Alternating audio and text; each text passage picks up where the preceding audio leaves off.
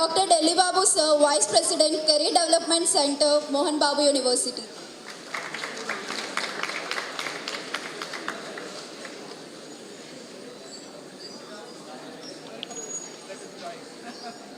Guys, I request everyone to please maintain silence so that event could go smooth. Thank you.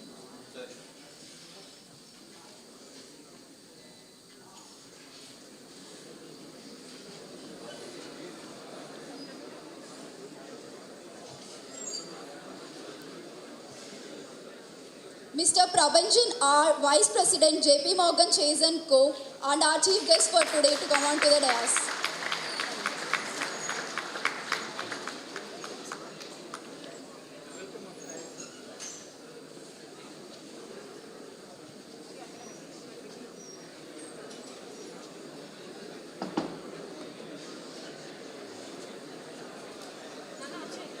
Mr. Strushit R, Director of Engineering at Confab Technologies to come on to the dais.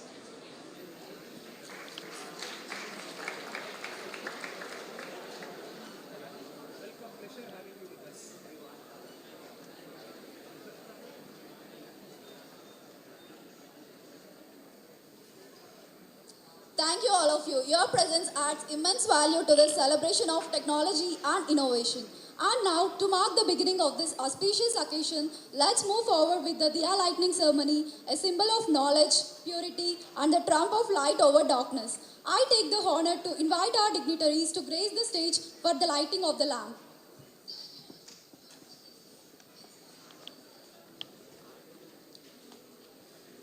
Students also. Rahul.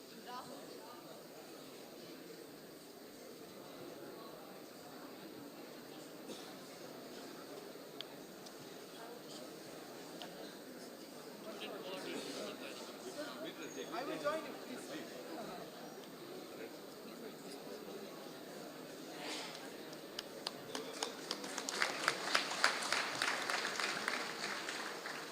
So please go. I'll join you. Hey Rahul, good work. You have come. Yes.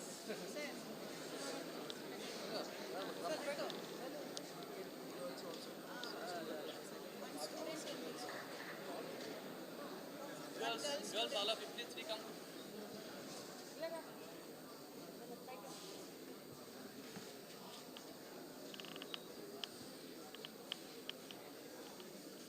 Come on,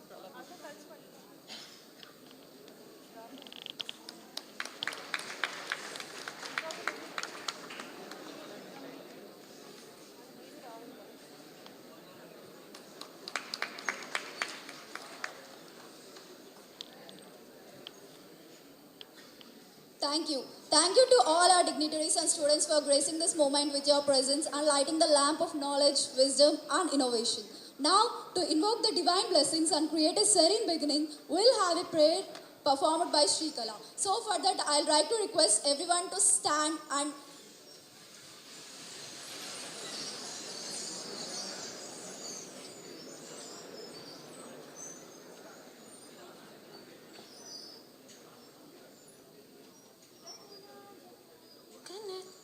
गणनायकाय गणदैवताय गणाध्यक्षाय धीमहि गुणशरीराय गुणमण्डिताय गुणेशानाय धीमहि गुणातीताय गुणाधीशाय गुणप्रविष्टाय धीमहि एकदन्ताय वक्रतुण्डाय गौरीतनयाय धीमहि गजेशानाय बालचन्द्राय श्रीगणेशाय धीमहि गानचतुराय गानप्राणाय गानान्तरात्मने गानोत्सुकाय गानमत्ताय गानोत्सुकमनसे गुरुपूजिताय गुरुदैवताय गुरुकुलस्थायिने गुरुविक्रमाय गुह्यप्रवराय गुरवे गुणगुरवे गुरुदैत्यकलाक्षेत्रे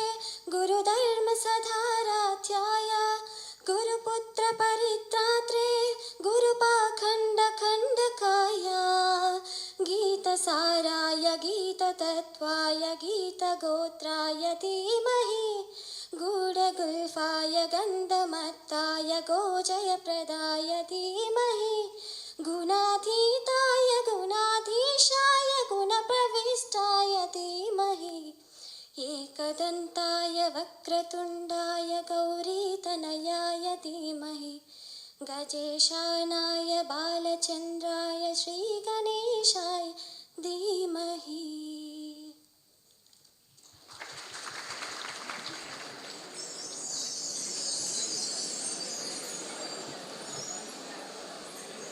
Guys, silence please. Thank you, Shrikala, for the beautiful and heartfelt performance. With that, we officially mark the beginning of the AWS Student Community Day, Tirupati, hosted by Mohan Babu University, a day dedicated to learning, inspiration, and collaboration. Now, to commence this remarkable occasion, I take the pleasure of inviting Dr. Reddy Madhavi Ma'am, Head of the Data Science Department, whose constant encouragement and guidance have made this event possible. Ma'am, we request you to share your words of wisdom with us.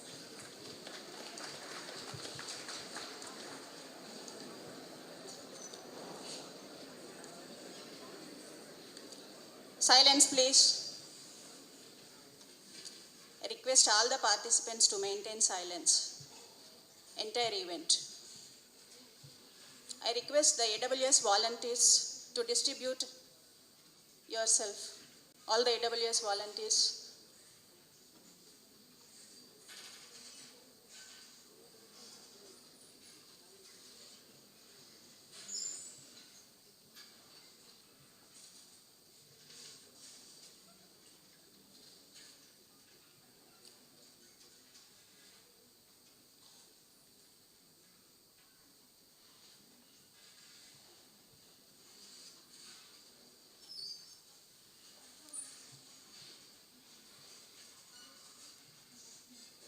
Yes, thank you.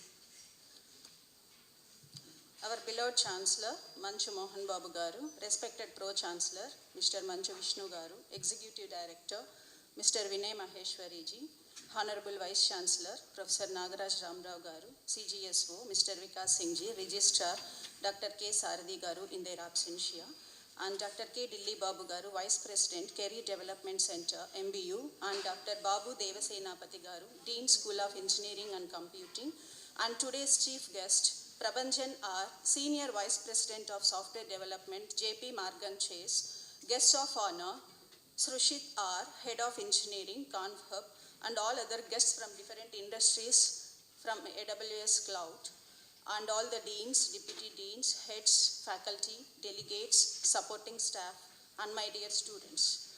A very good morning to one and all. It gives me an immense pleasure to welcome you all to the inaugural ceremony of AWS Student Community Day 2025, organized by the Department of Data Science, School of Computing, Mohan Babu University. The Department of Data Science has always been a driving force in academics, research, and innovation. Our students and faculty together continue to bring national level recognition through their achievements, projects, and community-driven initiatives. Students have consistently demonstrated excellence by winning several national level hackathons and competitions, including first prize in TechNext IIT BHU Varanasi for their line follower robot project and innovations and technology challenge. They also secured top honors at AI Autonomous Hackathon 2025, IBM National Level Hackathon, IBM Expert Labs National Hackathon at S. Vyasa University, and also represented Mohan Babu University at AICTE headquarters, New Delhi, during AICTE Idea Lab Tech Fest 2025. Showcasing their AI-powered self-driving vehicle and AI-based educational companion platform. Students along with faculty are also involved in various research and innovation activities and also startups registrations with DPIT. The department also active in organizing various FDPs, SDPs, and industry-driven workshops, international conferences with IEEE, Springer, and AIP proceedings, and strong MOUs with leading technologies with industry-driven like CCOE, Center of Excellence for Cybersecurity, and Entrepreneurship Development of India, Ahmedabad, and various research innovation institutions. And also active in student clubs like AWS, FAST, and professional societies like IEEE, ACM, and CSE. The AWS Student Community Day as a part of AWS Student Club and Cloud Clubs is not just an event or gathering, it's a celebration of learning, innovation, and collaboration. It connects students, educators, and industry experts under one platform to explore emerging technologies such as serverless computing, generative AI, cloud architecture, and DevOps. Through today's sessions and hands-on workshops, participants will gain real-world exposure and insights from leading professionals in the same cloud field. On behalf of Department of Data Science, I extend my sincere gratitude to Amazon Web Services for recognizing the enthusiasm and potential of our students and for granting us the privilege to host this prestigious national level event. For the AWS Community Day Tirupati 2025, we are proud to host 403 participants from 38 universities across India in cloud computing, education, and innovation. This truly places Tirupati on the national AWS community map and highlights the collective strength of the area students and collaborators. A special word of appreciation goes to Mr. Rahul Kothuri, fourth-year BTech student, for his outstanding leadership as the AWS Cloud Club's Captain India region and for establishing first ever AWS Cloud Club in Andhra Pradesh. His dedication, initiative, and vision have made this AWS Student Community Day into reality. I requested his team also to stand up for a while. All the AWS student team to come forward. I request to give them a big round of applause.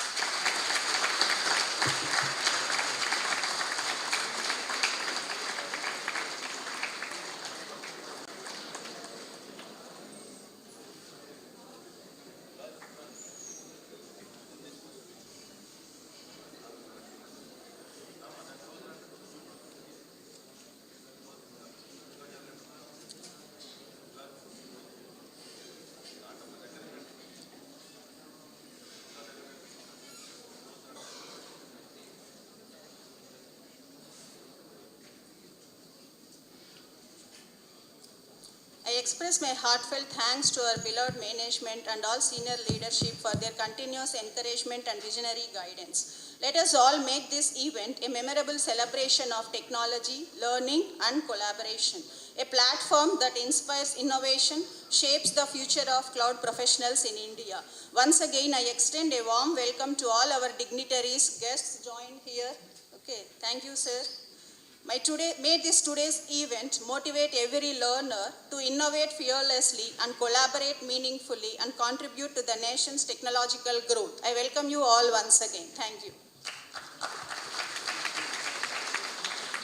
Thank you, ma'am, for sharing your valuable insights and thoughts with us and giving the inaugural address. Next, I take the privilege to invite Dr. Babu Devasenapati, sir, Dean, School of Engineering, to address the gathering.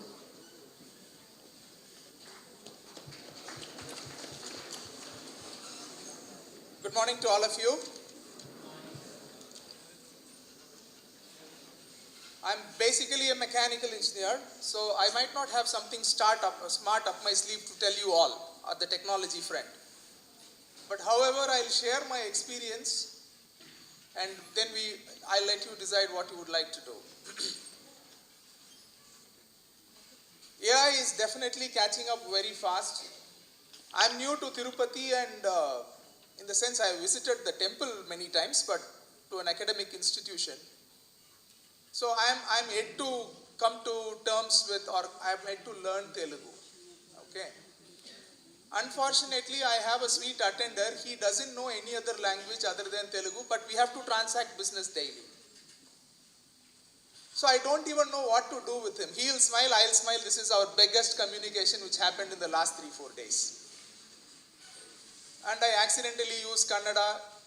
He is very clear. Sorry. If it is Telugu, I am responding. Else, please talk to yourself. Then I didn't know what to do. So I opened Google Translate, I'll type in English, it will come in Telugu, I'll check the speaker, I'll try to pronounce it, if it's not coming, I'll ask him, come here. Play the speaker and stand there smiling. He'll understand, he'll nod and he'll get the job done. He goes to the store, gets things for me, he goes wherever. So as a layman on AI platform, I'm already enjoying its benefits. Sitting in a corner of Tirupati, I don't have any LLM models, I don't have any software, nothing specific on my laptop, but still, business gets done at the speed of light. And that's the beauty of the technology that you guys are immersing yourself into, and stalwarts from the industry are here to help us do that. I didn't start formally by welcoming everyone. Sorry, I got off track. I'm very happy to welcome Prabhanjan Garu and Shrushit and all the other people from the industry. Special congrats to Madhavi Madam for pulling up this good one, and Rahul and team, we are very proud of you, man. Being a national leader on AWS, definitely hats off to you. Yeah. See, as school leaders, we see students graduating, taking selfies with me, and I'm used to it, but now I want a selfie with this guy. He has made this big an event happen, right? Yeah, so that's the power if you do something. Fine. I just have a story to share with you and a small inference out of it, and with that, I'm done.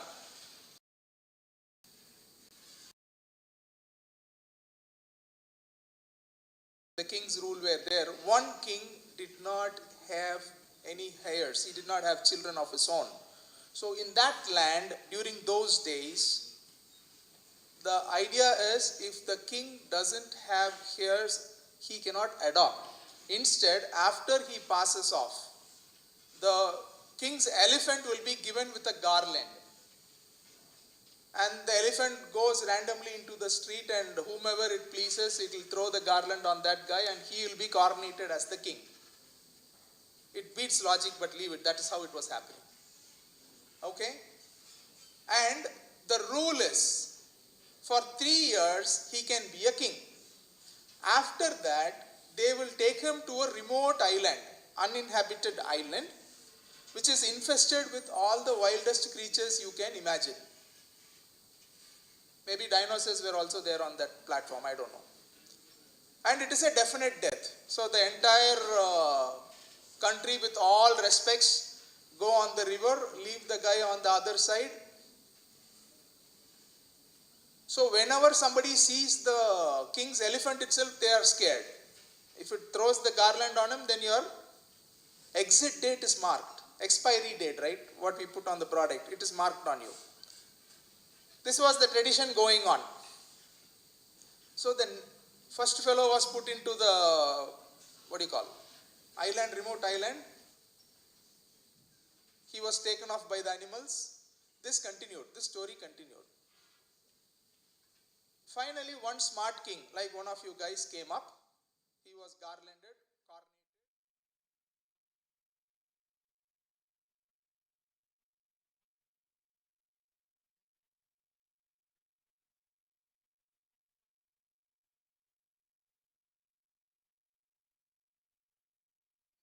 Having merry talks, and he was very happy on the boat, and everybody was puzzled because they have seen all their kings when they board the boat, they'll be crying, and because in another hour he is gone for good. But this guy was very happy, and people were perplexed. How is he able to smile at death? This is something we have not seen all these days. And as they approached the city or the island where he has to be deported, there was a strange sight for them. There were a lot of people to receive the king. There were palaces, an entire city. People were perplexed. They asked king, what is happening, Raja? How did you make it? He said, 3 years was the time given to me. So I have ordered the army to go and kill all the wild beasts, clean the land, and in 3 years I built a city. A smart city. Maybe AWS enabled, whatever. So now I get to be the king here for life. What is the inference of the story? We are happy about the king, but what is the inference of the story? See, Madhavi madam told you to be silent so that you can listen. And I am appreciative of your meditative ambience. But when a question is given, you should at least respond, right? I should know whether you have been following the story at least. I am not giving you a complex algorithm here. I am just asking what is the inference. Tell any answer, everything is okay answer. You want to check on cloud? Okay. I read a paper yesterday. Since I am coming to this conference, I had to have some smart topics with me. So I was checking at knowledge obsolescence. That means how much is the half-life of a knowledge. Radioactivity, half-life, physics you would have studied, right? The impact which you can create. That's the half-life we calculate.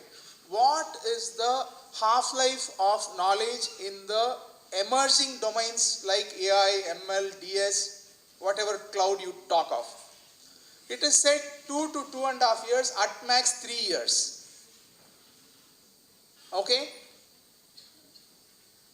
See, the guests here are very kind, soft, smiling, but when you go to the industry, they won't have the same face. Because it's an unforgiving industry. It's not that they want to be harsh. It's an unforgiving industry. Okay? So, the half-life of any knowledge is 2 to 3 years. Let us get that ingrained strongly. So today you have a AWS cloud certification or Azure or whatever you do, and you get a placement. That is the garland on your neck. Correct? You get a placement. That's the garland on your neck. How long will the garland stay?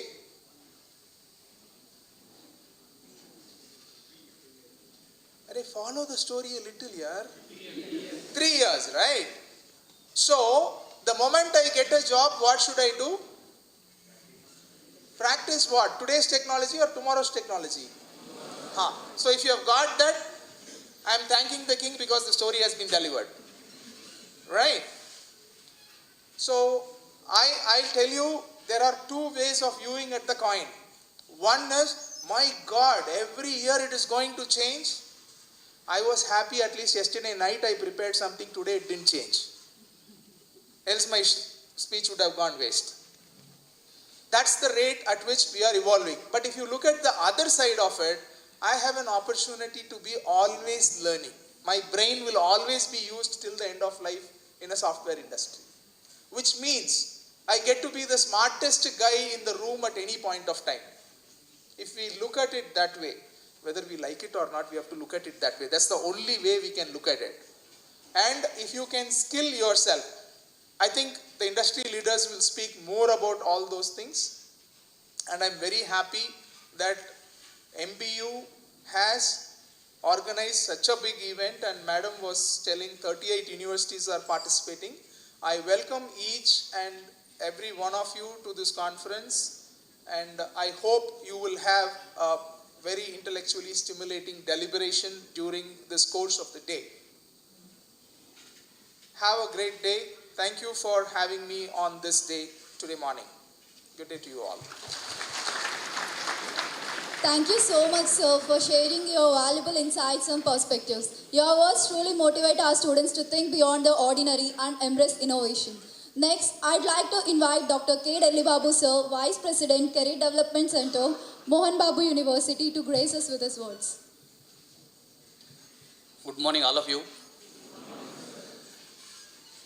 Respected Chancellor, sir, Pro-Chancellor, sir, Executive Director, and Vice Chancellor, and Saradi Garu, Registrar in absentia, and the great delegates on the dais, and the students from other colleges and universities, and the faculty, deans, and especially the coordinator for this, faculty coordinator, Dr. Madhavi Garu, and the student coordinator, Mr. Rahul, and all the entire team. I welcome you all on behalf of Mohan Babu University Career Development Center. I am Dr. Delli Babu here. I have been working since inception of this college, university, since 1996. So, I addressed so many meetings in the same dais as various occasions. And this is one of the happiest occasions where I feel I address the student community of a very great certification course, AWS.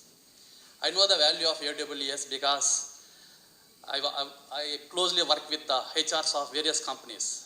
All people nowadays, straightly go to the point, in terms of recruitment.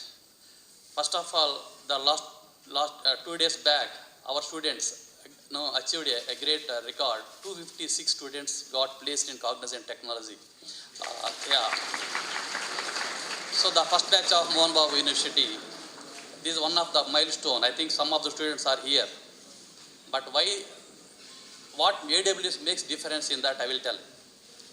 And also 1/4 of our university students already got placed in the present year, 2026 batch, class of 2026. But the thing is, I have been observing the placement scenario from the beginning, how it is changing year to year, technological wise, other global conditions, everything I know. But the latest scenario is domain specific recruitment is very, very important. All of you know that domain specific. Earlier, they recruit hundreds of people and they train in the industry according to their projects. But it's gone now. Everybody, they want to recruit the billable, they want to put the students immediately into the project. So that type of nature is nowadays, all companies are following.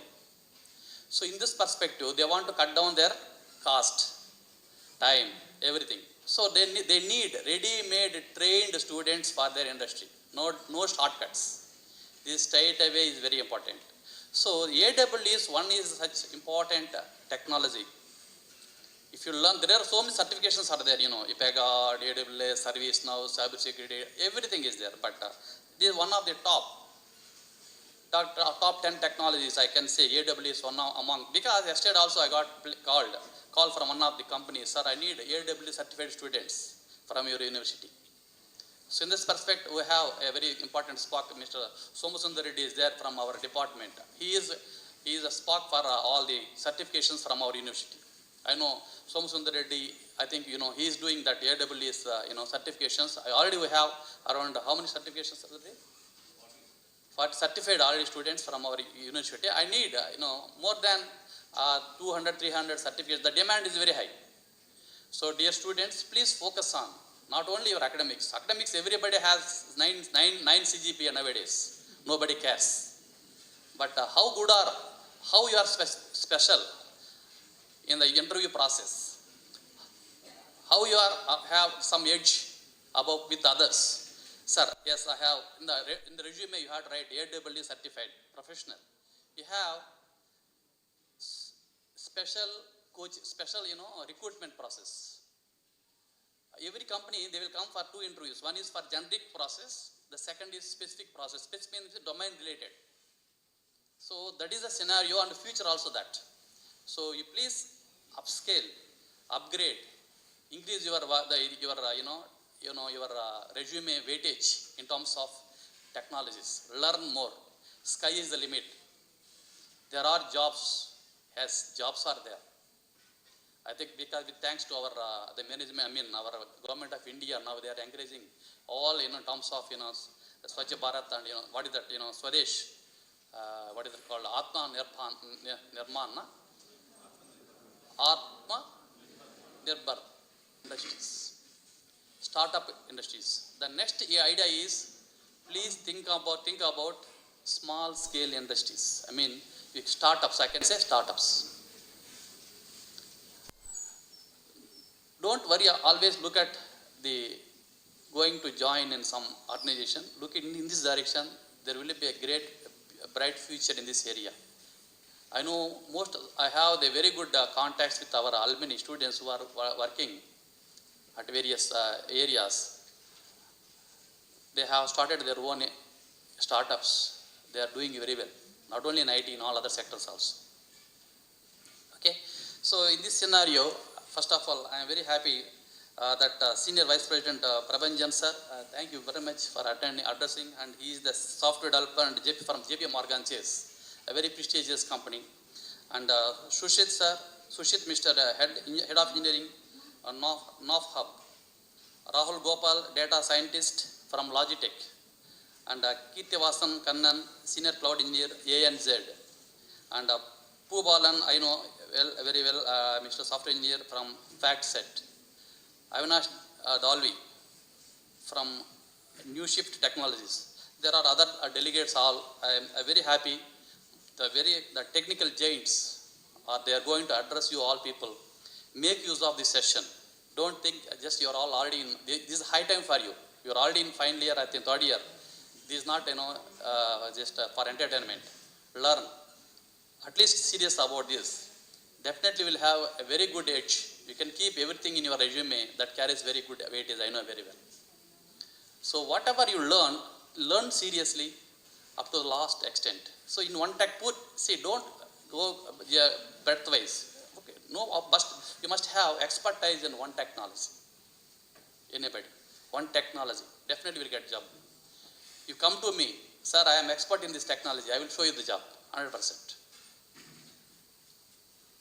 One technology. Or in communication also, in English language, I am expert in English language communication. Yeah, there are jobs. So first of all, know about your skills and focus where you are weak. Definitely you will get a very bright future. So I am very happy that we need this type of certification or technical symposiums or workshops to be held at our university, at our region. So that makes this a very great hub for student community to excel in their career. So once again, I thank you for giving this opportunity, sir. Thank you, sir, for visiting our campus, all of you, and especially thanks to Data Science Department and all the coordinators, and welcome you all. Thank you very much. Thank you so much, sir, for your motivating and insightful words. Moving forward, we are delighted to invite Mr. Prabhanjan R., Senior Vice President of Software Development at JP Morgan Chase & Co., to inaugurate this event with his insights and thoughts. Welcome, sir.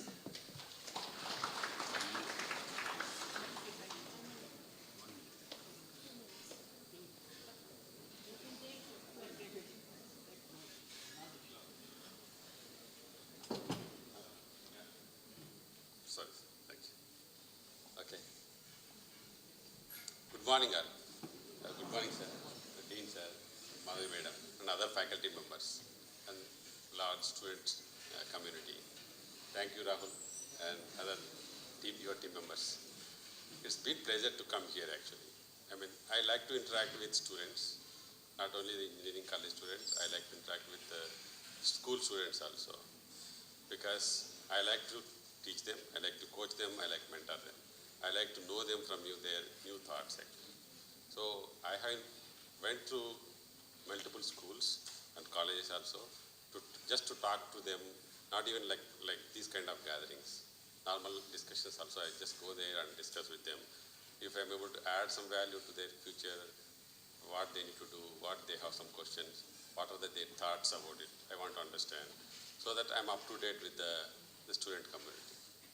Having said, thank you very much, sir, first of all, and thank you, students. So I would like to tell you what is future for us. As engineers, we're all engineers.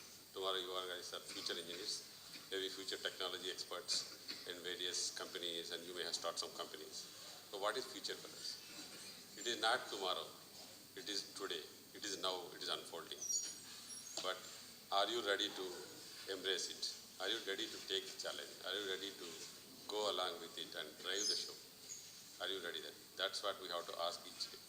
It is not only you, people like industry experts working in the industry, and everybody has to ask themselves, are we ready? So every day, it's a challenge for me. It's a challenge for everybody. Are we learning? Are we continuing the path? Are we learning the future? I'm working in the today. I'm learning for tomorrow. So having said that, every day I have some time to learn. It doesn't mean that I have taken half an hour or 1 hour. But if you see me last 3 months or 1 month, at least 1 hour I am spending on learning new things. And also I'm giving these ideas and implementing those ideas along with my teams is my day-to-day job. So I would like to take you you already know how the technology evolved, but I have seen the witness with my age and experience, or from the mobile landline phones to the mobile phones, from the computer is a luxury, whereas the internet is a super luxury. And I still remember those days with a computer I used to go to in Hyderabad when I first joined my company, and before that also after my just college, before joining to my first job. I used to spend 30 rupees, that was expensive, to go to internet shop and prepare my resume and send my resume to the companies. I asked my friend one day, after before completing in the engineering, how to prepare the resume. He shared his resume to my mail ID. I still remember that Yahoo email ID. And then I copied that and I changed the name because there is nothing much to showcase there. My degree and what I have interested and I used to say. Hello? Yeah. Yeah. Okay. So it's a transformation actually. It's a transformation. The first, when I come out of engineering college, it was a huge change for me. As I said, Dean sir was saying that he is from mechanical, I am from electrical engineering.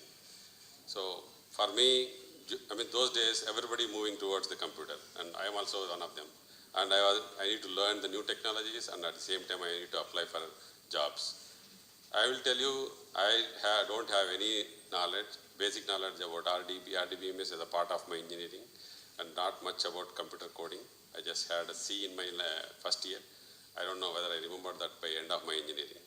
But what the challenge was, those days, they used to test our analytical skills. They used to write some exam, some basic communication skills. Then we got the job in fresher.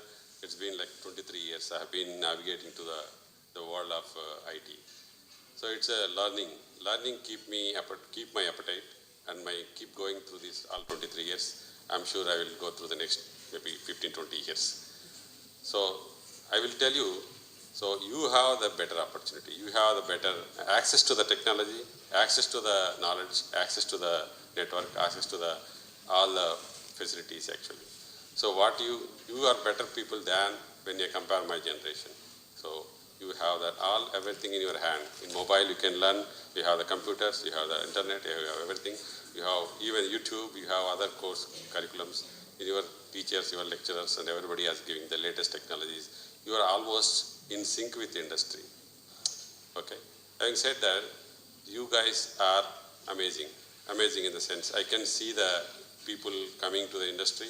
I can see the new batch of engineering comes to join to the companies. I mean, over the period I have worked for multiple companies, consulting companies, to the product companies, to the captive companies. I can see the new batch every year comes. I go and talk to them, and they join different teams, and my teams also, they come few people. Next year also I'm hiring few people. What I can see every 3-4 years, the trend is the people who are coming to the industry are more equipped with knowledge, more equipped with new technology, more equipped with all the industry-ready skills. That's really good thing to have. But what I can see a gap here is that people, many of them are learning the new technology and superficially to some extent their basics. Your fundamentals should be very strong. When I say fundamentals, your all subjects, for example, networking, your computer basics, your programming, any language, Java, Python, or whatever you choose, and it should be very strong there. That's a fundamental. For example, you may have data structures there, you may have anything, coding skills. These should be very, very strong as industry expects from you. You may go to AI, ML, LLM, even you may go to teams where the cyber security, cloud, you may go to anything, data science, wherever you go. But your basic knowledge, your basic expectation from the company is your basic programming and connecting dots, your knowledge, like networking, how do you understand holistically. So focus on your basics. Whatever you are learning in the computer, your course, 4 years course, I believe personally, it may be wrong, it's like 4 years is a huge time to learn all those stuff. I can say 2 years is enough with this today's trend, today's knowledge, the things that you have. But you have given the ample amount of time, so focus on your basics, learn the cloud, learn AI, learn ML, how to use it, how to do this. Then you will be ready to industry. You will get into the industry where you can flourish with your basic coding skills. You will be tested with your analytical skills. You will be tested with your coding skills. You will be tested with your problem solving skills. You will be tested with all your communication, all those stuff. It's a everyday journey from day 1 to day 2, after 10 years, after 20 years. How you will navigate this thing, be ready. Be ready for the future. Be ready for the change. So every day it's a learning journey. So those days when I joined the companies, like 23 years before, when I joined, then I learned some Java, then I'm settled there. 10 years, 15 years, 20 years. I still remember those my friends who are working in Java for been 23 years. Yeah, it's good. But right now, I don't think you guys will be surviving with one technology, maybe not more than 2 years or 3 years. Then you keep on learning. That doesn't mean that you are leaving your basics like coding skill, problem solving skills, and analytical skills, whatever it is, and communication and continuous learning skills. So keep learning and keep enthusiastic and keep curious about the new things, new technologies. So I can talk like this a lot actually, because so I just want to get some of the things like what are the basic things as I told. You have to be more focused and more about your fundamentals. When I say fundamentals, your basic computer science subjects. And second thing is, you should be collaborative and team effort. You will be team player. And when you are working with in the industry, when you come to join some company, you will be not only based on judged and promoted to the next level, whatever it is. The sustainability depends upon how well you work with other people, how well you communicate your thoughts, how well you understand and communicate and bring the solution to the team. That's what this been seen. So it's like multifold. Gone are those days where you have the technology skills or you have the communication skills with a little bit of technology, you can still survive. But now it is not the case. You should be almost mastered in all the skills, like your technology, your fundamental technology skills, as well as your communication and your interpersonal skills also. And it should be every day it's really exhibiting.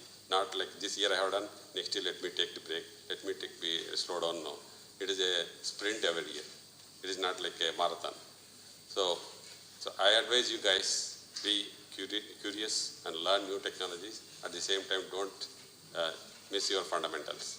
So technology is changing. Companies are adapting to the new LLMs and AI, machine learning. So you guys should be learning those things and adapting to the new technologies and solving the new problems. So I think I have given enough speech. I can keep talking like this, and so let me pass on to the mic to this other participant. Thank you. Thank you, sir, for your inspiring address. Your words truly set the tone for a day of innovation and collaboration. Now, I'd like to thank all our dignitaries and speakers for their wonderful words and for setting such an inspiring tone for the day. Thank you all. So I request all our dignitaries to come down.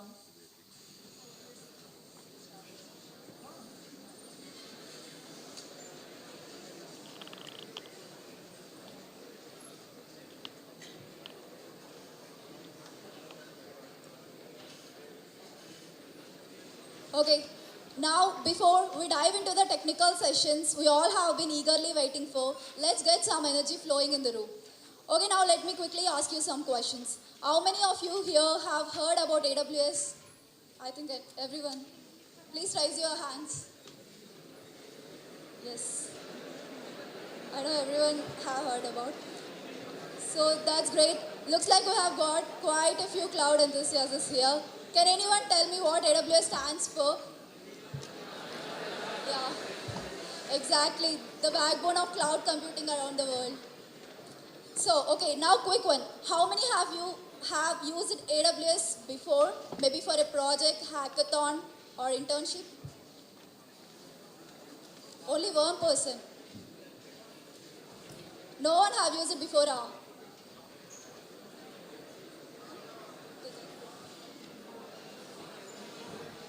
Guys, no one have used the AWS before? Practically? Okay, don't worry. For those who have not yet, don't worry. By the end of the today's sessions, you will definitely be inspired to start your own cloud journey. Alright then, with all this excitement and curiosity, let's officially kickstart our technical journey for the day. Up next, we have a truly inspiring session of how serverless and communities changed my career and can change yours too. This talk will be delivered by Mr. Srushit R., Director of Engineering at Confab Technologies and a passionate community leader. With a deep focus on serverless architectures, developer productivity, and community-driven innovation, he is a true inspiration for cloud learners across India. Guys, I request everyone to please maintain silence. Everyone. Mr. Sushit is an advocate for open source contribution and active learning through tech communities with a remarkable journey that shows how embracing serverless technology and collaboration can transform professional growth. So, we are delighted to have you with us and now invite you to take the stage and share your experiences.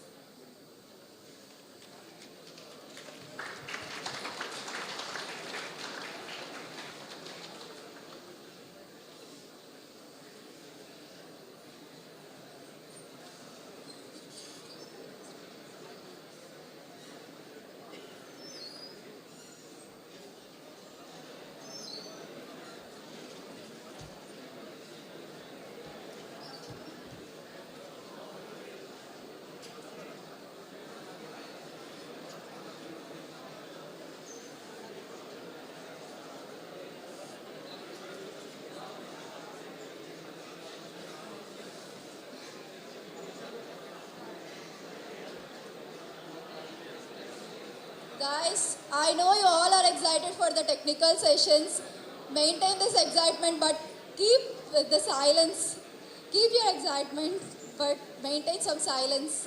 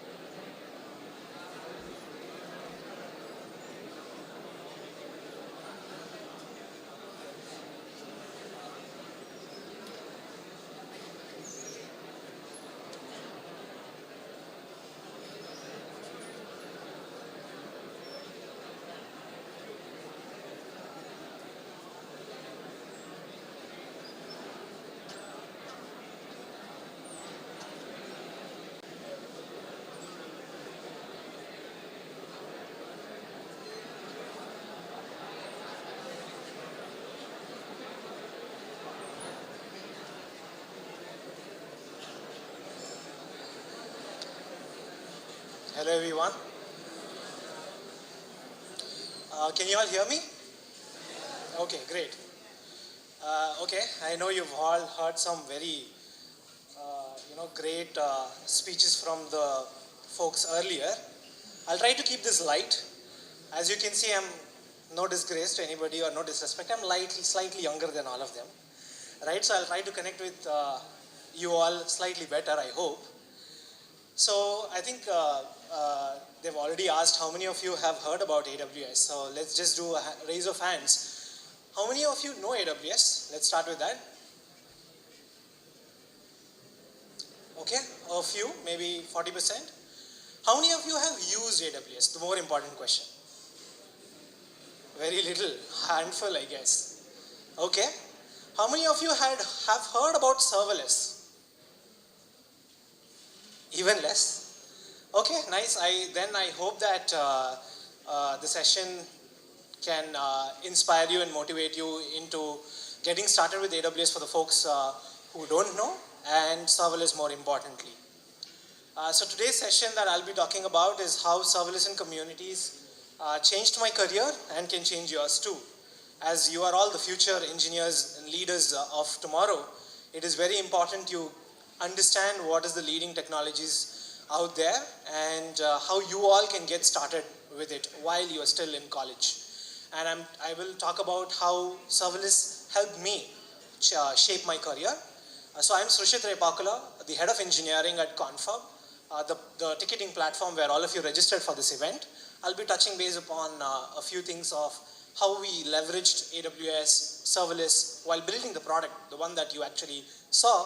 And okay, while the tech thing is being figured out. So yeah, I'll be talking about that. I'm also an AWS serverless hero. How many of you have heard about the Heroes program? I'll be talking about it, but just want to understand. Of course not you guys. Anybody from the students, have you heard about it? Okay. Okay, nice. While the slides are coming up. Okay, I think I'll probably get started, right?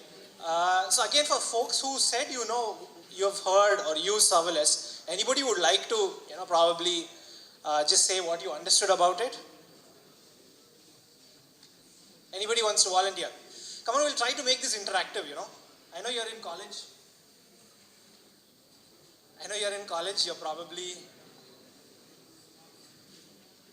Okay, perfect. Anybody, serverless, what is serverless? Any guesses from the word?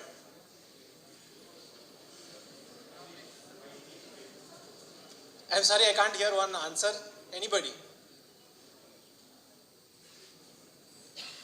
Okay, in simple terms, very simple if I have to keep it, you all write code, right? I'm assuming you're learning C, C++, Python, whatever your curriculum has. You're running it in your machine, in your laptop or in your desktop, right? Now in the real world, it has to run somewhere. And that somewhere could be the cloud. And within the cloud, there are various options available. You can use virtual machines, containers, all those things, and then there's serverless. We'll touch upon that. So serverless in simple terms is less headache for you. You write the code, you give it to the cloud provider, AWS, and it'll take care of running it. Now a simple, very basic question to all of you, future engineers. What is your main responsibility as an engineer in your job? What would it be? Any guesses? What is it your job? Why are people hiring you? Why do we hire you? Anybody? I can hear someone say to code. Is that correct? To solve problems, exactly. So nobody is hiring you to write code. And with the advent of AI and all the LLMs that can help write code, do you really think just writing code is sufficient? Absolutely not, right? So us as engineers are there not to write code, but to solve problems. And code is just a mechanism to solve the problem, just the language of machines, in some ways if you think about it, right? So serverless just enables that as engineers and developers, where your main responsibility is to solve problems. You have to understand whatever the customer issues are, whatever their requirements are, focus on how you can ease their life. That's all software is about, right? To make your day-to-day life easier. And as an engineer, your goal, main focus is to solve problems. As already mentioned earlier, your fundamentals of problem-solving skills is at most important, especially given the age of AI. So this is a simple definition of serverless. Serverless computing is an execution model where you write the code, give it to the cloud provider, it takes care of running it as and when requests come in. I'll be touching about serverless a little bit as we go along. And the most important factor, especially for beginners, is you're only charged for how much you consume. Now, if anybody who has run an EC2 machine, which is the virtual computing option available on AWS, you will know that you're charged by the amount of time it is running, right? Anybody who's run an EC2 instance? One, a few. Okay, so you might understand, right? So you're charged by the amount of time the instance is running, irrespective of whether you're using that instance or not. If you keep it open or running and not stop it, AWS will charge you, correct? That is the entire option of EC2 machines. Now, if you have to compare of how the compute has changed over time, the first one, if I have to bring out an analogy, I'm sure a few of you might have already heard this, is, think about it like you want to go from place A to place B. There are a few options, right? Number one, you go ahead, buy your own car, fuel it, drive it yourself. Option one, correct? Now the second option is you rent a car, right? You can go to a provider who rents cars, and then you can you have to still drive from point A to point B, right? That's the entire VM's, virtual machines logic or analogy. The first one, the traditional car, is your own infra. That means you are maintaining your own data centers, or you are maintaining the entire infrastructure on your own. Now, what is the difference between the two? Any guesses? What is the difference between the first and the second one? Cost, effort, maintenance. Exactly. Now, between 1 and 2, which is better? Second is better, right? Now, in the first option, first of all, you have to buy a car. Now, buying a car is a very financially big thing, right? So that means you are putting a lot of amount of money upfront. Now, your goal right now is to go from point A to point B. Now, that's all. Let's assume that is all you want to do. Would you invest 5-6 lakhs into that? Probably not, right? Because all I want to do is go from place A to place B. And apart from that, you will have to drive yourself, you have to fuel it, you have to maintain it, all the costs. It's such a big expenditure upfront, most importantly, right? Whereas in option B, which is renting a car, the whole headache of buying the car is gone. But still, you will have to drive it, you will have to fuel it, correct? One less headache to worry about. That's why all of you have chosen option 2. That is the VM's part, right? Now, if we go to the third one, the serverless option, it is similar to our Uber or Rapido or Ola. What is your goal? Go from point A to point B. That should be the focus, right? Now, whether I go by walk, whether I go by a car, whether I go by a bike, or whether I go by an aeroplane, doesn't matter. Because your purpose is to go from point A to point B. Remember, you're trying to solve the problem, right? With serverless, it's like hiring a cab on Uber. You just tell Uber that I want to go from point A to point B. What will Uber do? It'll just compute how much is the amount that they'll have to charge you. And you only pay that much. Let's say 200, 300 rupees, whatever that is. Now, in option A, you are able to do the same task with probably lakhs of rupees.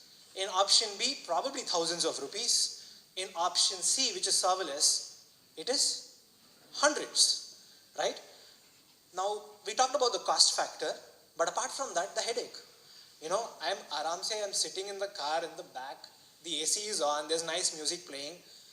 I just don't have to do anything. I probably can sleep and still my work is done, which is going from point A to point B, right?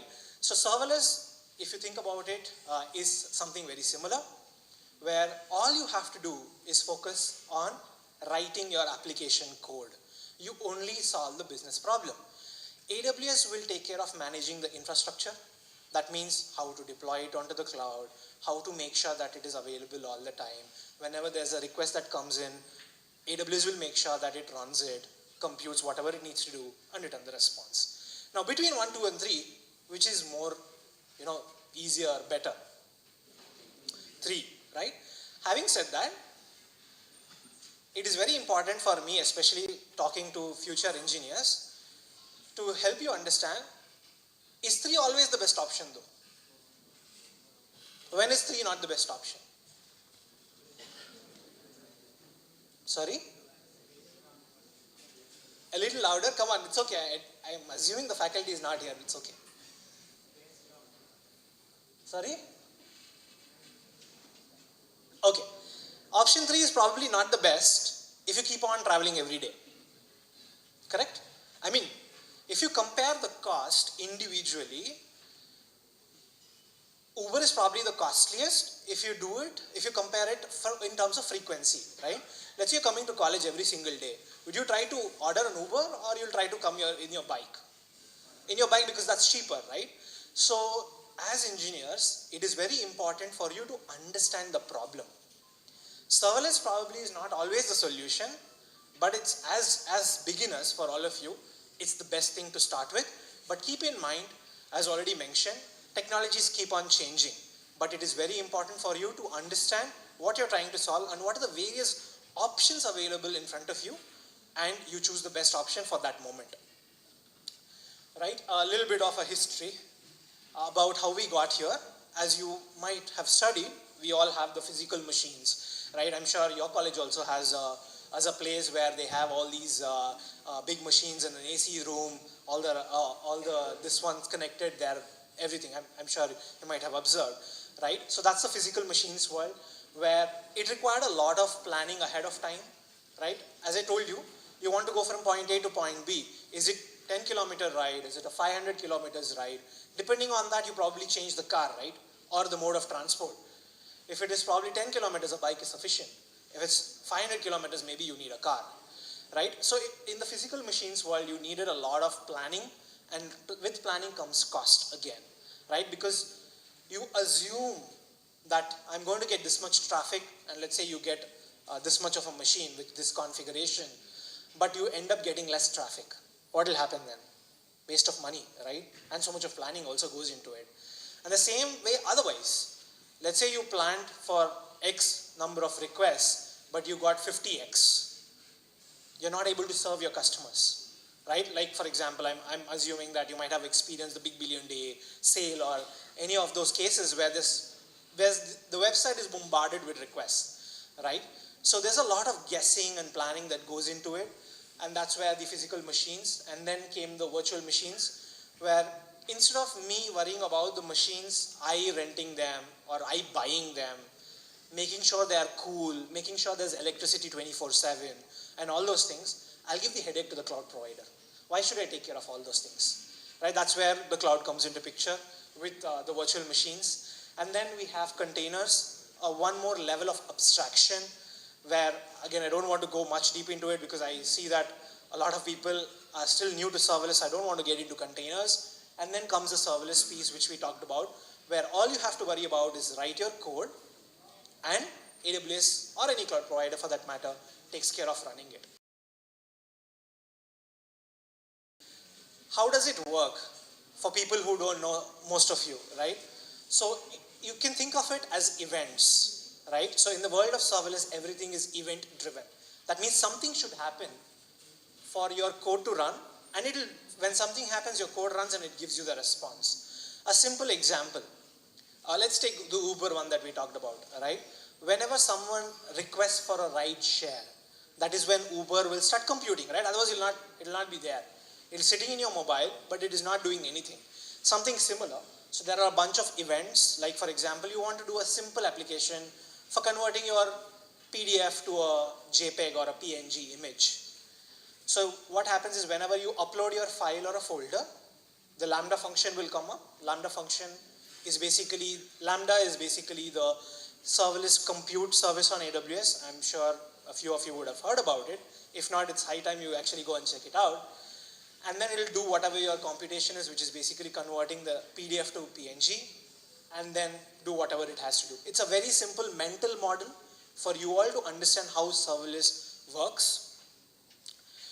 Now, why serverless matters, especially for beginners and students like you, right? The first one is you can learn faster. As I've been stressing on the factor that you only have to focus on your code, right? If you take the virtual machine approach, you have to understand what is an EC2 machine, how much should be the RAM, what should be the VPC configuration or the network configuration. It's just too much, right? Whereas with serverless, you only focus on your application logic, what you want to solve. So basically you try to get easier, faster into the entire cloud experience. So I would recommend go learn about serverless. If you're not yet started on AWS, that's the best way to get started. I'm sure there's 1 or 2 sessions through the day where they'll be talking about serverless a little more in depth. You can build quicker, pay lesser, as we saw the example of ride sharing, right? Where you only pay for how much you consume, right? Only for going from point A to point B. I don't care if the car is 50 lakhs or 10 lakhs, right? It is basically included in the price. I don't care how much fuel it is going to consume, or I don't care about the mileage of the car. All I care about is going from place A to place B. So you're basically only paying for that much. You don't have to have the headache of everything that goes behind the scenes. And then you can scale smarter. One of the biggest advantages of serverless is it can just scale. So when I say scale, what do I mean by scale? Right, not the ruler. Right? So a scale is basically, as I told you the example of Big Billion Day or any other sale, as and when requests come in, you have to make sure there are machines to be able to run that code, right? Otherwise, where will the code run? So you should have machines to be able to run the code. Now you will have to provision that machines by planning or all those things that come into picture. With serverless, you don't have to take care of any of those things. If you get 10 requests, AWS will take care of serving those 10 requests. If you get 100,000, 1 lakh requests, AWS will take care of running it for 1 lakh requests. You don't have to do anything. It's all taken care automatically. Of course, terms and conditions applied, because whenever you're working in cloud, right, it's very important to understand there are limits everywhere. So terms and conditions applied. Now, I know I talked about a little bit of tech, especially for folks who are not familiar with AWS or serverless for that matter. It probably flew over your head. Yes, right? Anybody who says that it flew over your head, I didn't understand a thing that you talked about. Okay, I think you're all very, very disciplined students who don't want to give it back to me, saying that I didn't understand anything. Thank you so much, but I hope you all understood what I'm talking about. Now let's switch a little bit. I'll talk about my journey and how things shaped up in my career. I hope it relates and resonates with most of you. My first Lambda function. So back in the day, 2016, feels a long time back. That is when I came to know about something called as a chatbot challenge. So AWS recently launched the entire serverless services during that period, a little before that. And they had launched a contest for people to get used to it, right? Like all of us, right? And they said there's a chatbot challenge. Now anybody who goes ahead and builds a chatbot, I'm sure a lot of you would have integrated or interacted with chatbots. They said, go ahead and build a chatbot with serverless as the technology, and the winner gets a laptop. Well, as a student just passed out at that from my graduation, a new laptop sounded very interesting. I'm sure a new laptop is exciting for all of you as well, right? So that was really exciting for me that, okay, let me try it out. And I started exploring the AWS journey without knowing what AWS was. I didn't know A in AWS. But that laptop pulled me to it, right? I said, okay, let me just give it a shot. And that is where the curiosity came into the picture. I understood what is AWS, what are Lambda functions, how to write. I didn't know Python, and they said you have to write it in Python. I said, let me learn Python. And that is how I created my very first Lambda function, out of curiosity and the zeal to kind of, win something. Something free of cost is always interesting, right? So, and out of that curiosity came chaos. Well, I created my first Lambda function. I was playing around with it. As I told you, I didn't know A about AWS.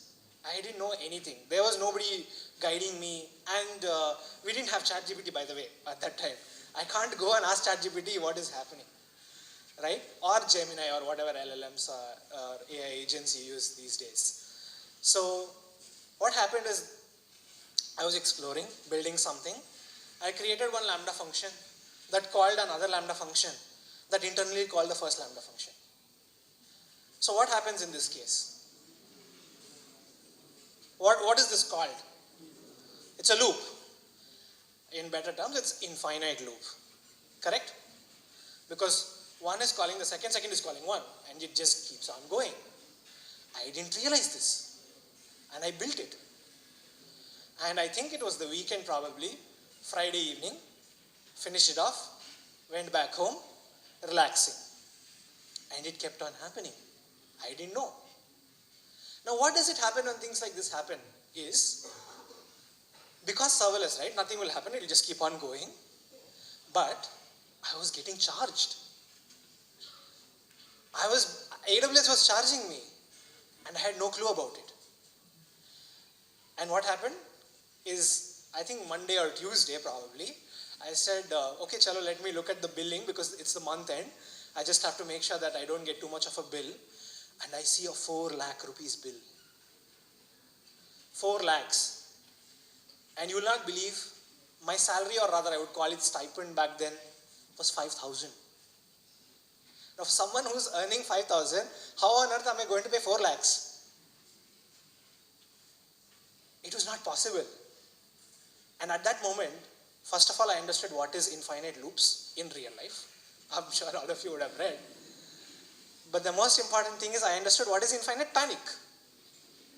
Because, my goodness, 4 lakhs, that's nowhere close to some amount that I can pay up, right?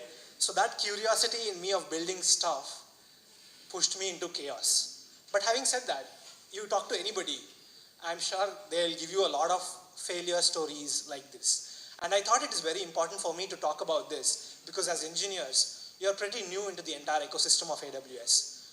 And not just AWS, right? In life, it's okay to do mistakes. And with mistakes, you learn a lot more than what you could actually teach. So this 4 lakh bill not only just put a hole in my pocket, but also became my biggest teacher in life when we work with the cloud, right? So what did I learn? Of course, the hard way is understand before you deploy. So you just don't go blind and just do whatever you want just because, I have the freedom of doing it. Make sure you put your mind to it, understand what you're doing so that you don't get into situations like me where you'll have to pay a hefty bill to AWS.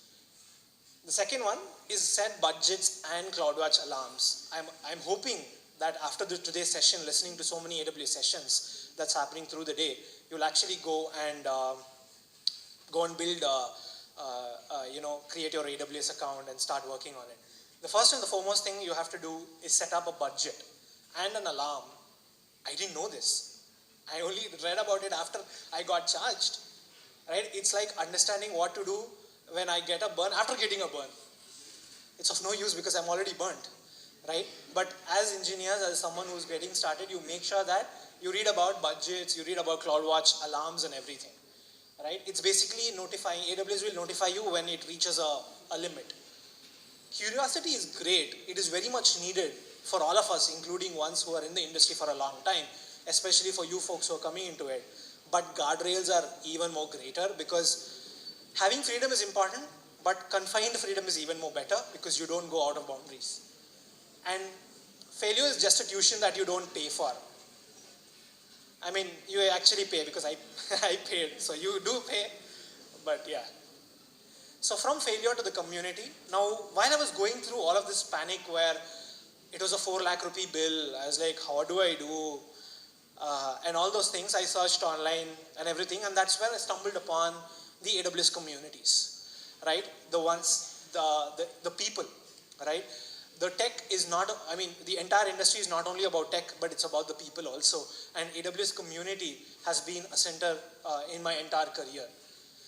And I learned about the AWS community. I learned something called as a meetup. I attended my first meetup. And then I connected with like-minded people. And guess what? Each one of them had a failure story like me. So I'm not the only one. And I was like, okay. I'm not the only idiot who did this. There are so many idiots out there, just like me. And that is where the community, I understood that this is where I belong. And I started learning from the community, giving it back to the community, where I shared my learnings, just like how I'm doing now. I shared my failure stories, I shared my success stories, and that is where we stand today. And this is the timeline. I know I'm a little running out of time, so I'm just going to skip as much as possible to try and cover how much slides I have. And that's how my failure turned my entry into the community. When you come to the AWS community, it is important for you to understand, okay, these are the various places where I have presented all the way from, I think 2017 or 2018 is where I started presenting. I don't know, that's, the one in there, in the middle, that is we in 2018, where I was talking about how we built an application in less than $2 a month. And I've been presenting ever since, sharing my knowledge with everybody. Okay. So there are in the AWS communities, you have three pieces to it. I hope it's very important for you to understand the different pillars of the AWS community, right? So the very first one is the AWS user groups. I don't know how many of you are aware, I founded the AWS user group here in Tirupati where we've been collaborating with Rahul and team for, I've been helping them with organizing this event. And I found out about AWS user groups. If you are, in the future you're going to go to bigger cities, I'm sure there will be a user group over there, there's one here as well. So it's basically a gathering of like-minded people where they share their knowledge. That's the AWS user groups. And then came the AWS Community Builders. This is another program by AWS. How many of you know about AWS Community Builders? The program? Okay, very little. Almost nobody. Just probably one or two. Okay, it's very important. I would recommend you actually going and Googling about this. What is AWS Community Builders program? So this is a program that is run by AWS where they bring in like-minded developers across the world, and you have access to AWS employees, and they give you dedicated sessions on how to build stuff with AWS. So I highly recommend you learning about or reading about community builders. I'm sure early next year, Jan or February, they'll open applications, you'll have to apply. So please make sure you note this down and you check it out. I was first a part of an AWS user group, then I became a community builder, where I learned about so many things from different kinds of people, not within the locality, but across the world. Now imagine if you have access to people across the globe, someone sitting in the US, someone from New Zealand. Imagine you can collaborate, understand, read, learn from all of them. It's an amazing opportunity. I would highly recommend you guys to read about community builders and apply for it when it opens next year, if I'm not wrong. And then the Heroes program. I asked how many of you know about Heroes program. Anybody? Once again. Only one, I think you raised your hand at that time as well. Anybody else from the students? Okay. So the AWS Heroes program is an elite program in the world where AWS will handpick a few people who contribute to the community and recognize them as a hero. I'm not making this up. AWS Heroes is a program, you guys can go and look it up. It's the most elite program in the world because there are probably only 260 heroes in the entire world. And I've been fortunate to be one among the 260 in the world. So I became a serverless hero in 2020, if I'm not wrong. And I've been sharing my knowledge and using this platform for mentoring and guiding more people. So learn about the Community Builders program, and if you're interested, you can check out the Heroes program as well. The community gave me the belonging, but serverless gave me the purpose, because it is what I understood was my thing to do. So let me change tracks and talk about Confirm. How many of you have heard about Confirm? A few? Oh, this is bad. This is bad. You guys don't know where you're registering. All of you paid money to my platform, and you didn't know where you're sending money. Now, as engineers, this is very bad. You need to understand where you're paying your money. Okay, now, do you remember recollect KONFHUB? Anybody? Okay, maybe a few, I don't know, probably you're shy or whatever, but if you guys don't know where you're paying your money from, you're doomed. Please make sure you know where you're paying money from. Cyber security, you need to understand, because it's money, right? And you all have paid money. I'm a little surprised to see that you don't know where you're paid money, or you're just shy to raise your hand. So I'll talk about how we build that platform. We have been building that for a few years now, and it's completely serverless. We started from small events that happen locally to now serving global customers across the globe. And how serverless enabled us. I'm talking about serverless because I want all of you to learn about it, to get interested and try it out after you, hopefully tomorrow, right? So with serverless, it has enabled us, as I told you, the main focus is on solving problems, right? So we only focused on that, and therefore it opened the gates for us to be able to scale. So we were able to scale to 80,000 users with almost no downtime. I mean, there was no downtime at all in the last few years that we have had. And we are completely 100% on serverless, therefore our cost is in check. And we were able to build for speed, and we were able to reduce our costs. If you guys remember the previous slide where I talked about different options, so we were able to reduce a lot of cost as well. Why serverless works for Confab is it can scale effortlessly. 80,000 people were using our application in a period of half an hour. I mean, I know you guys are not into the entire industry at this point, but 80,000, although it's not a very small number, it's not a huge number as well, but we are a very small team. Now, I'm sure all of you would have watched Hotstar. Now, Hotstar everybody should know. Yes? I'm sure all of you would have watched IPL or a cricket match or anything on Hotstar. You might have observed that small number on the top right corner. Anybody? What was it? Sorry? Views, right? Now earlier when it was Hotstar, not Geo Hotstar, it actually showed the live viewers, right? How many people were concurrently seeing. Now they've changed it for whatever reason. They show the total number of views because earlier it was much more interesting, right? So we had that period where we had 80,000 users using our platform in a small period. And that was a big number for a small company like us, and serverless enabled us. And we did not sweat anything. We just did our bit, and AWS took care of scaling our application. Secured by design, because everything is isolated and you don't have to worry too much, but security is always an engineer's responsibility. And then we were able to build very fast because, as I said, all you have to do is write code. AWS will take care of doing everything else. I actually had the app available and I wanted for all of you to experience it, but I was told that you guys don't have your mobile phones. Am I right? Okay, so unfortunate that I could not. I wanted to do a live demo of this feature which is available. Let me see if I can do it actually. I'll do it on my machine. Okay, I have to log in here, I believe. Okay, I'll skip it for now. I thought you all could experience it, but do you all have your laptops? You don't have that too?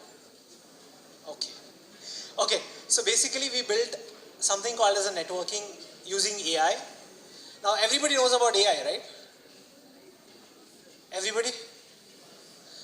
What do you know about AI? I'm not asking the abbreviation, obviously. I'm not asking about what does AI mean. It's artificial intelligence, of course. ChatGPT? We can call that AI. What else do you know? I'm sorry, I can't hear you guys. Okay, I'm just moving forward. So we built the entire networking piece where, let's say we are all audience here, right? Now how many of you know me?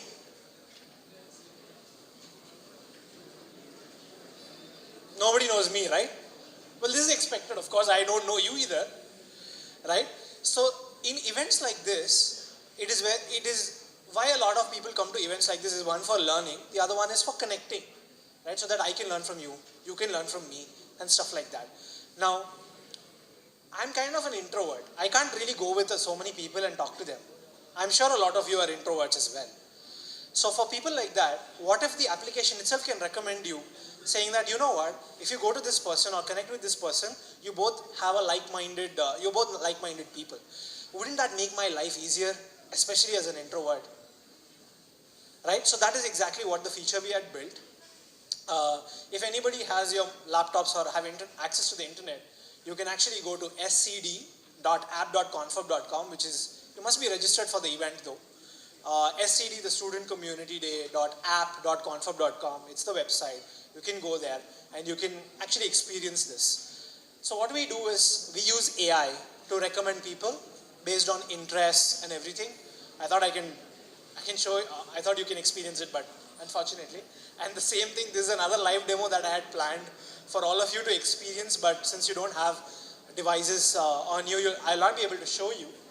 So what this is basically how we built the entire push notifications section, where the idea was I will send a message from my laptop and all of you can actually get the message onto you. So, yeah.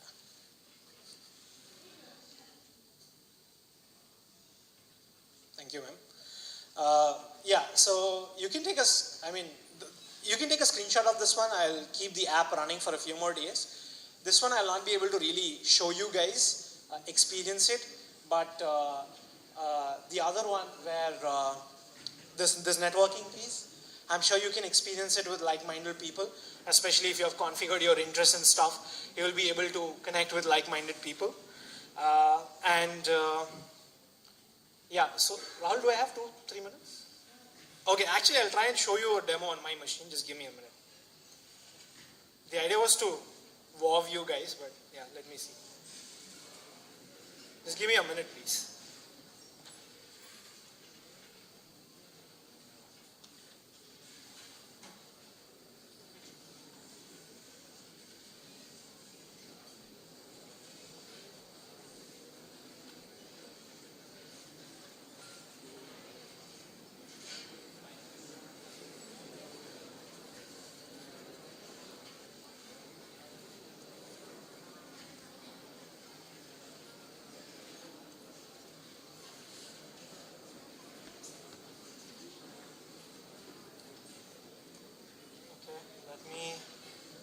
Let me just try and show you guys the demo. No, I think that's good. Just a second. I'll just...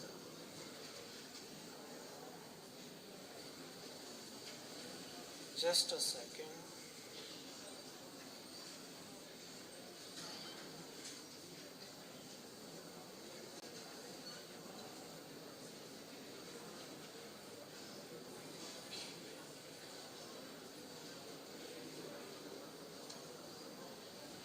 Okay, this is how, if you are using a mobile, it would look like. Just hide this part. I just wanted to show you the mobile view because it's kind of what we are looking at. Let me just use this. Yeah, okay, this is how it would look like if you had access to it, right? So this is obviously logged into my account, and you would see this network option. This is all live, by the way. As I said, I know you don't have your mobile phones, but you can actually check it out. So I can go to this recommended section, and it will actually recommend folks to me. And this is all powered by AI, powered by AWS, of course. And if you guys, as I said, I'll flash the QR code again. I'll keep the app open for a couple of days for you guys to experience it. So what you'll have to do is you have to configure your interests, because I know it is AI, but I can't read your minds, right? You'll have to give me some information. So you have to tell me what you are interested in so that the application can recommend like-minded people. So I request you to check this out. This is the QR code for the same. I'll just post this again. Just give me a second. And the other one that I wanted to showcase was this. Just a second.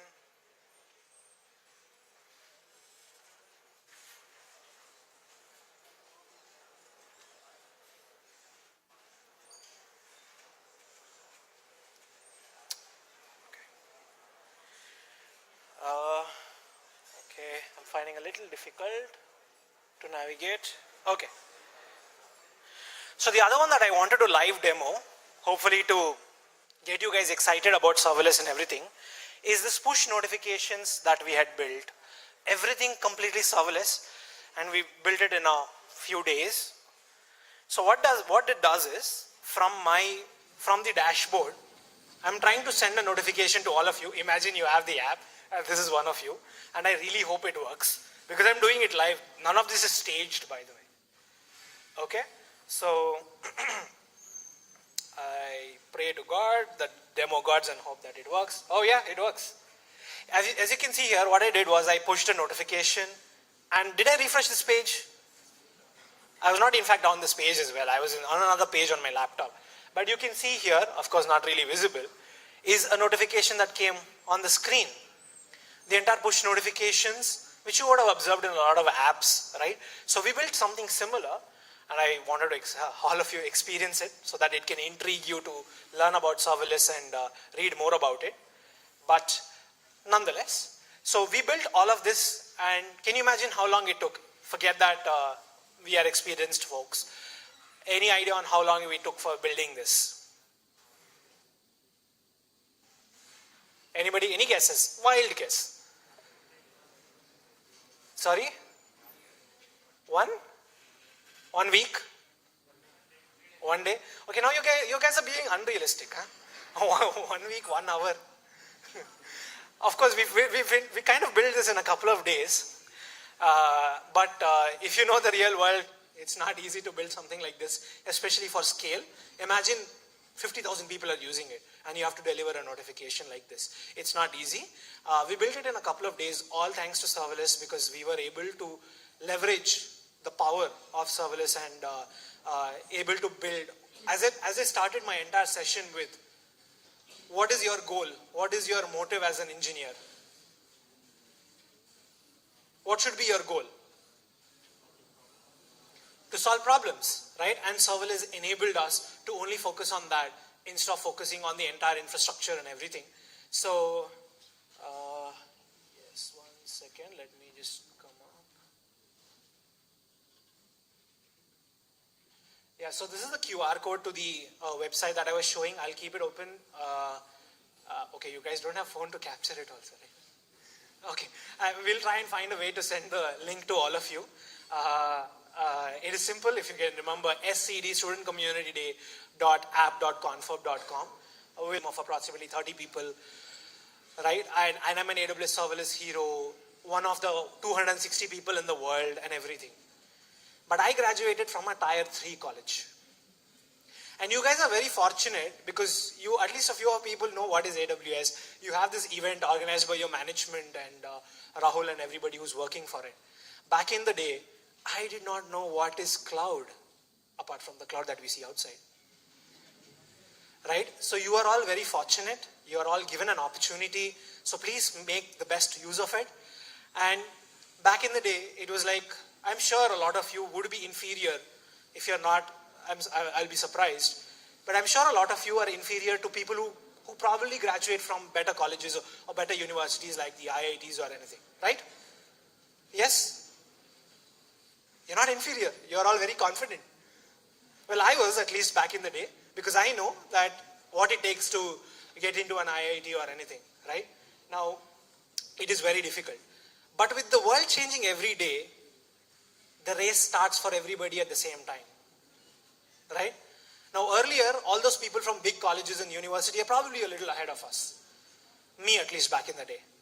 But now, with the race changing every single day, you're competing with everybody at the same time. So it gives you the power to excel at what you are every single day. You don't have to worry about where you're coming from, whether you have the communication skills is very important, but if you're not very fluent in English, fine, you can have an AI talk for you, correct? So be curious, and the community, as what you can see here, join the community, as I said, look up what is a community builder, look for meetup groups. There are so many online events that happen. I'm sure they happen, the student club here in MBU does some events. Please attend. Before you go to the industry out there, try to grasp something from here apart from your academic things, that whatever is taught by your professors, right? Find your people, learn together. And serverless, it is enabled for scale. As I said, it is just less headache for me. And as a developer, that's very good for me, especially for ones that are getting started. For you guys, for all of you who are interested, please go up, look up serverless, and just try something. Right? If you're stuck with anything, you can always reach out to me. I'm available on Twitter, LinkedIn. You can just search my name. I have a pretty unique name, so you'll easily find me up. So you can just search me up. I'm more than happy to help any of you, guide and mentor if you're interested. So yeah, I would like to finally end my session with a quote. From failure to hero, that has been my journey. And curiosity, community and serverless has been at the core of all of it. So I'm pretty sure it can be the same for all of you. And as you enter your next phase of chapter of going into the industry, all of this will add a lot of value. So thank you so much everybody for having me here. I hope you had an insightful session. This is Roshit. You can look me up anywhere. You can connect with me. I'll be more than happy to help you. Thank you so much. Thank you so much, sir, for sharing your journey and valuable perspectives on how technology and community go hand in hand in shaping successful careers. Now, I'd like to request Reddy Madhavi ma'am, the head of the data science department, to kindly join us on stage to felicitate Mr. Sushit R with the memento as a token of our appreciation.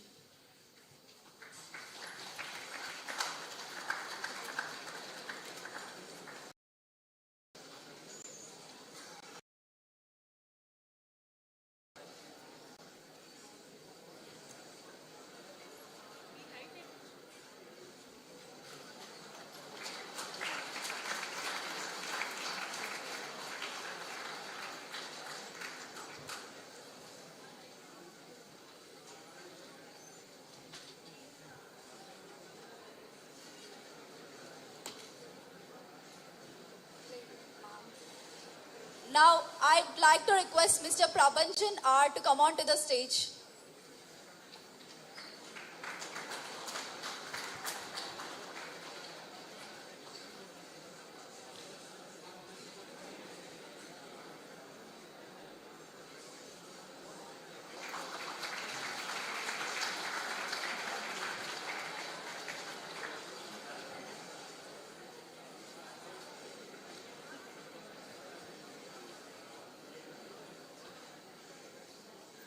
Thank you once again, sir, for that incredible session filled with real-world experiences and inspiration.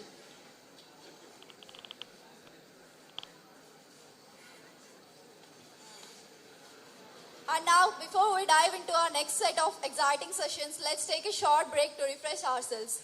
Please head over to the refreshment area outside and grab a cup of tea or coffee, maybe even network a little with your peers and our guests. We'll be resuming sharp at 11 a.m., so don't wander too far.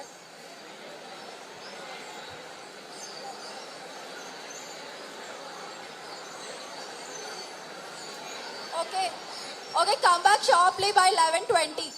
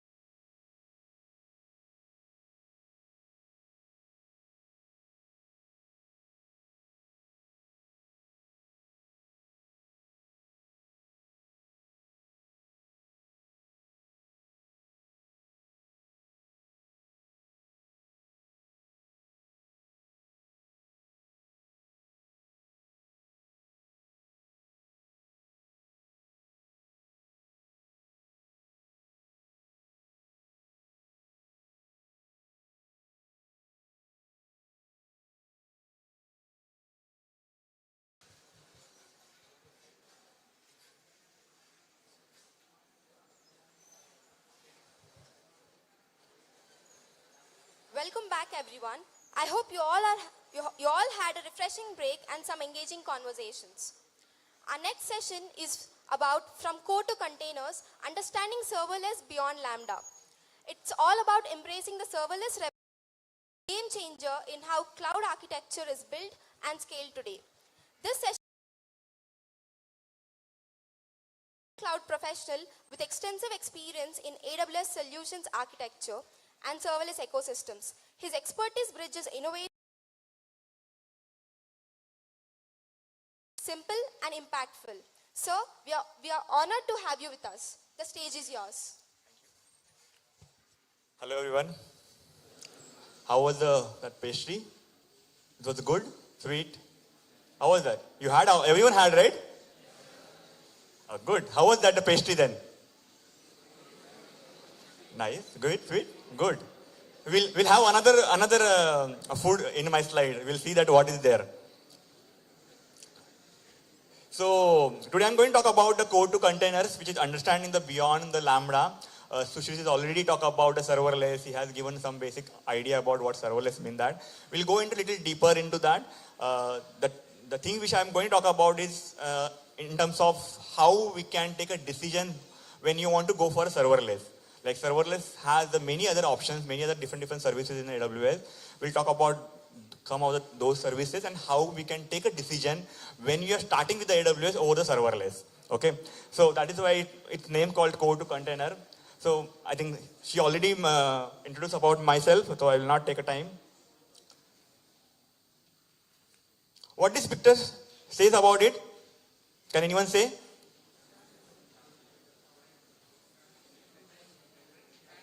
Hanging out, right? The friends are doing a party, right? So when you go to the party and friends are hanging out, what we generally do? Don't worry about it. No one will tell you, like, teacher will not scold you if you give an answer. Like drink, eat, hang out, music will be there, right? So one of the part which I'm going to talk about is like eating, right? So we wanted to eat something when you are doing a party. So when you're doing party, right, there is a big question always come. It's Friday night and you and your friend want a pizza. Okay, so we had just pastry. So we'll talk about the pizza now. Okay, so we wanted to have pizza. So when we decided, okay, we wanted to have a pizza, there is a, wow, this looks so yummy, right? Yes, yummy? Ah, wow. I can see that all the memories are coming out. Okay, let's not spend more time on the pizza, otherwise we'll get hungry again. So option one first is like, make it yourself. So there is a kitchen. If you're in a friend's house or you're in a PG somewhere where you have the kitchen is available, then you say, okay, let's make it out. Because nowadays, everything can be available on the kitchens, the mart, right? So you can pick it also. That's the one option will be there. What second option will be there? Order the pizza, right? You take a mobile. I know it's not available, allowed in a college, but at least in your PG or your hostel it is available. You take a phone and just order the pizza. That's generally you will do it. And I already got answers. So you will choose the first, second options only to order the pizza. Hold the pizza ordering for some time. Let's come back to the technicality first. So it's already talked about the traditional servers and everything which VM was there. He has given the examples of the carpooling where you're owning the car and then the renting the car. That overall journey he has explained it. Similar lines, we will talk about that. So generally in AWS or in a cloud also, which have a traditional server like VM, virtual machine, like your laptop or your desktop machine that goes to the cloud where you can't touch it, that's become a cloud VM. Right? That's in AWS, it's called the EC2 machine, elastic compute. So what it does, now try to correlate our first option where you are going to cook the pizza. Okay? You manage a kitchen, mean in EC2 you manage a server. You maintain the oven, the similar way you patching, you updating the server. Like you are owning things. Like your laptop, you are owning, right? Anything new update comes from the software, you update that. You have to maintain the antivirus and everything. So you are owning the things about the EC2 machine. Obviously, you pay for 24 hours even if not at all used. The same with your kitchen also. You have oven, you have a fryer or anything, right? Even if not daily cooking, you're unnecessarily paying for that one. You buy that particular things and you're not using it. It's idle cost. It's full control. It's a benefit. Full responsibility. So now let's talk about next option, the serverless. So serverless again is to just bring your code. So when you are a developer, like your core role of like to solving the problems, right? So why not to only focusing on the solving problem, writing the code instead of spinning the infrastructures or spinning the AWS side. So you just bring your code. That's how you order the pizza. You don't worry about that how to cook it and everything, what ingredients required, right? Then you specify requirements like topping, size of the pizza, and then what base you will use, whether it's cheese burst or the plain one. AWS handle everything for us, like the way when you order it, the Domino's or the Pizza Hut or whichever the local vendors, they handle the cooking part for us. We don't have to worry about it, right? And you pay for execution time, like how much faster delivery you want. Either you want 10-minute delivery, like, or whether you want a long term. I think Amazon has a similar way, right? Amazon has the same delivery, or you can wait for till the Saturday. That's it. And accordingly, they will charge you for it. So you pay for executions also. So this is the two different terminology we are going to compare it, where a traditional servers and the serverless server comes from. Okay? Till now, everyone got that? Good. Now, how do you order the pizza in AWS? We have seen the picture, we have seen the party picture, we have understood now how that can be done. Now, how do you order in the pizza in server? Serverless. What is the general word? As the English grammar, right? Okay, let's forget for some time this is the statement, and as an English grammatical sentence, serverless means server space less means no server, right? This is the one. But in reality, it is not like that. It is not like that. Then what is that?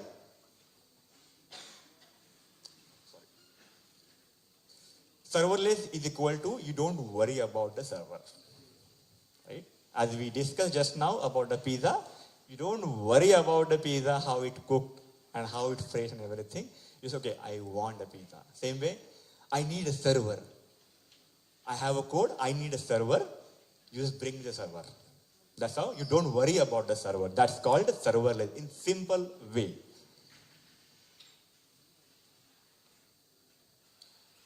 So let's start ordering your serverless pizza.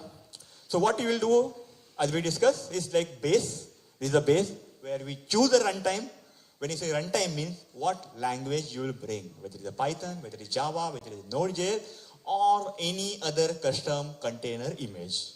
Any language, programming language, you will choose it. That you decide the base of the particular serverless. What next parameter will choose? The toppings. Means that how much RAM you need it. Whether it is 120 MB, whether it is the 1 GB, that you will decide. How much storage you need it. Because you need to store the specific data when you're running the code in under the memory, that particular part, right? Or storage, like your hard drive of your laptop. Similar way, how much storage you need. Then the CPU, Wi-Fi like that you will decide as the toppings. Then third, the size. That is the code complexity. Whether your code is a simple function, small function, or is a complex one, it's a long running one. Based on that, you decide those parts. Okay, what can be choose, right? But try to recall this one because this is going to be connected dot when I'm going to talk about the other serverless services in AWS other than the Lambda and how you can make the decision matrices, right? As in the morning session, Sushil mentioned about that, the costing part, he has made a mistake of that 4 lakh of bill, right? So why you have to be more aware about each and every services when you're choosing out what is good for it and where it's not to use also, along with the budget alert part. And that is why it's purely understanding to need, right? Where you can use it, to understanding your code complexity. And fourth is, when should I run it? Whether it's immediate, like event driven, whether it's a scheduled job, like monthly basis some newsletter is coming out, or monthly basis you're running some meetup or even event, like it's scheduled one, right? And then on demand, like normal calls. When you did something, immediately response is coming. That's the on demand one, right? That generally happen through the normal REST API calls. So everything decide and give a framework to decide where to go and which service to use it.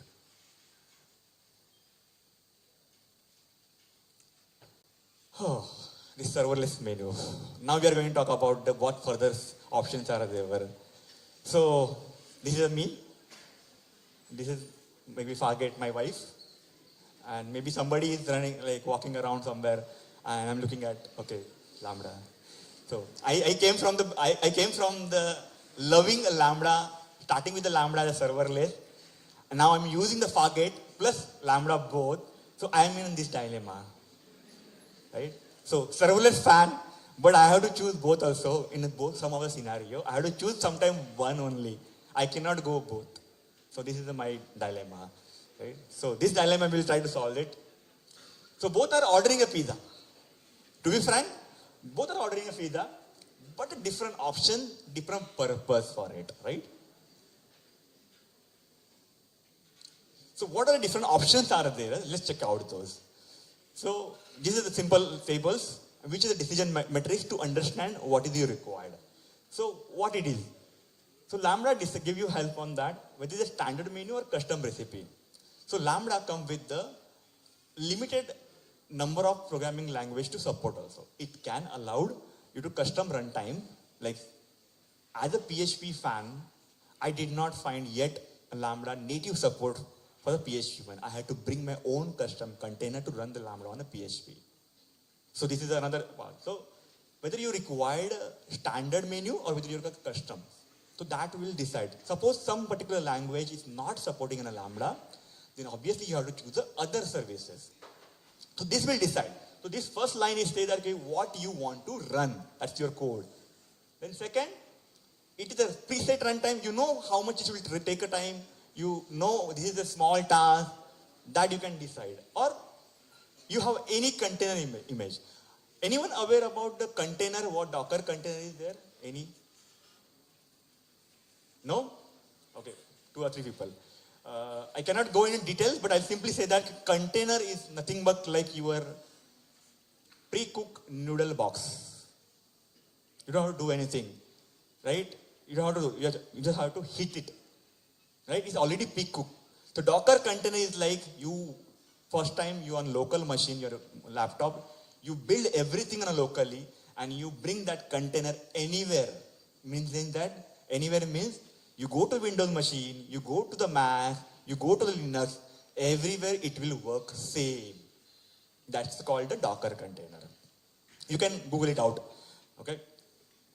Then customization, whether it's a limited menu, whether it's fully customized, based on that you can choose it. Obviously the execution time, so Lambda has some limitations about maximum 15 minutes. If you executions go above 15 minutes, you can go for the Fargate one. Then code size, again, Lambda has another limitation. We say that 250 MB. Package size means that when you zip the code, that should not go above the 250 MB. That's a limitation, right? So you can, but that limitation can be overcome by using the container inside Lambda. I had a similar situation where I was doing some kind of post-analysis algorithm where our developer has wrote the code in a Python and we tried to zip it out. It throw the error like you cannot upload it because it's already overwritten. So we have built again the container image and then deployed to Lambda using the container itself. So there is a options are available. Use cases, whether it's a quick function, like ready to run, how much time is required to run, based on that, whether it's a long process, like more than 15 minutes running on, then you can go for the Fargate. Cold start. I think cold start I already heard about, I will talk, it's too overrated terminology in a serverless. To be frank, it doesn't make much more sense in terms of cold start. It's too overwhelmed also. So let's not talk about the cold start. So this is the setting. I'm not sure whether you are able to see or not. But if you open the AWS consoles, like anybody will open it, you can see these limitations there.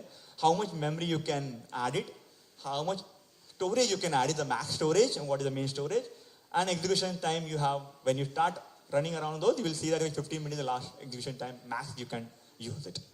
So this is how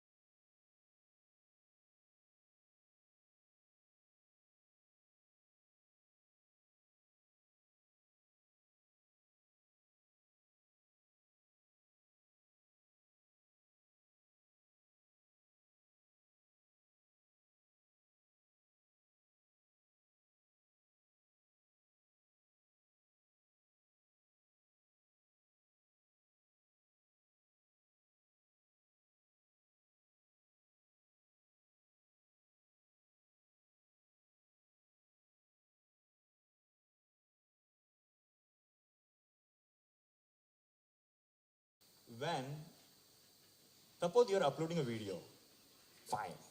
The video upload, it upload to storage, whether it's S3 bucket, whether it's ABS volume, or whether it's EFS, whatever it is, storage, cloud is available, it's work well, it's uploading work well.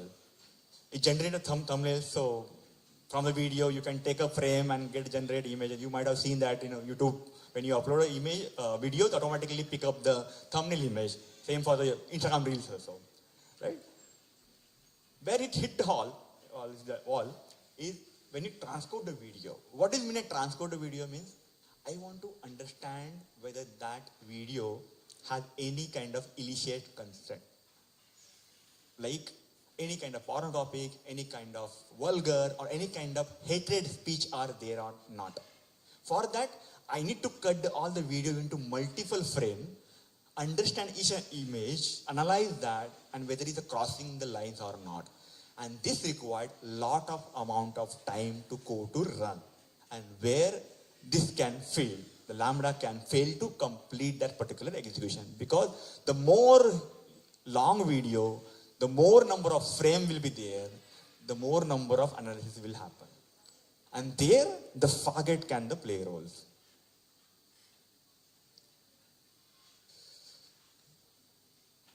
So we just talk about this, like video takes 45 minutes, Lambda timeout 15 minutes, need more control environment and larger dependency. We just talk about, right? It's all Indian spices. So Fargate bring the own recipe. Means that anything can work, whether it's smaller or larger also, but smaller, go for Lambda. Larger execution, complex one, and you have a custom, you need a custom things, you go for a Fargate. Like you can bring your own container and run it just simply by plugging into easier services, and AWS take care of it.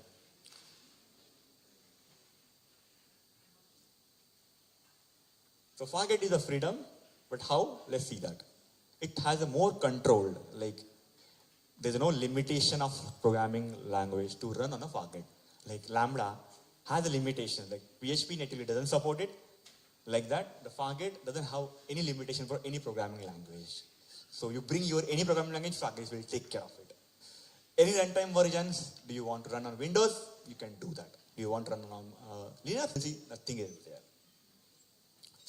Some specific tools and library, you can still make it because everything is run on a container. More capacity, obviously it has not much limited, so more capacity is available, run for hours per day, no 50-minute limits, and up to 4 GB RAM. There's no problems on that. Then more use cases, as we discussed, the more you hit the walls, long process running, microservices, batch job, anything you can run it out. So this is how the Fargates work, and this is how we discuss about where Lambda can hit the walls.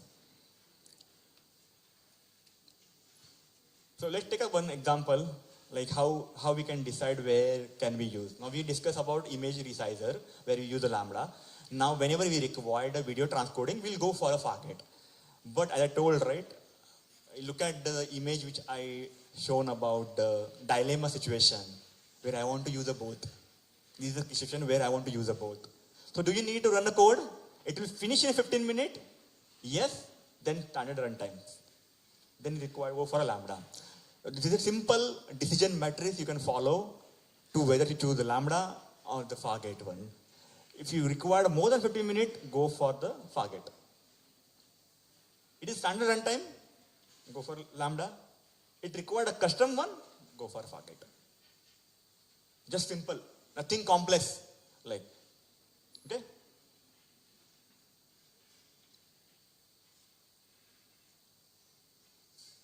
So now, since we are into all students, let's do some kind of, okay, where you can use this into your real life, right? Because what your real life is like, you're making a project, you're making any kind of POC, hackathon, anything, where you can do that.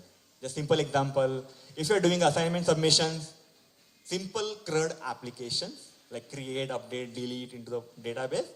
Okay, that's a simple one, like assignment portal, we are doing it.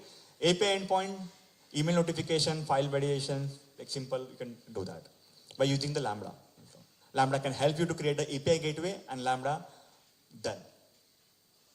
You want to have a code plagiarism check, next project, where you need a submission and want to trigger specific things. You can have the Fargate to run the complexity similar like algorithm. Like plagiarism will have a lot of checks to be done. Like I told about the video transcoding, right? It has a lot of analysis to be done on each frame.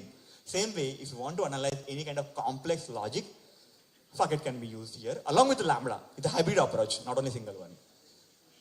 Live streaming platform, I think everyone is using Hotstar and everyone's saying, right? Lambda doesn't natively and powerfully support a live streaming platform. That's where the Fargate can play the role here, where you require to run 24-hour streaming server, you required R&D processing protocol. This is another protocol like that, HTTP protocol socket is there, right? To have a live streaming part, where we can't use Lambda.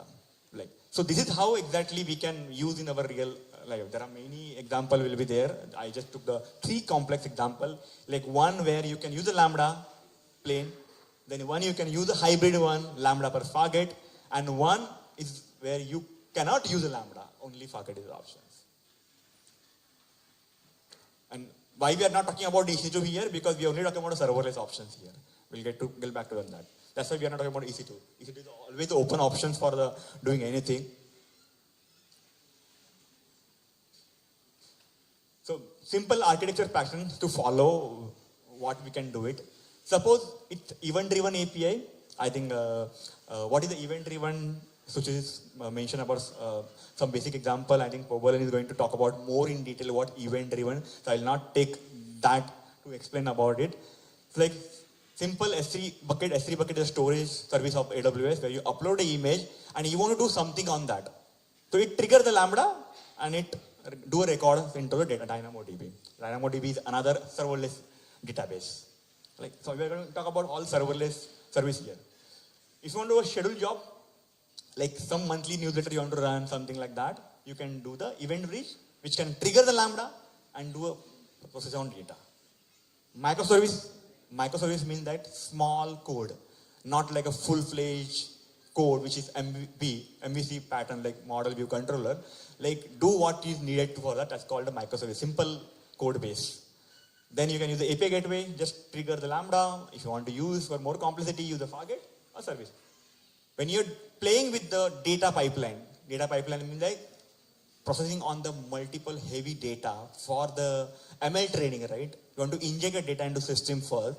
Your bulk import are doing it. That time you can use the S3 Lambda, then trigger for the Fargate to process it and get back to getting the S3 bucket with the processed data. Some webhook handler is like an event-driven pattern again. Somebody has done, and somebody might be listening to the particular things that webhook one.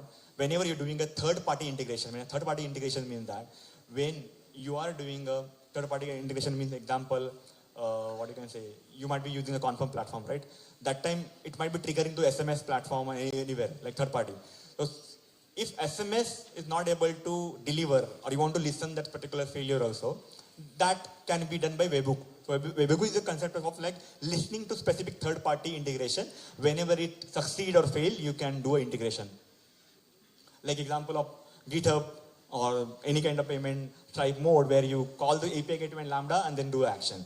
So this is a simple architecture pattern you can follow, and this is where you can utilize Lambda, Fargate wherever is possible. So fundamentally it's like, don't try to do everything at day one. Start with a small, gradually evolve it. Okay, that's the major formula you can give it.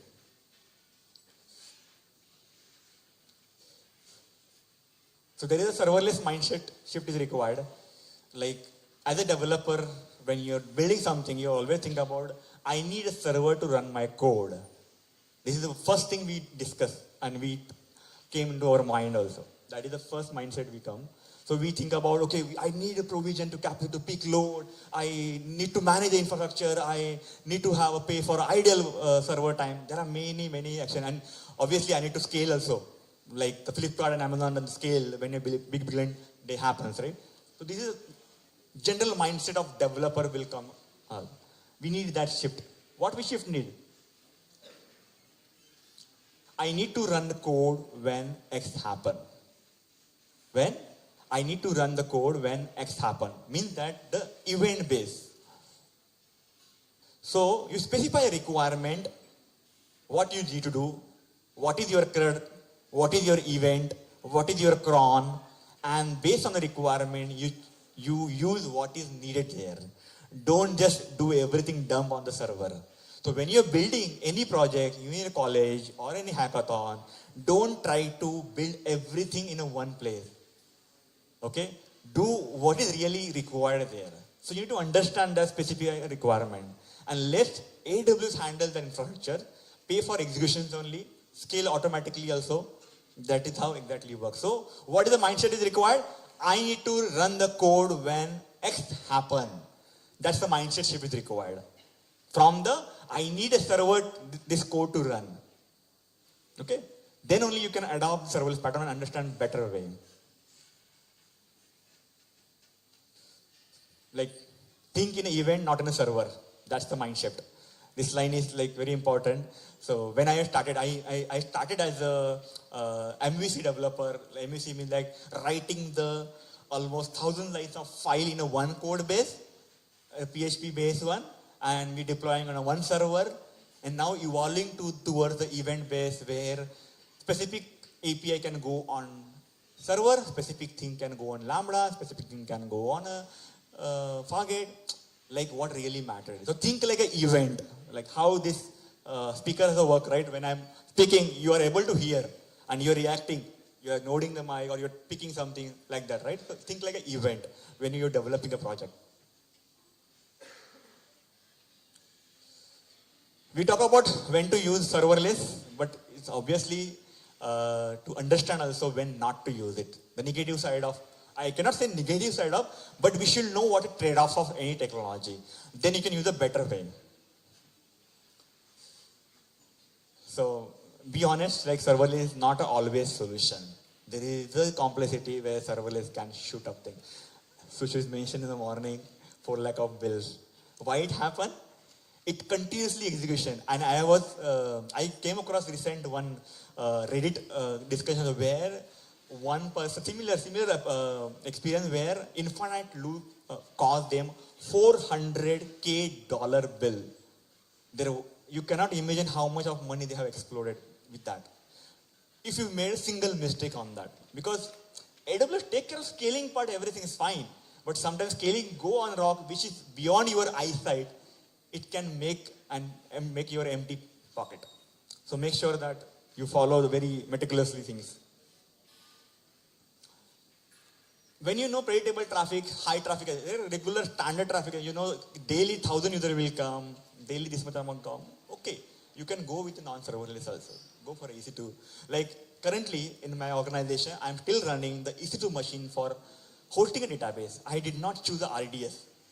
RDS is very well in terms of scaling, in terms of taking backup and everything. But in my application, not even 10 users are daily coming. Then why should I go for RDS? I'm paying for EC2 machine, the database running on the EC2 machine, only $4 to $5. If I choose for RDS, I'll pay around $50, $60. That's the big difference, right? So based on, you understood your user cycle, when user is required, and then you take your decisions. So when you need a more control, more patching, and you want a responsibility, like you have a dedicated DevOps team, you have a CloudOps team, you can do the patching and security management, everything for you, of course, go for it. Because that's give you more part. Like as a developer, I don't like Kubernetes. You might have heard about Kubernetes. I don't like a Kubernetes, but Kubernetes is very good in terms of everything. But when you can use it, when you have a dedicated team for it. In my startups, like only 5 or 4 people are there. I cannot do everything. So I need a serverless option. I need something which can be taken care of by them. So I can focus on the writing the code than the handling the infrastructure. So accordingly, we have to take a decision. When long running tasks are there, when you aren't sure about any requirement, like as we discussed, right, specify requirement. If you can't specify your requirement, then go blindly, choose the EC2 machine, go slowly, take a T2 medium, T2 micro, start slowly. It's okay. It's okay to start. So what's the key takeaway? Serverless is equal to ordering pizza. So whenever you think about serverless, you can think about ordering pizza. It will be easy to understand. Lambda versus Fargate, when to use what, and when can we use the hybrid approach also. Focus on code, not on server. Pay for value, not for ideal time. That's how serverless gives the benefit of that. There are few links are there if you want to take a picture. This QR code has all 3 links. You can take a picture, scan the QR code. These 3 blocks are very well curated, like when to use and when not to use. Plus, AWS official document about anti-pattern about Lambda event-driven architecture. This is very, very critical to understand the anti-pattern of any technology. Because if you understand where it can fail, where it not work, then you can build a system better way. So always think about what is this good for, along with when it can fail and what is not good for it also. So take a picture of that. It is good. The resources are available, official AWS back, and one guy also written about when to use a serverless architecture and when not to use it. With this, I'll end my talk. So here I run the YouTube channel called AWS for Product Builder. I run the newsletter monthly where I talk about multiple discussions also. Because I came from a developer background, I love the AWS because the way it does the innovation. So obviously, I'm a product builder. I work on the startups, so keep on doing building this stuff, right? So my niche is also AWS for product builder. How we can use the AWS for building a product. So if you want to do any kind of insight, want to discuss anything, love to discuss, you can connect me over link, then you can just search Avinash Dalvi, AWS Community Builder, or anywhere in Google also you'll find out easily. And this is my YouTube channel. You can subscribe to channel. And this is a blog, Internet Katta, where I keep on writing the blogs. Blogs will be from the experience point of view, failure point of view, because failure is also the learning, where we fail, how we trade off, all this part. Feel free to learn with that. With this, thank you very much.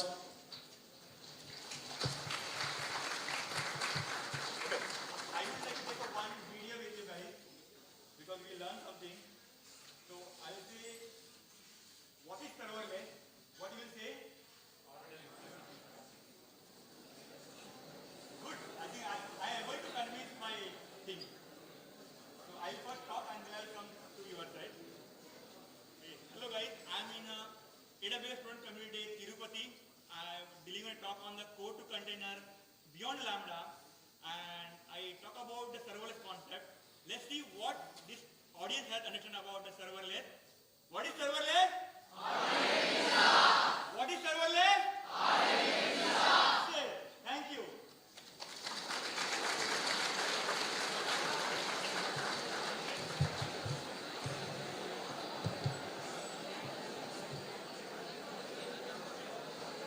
Thank you so much, sir, for that incredibly detailed walkthrough of serverless architecture and for sharing your practical insights on AWS cloud transformation.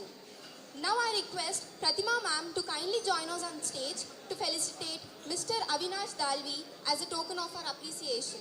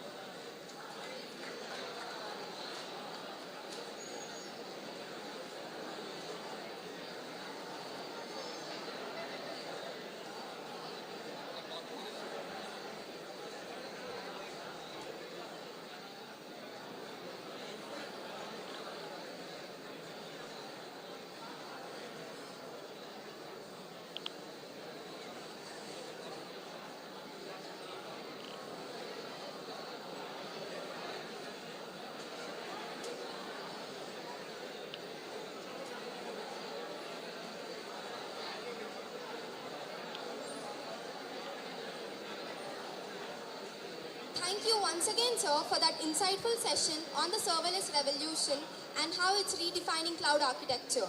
Your practical examples and real-world perspectives have given us a clearer roadmap to adopt serverless effectively.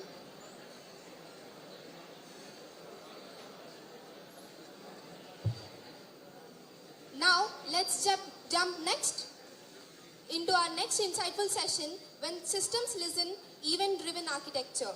This fascinating session will be delivered by Mr. Amin Ali, a senior cloud solutions architect known for his deep expertise in building scalable, event-driven and serverless systems using AWS.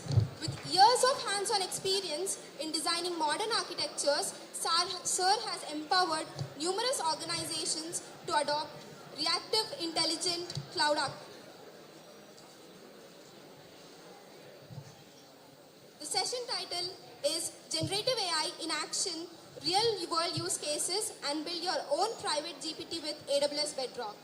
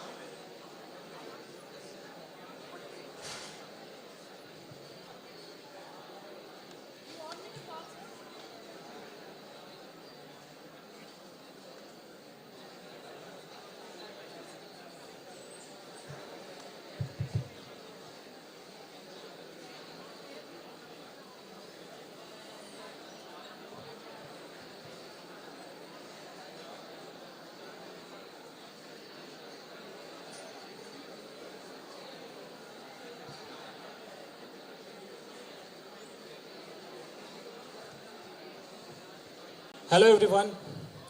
Good afternoon. How's the Joes? How's the Joes? Awesome. So after seeing you, actually I have remembered my college days. So I'm not too old, okay? So I'm just 7 years experience right now, okay? But I still remember my college days. Okay, so I can understand how guys are very serious about this. And I have seen that from the morning itself, you guys are very disciplined, right? You are listening everyone very calmly, right? So, okay. So, before starting this session, first of all, I would like to ask you, everyone, how many have you used the Chat GPT or Gemini in the last week? How many? Everyone almost, right? Everyone. I think 100%. Okay, so the next question would be, how many of you know that how this Chat GPT or generative AI is actually working behind the scene? How many? Please raise your hand. I'll not ask you the question. No one? Okay, only one. Anyone else? Okay, you guys don't know? Okay, cool. Okay, so here's the question, right? So we need to understand how this generative AI is actually working, because we are using the Chat GPT, Gemini, indirectly or directly somehow, right? Everyone is using it. So, but we don't know to understand how this AI is actually booming the industry.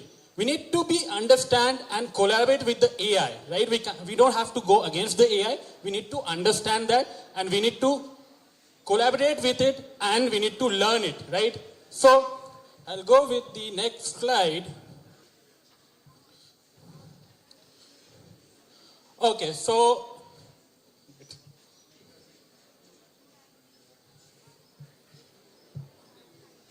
HDMI cable, so problems there.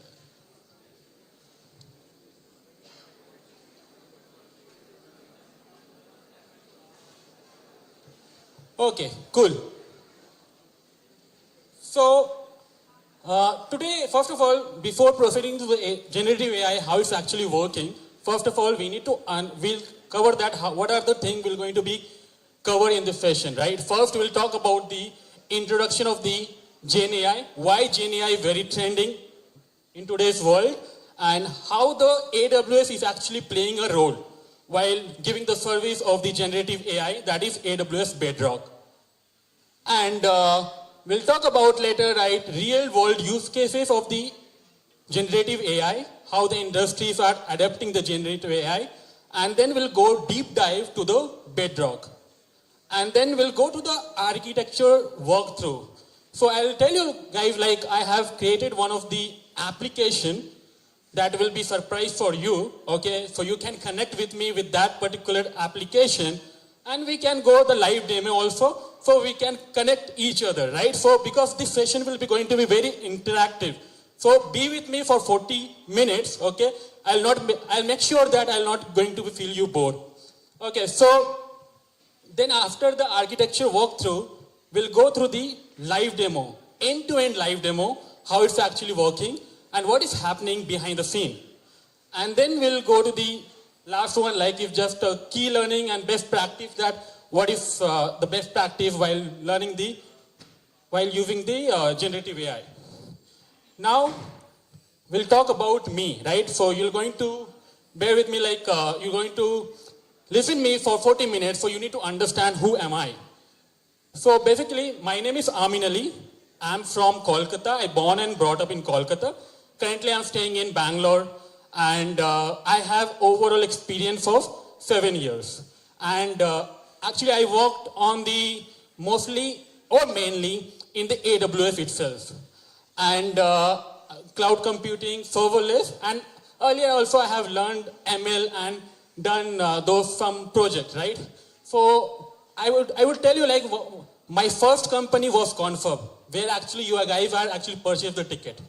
So like 6 years back, right? So I have actually joined the Confirm. I have learned a lot, right?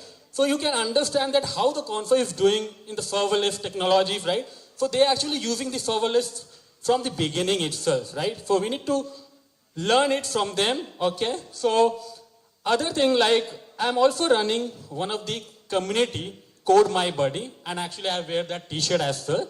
Okay, so why I'm running this Code My Buddy community, because the reason is that I believe that whatever the thing which I have learned, and I need to share this back to the community, right? So because in some of the stage, if you'll go in the future, right, once you start working, and you'll come to know that the real happiness is while sharing something to the person, right? Who actually not because like something you have and you need to share it, right? So in this Code My Buddy, like, we are giving the mentorship, one-to-one mentorship to the student who actually wanted to switch their career to the tech industry. We are giving one-to-one session, interview, practice we are giving, right? And we are bringing the technology, like other things like resources also we are giving to them.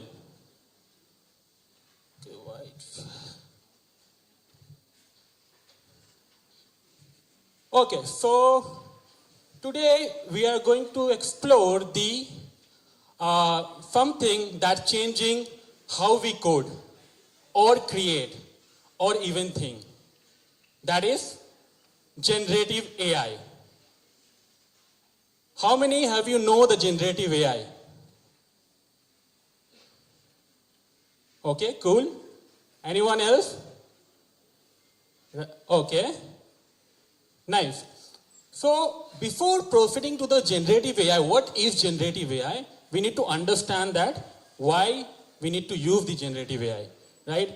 Because before doing anything, we need to know that the reason behind it, right? So we came to know that, like ChatGPT or Llama or Cloud or any other AI tools or generative AI tools, we are using it, right?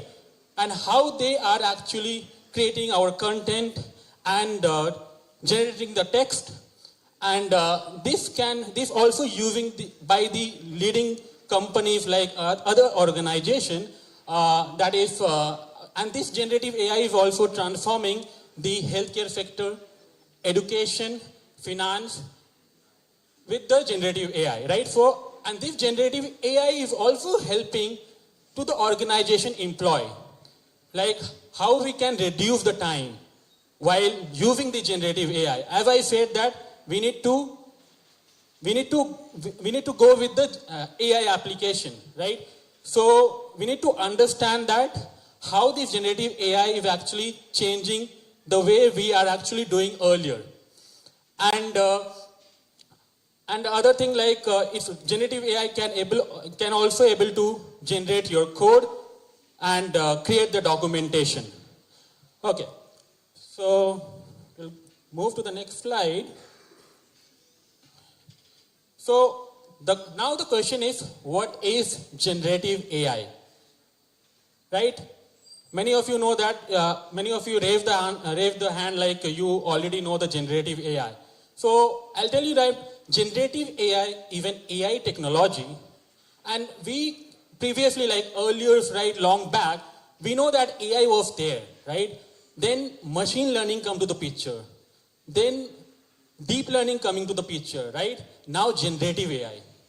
So generative AI is the subset of the deep learning. So earlier also, we can able to do that, using the LLM model, we can also generate the text. But how we are doing right now with the help of generative AI or foundation model, we can do a lot. Earlier, we cannot able to do those things very possibly, right? Now we can create the images, and we can also compose the music. We can design the product. And okay, so like, the model which is actually powering the generative AI, that is known as foundation model. And foundation model, you can refer this one as a LLM model, large language model. And so this model will help you to generate the text, images, audio, right? Whatever. It's actually more closely enough to the human generated content. And yeah, so that's pretty much about that generative AI. So we'll get into the real world use cases. So generative AI is being used in the customer support. We can create the chatbot with the help of generative AI. We can also do some documentation, question answers, and we also create the report generation, right? We can do like business report, documentation. We can do, this can be very helpful for the healthcare sector. And other thing, like this is also helping the developer for the assistance, right? So as I said that this also being used as an AI agent. This can do your task, and they can generate the code as well, and they do some documentation for us. Okay, so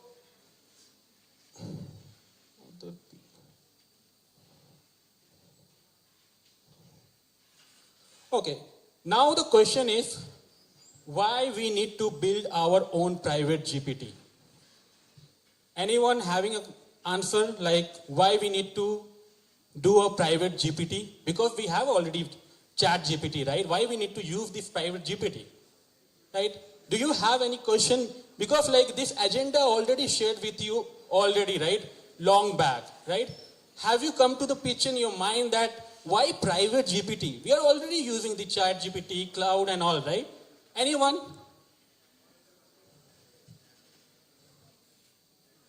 No one. Okay, cool. That's the reason I'm here. I will tell you. Okay, so why we are using private GPT? First of all, we need to understand the chat GPT we are using.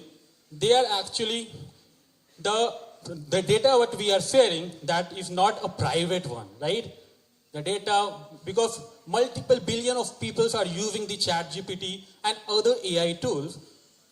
But the question is, their data are secure? No, right?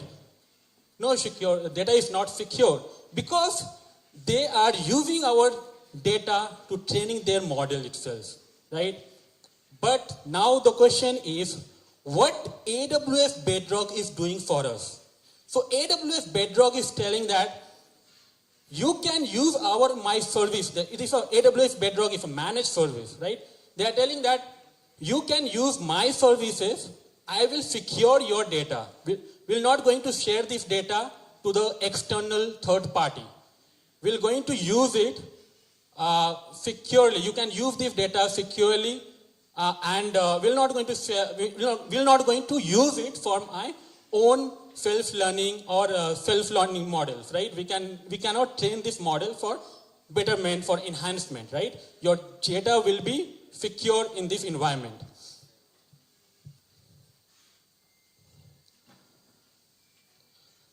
Okay, so as you can see that, like our data, our private data or internal domain data is very sensitive data, right? So that will be stay in your VPC, and no third-party data sharing will be going to be happen, and we can also customize our data, right? So the LLM model what we are using is a pre-trained model. And we cannot do with that, right? And whatever the data we have and going to use it inside the AWS Bedrock, we can do some customization in the knowledge base, right? And we can integrate with this to the internal AWS services as well. So, you're not able to see the header of this one, right? I'll show you what is this one. How we build the MBU. What is MBU, guys? That's correct. Mohan Babu University AI Assistant, which I have built for you. But don't worry, I'm not going to share this link with you, because like AWS will be going to be charging those tokens for me. So I'm not getting the money, but I can fold out this one. You can ask your principal for that, or dean. Okay, cool. So what we have done for, before building this one, right?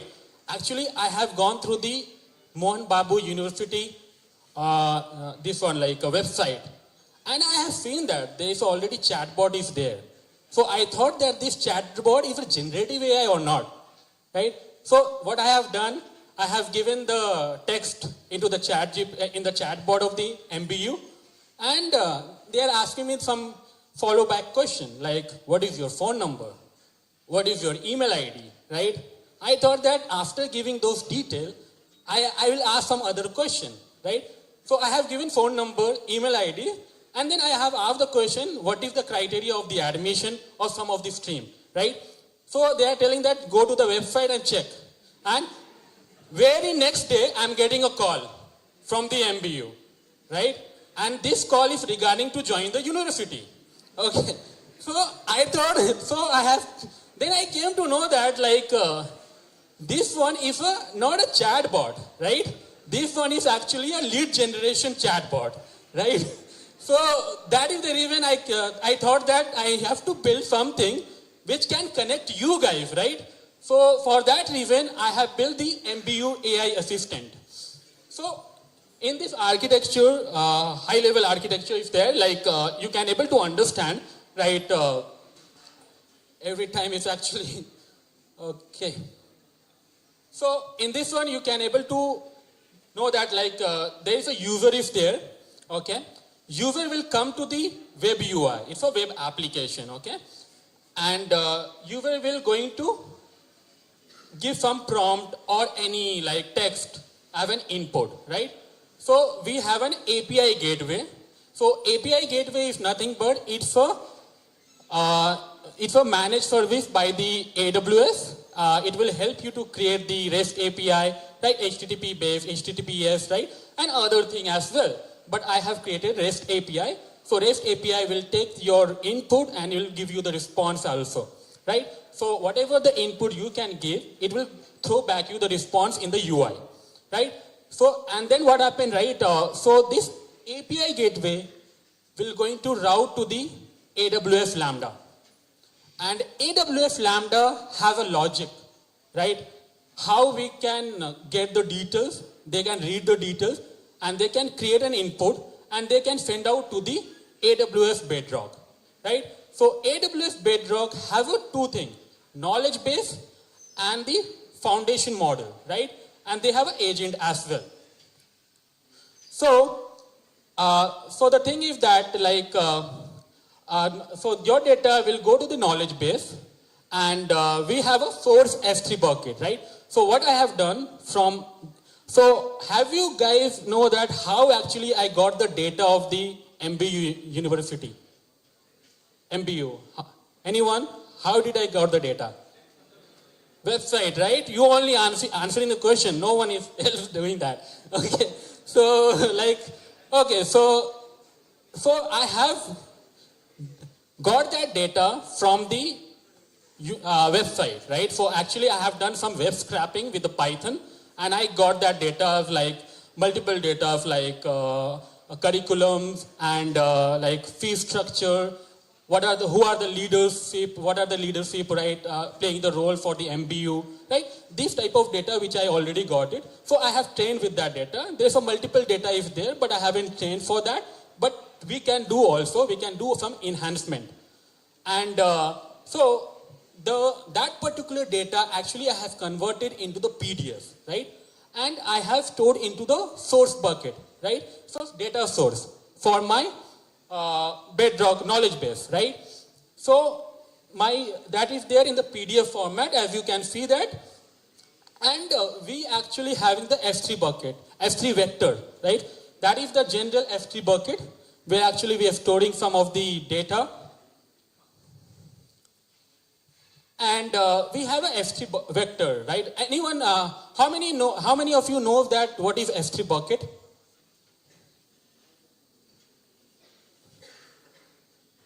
Okay, cool.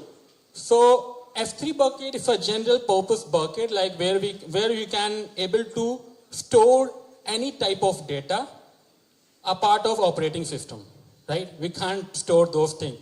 So what is S3 vector over here? So we know that the text what we are providing, whatever the PDFs what we have or images, this can only read by the human, not by the machine, right? So what we have done, the S3 vector will embed your data. That will be going to be embedding your data, and it will convert your data to the numerical number, because the machine can able to understand the numbers only, not the plain text or whatever the human readable text, right? So for that reason, S3 vector will be going to be help you, and then knowledge base will going to get the data from there, and it will throw back those responses to the Lambda. It will reverse back, right? You will get that particular response into the UI. Okay, cool. So we'll go to this one by one. What is happening, a high-level application flow, right? So first of all, user interface is there. And we are providing those user query, and then API gateway, which I have already done, which I have already explained to you, it will request to the Lambda function. And then Bedrock invocation will be there for the knowledge base for vector, and search and LLM response will be going to be back, right? And so these all are the architecture component, right? And so have you guys able to see that what is architecture component over here right now? Right, so it's a clear picture, right? And everyone can able to see, right? Okay, cool. For the next question is, I have mentioned AWS services over here, right? So can anyone tell me that which one is not the part of the AWS services? Anyone? I have done a mistake, so I thought that make it creativity out of it, right? So that then anyone can tell me that what the mistake which I have done over here?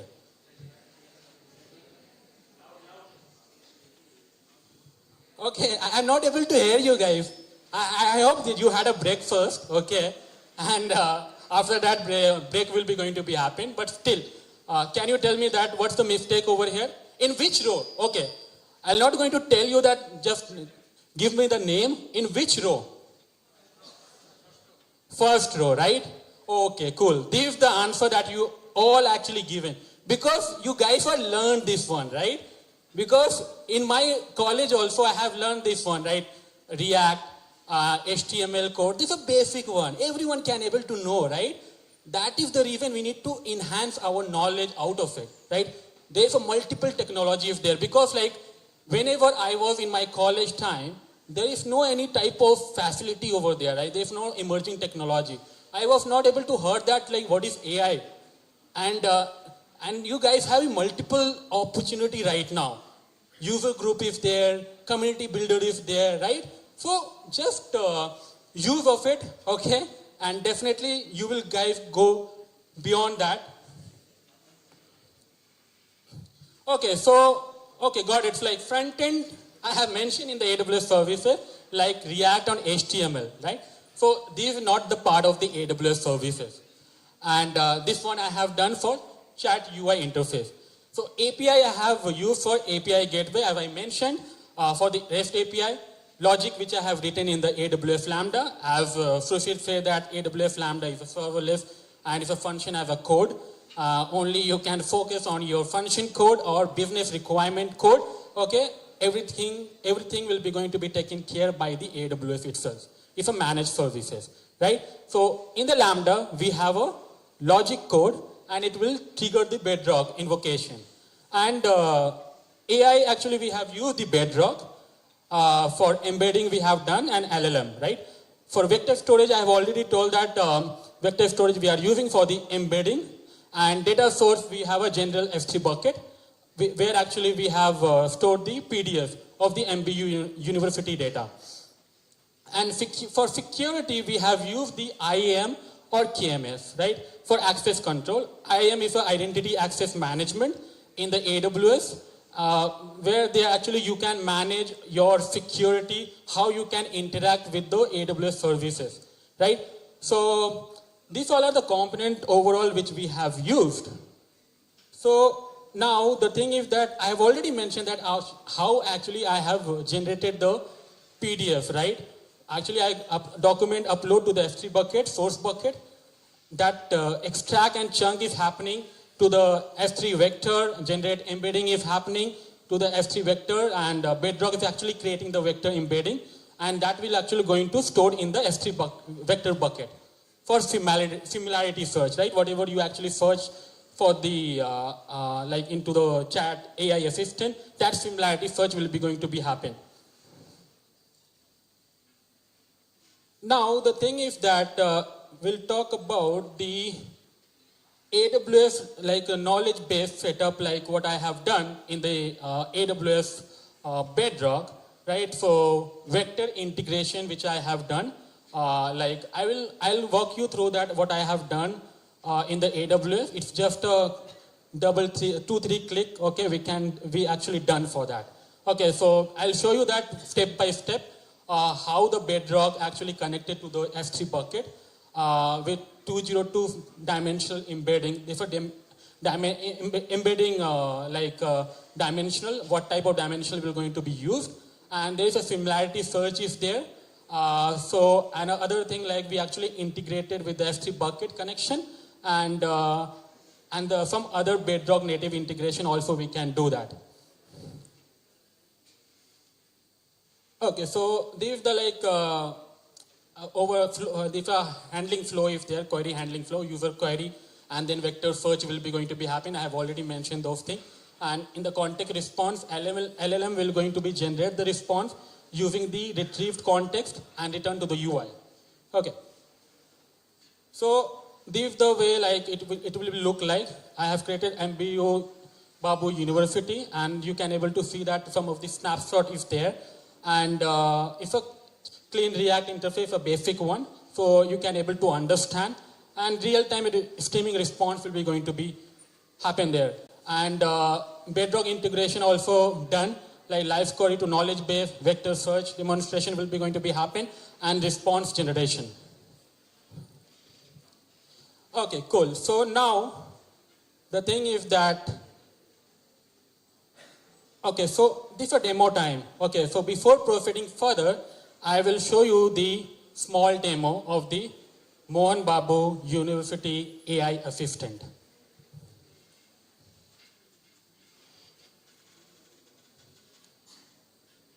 Okay, cool. So this is the AI assistant, okay? This is the sample chatbot demo which I have created. After the session, I will shut down all the services, like means like whatever the thing I will going to be deleted because because that will be going to be generate some token, okay? So now I will ask like once you open the chat, this AI assistant, it will greet you in advance like I'm the MBU virtual assistant. How can I help you, right? So suppose like I greet like, hey, hi, okay? So it's actually doing something behind the scene, right? So it will tell like, hello, welcome to Mohan Babu University, right? How can I assist you today, right? So you have some question in mind, right? I wanted to do something like, I will ask like, hey, you can tell me like, what you can do for me. Okay, so I will ask like, what can you do? Okay, so I have asked this question. It will tell you like what this can do. Yeah, so it's written over here like I will read out for you if you're not able to see. I can provide information about Mohan Babu University, including curriculum details, course, admission, for structure, academic program, contact information, and general campus guidelines, right? Have you guys can able to get these details from your MBU University website? Yes or no? Okay, then this one of the piece I actually am giving to you, okay? I have a startup. Okay. So anyways, like, so I will ask like, you guys know that what are the fee structure? I will just ask this person like this chat bot, like what are the fee structure of the CSE department? Anyone would like to know that in which department you can able to know that like what are the fee structure right now? Which department? CS. Data science department. Okay. We'll ask that question only.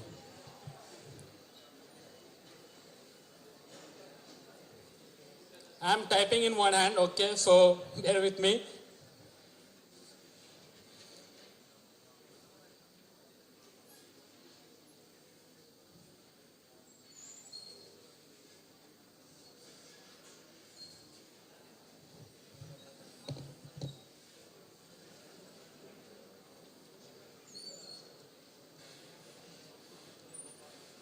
Okay, so I asked this question, let's see. It can able to give the answer or not. Okay, cool. We got that. Okay, then, okay, nice question.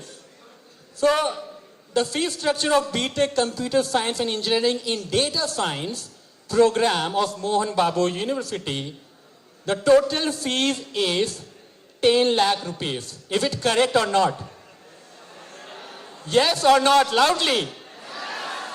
Okay, so I'm very happy now. So whatever I have done and the prototype which I have given, I have a demo, I have a pitch, right? It's successful now, okay? You are my marketer. Like you can do a marketing for me. Okay, so like first year is mentioned that 2,25,000. Second year 2,50,000. Third year 2,75,000. Fourth year 2,50,000. Overall 10 lakh rupees, right? Okay, cool. So this is actually giving the right answer. Okay, so we'll go back to the slide.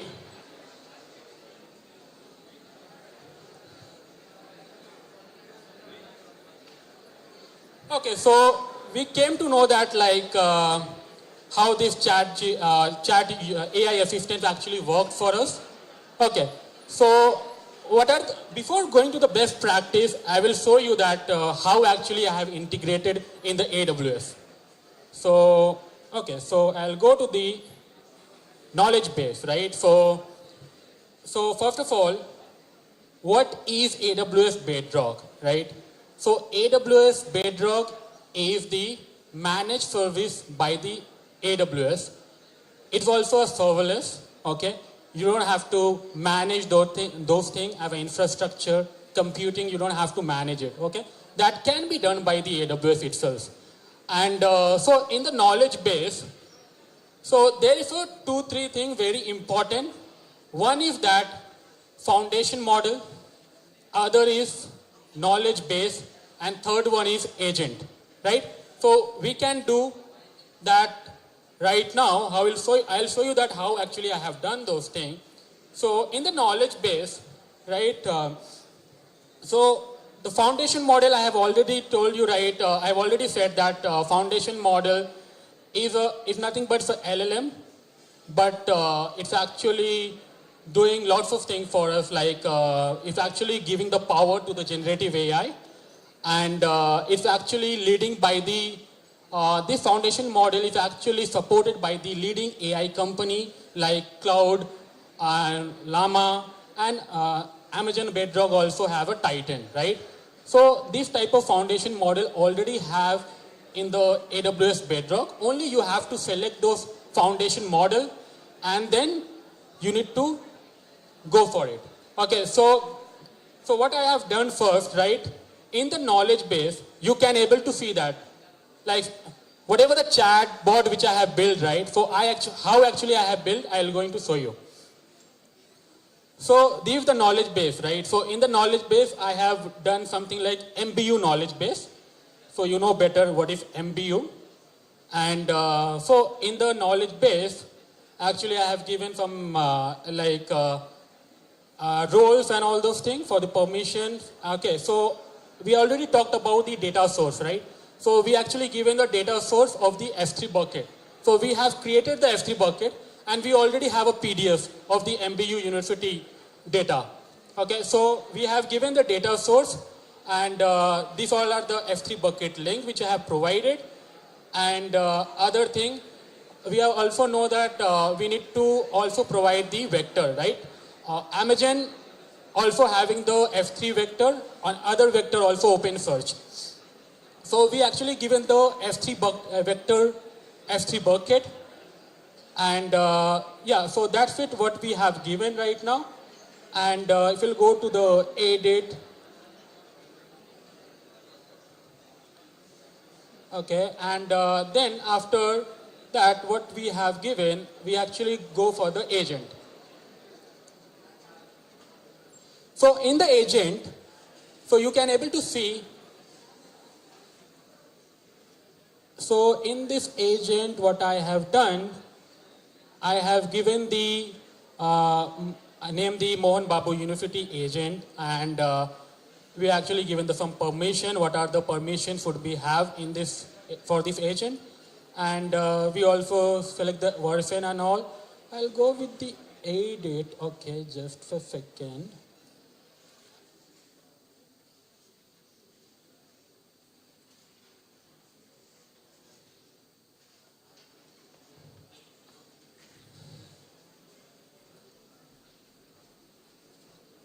Okay, so what I have done, like this one I have done, and in this, so like we can also run this one inside this one also. We can edit this agent builder.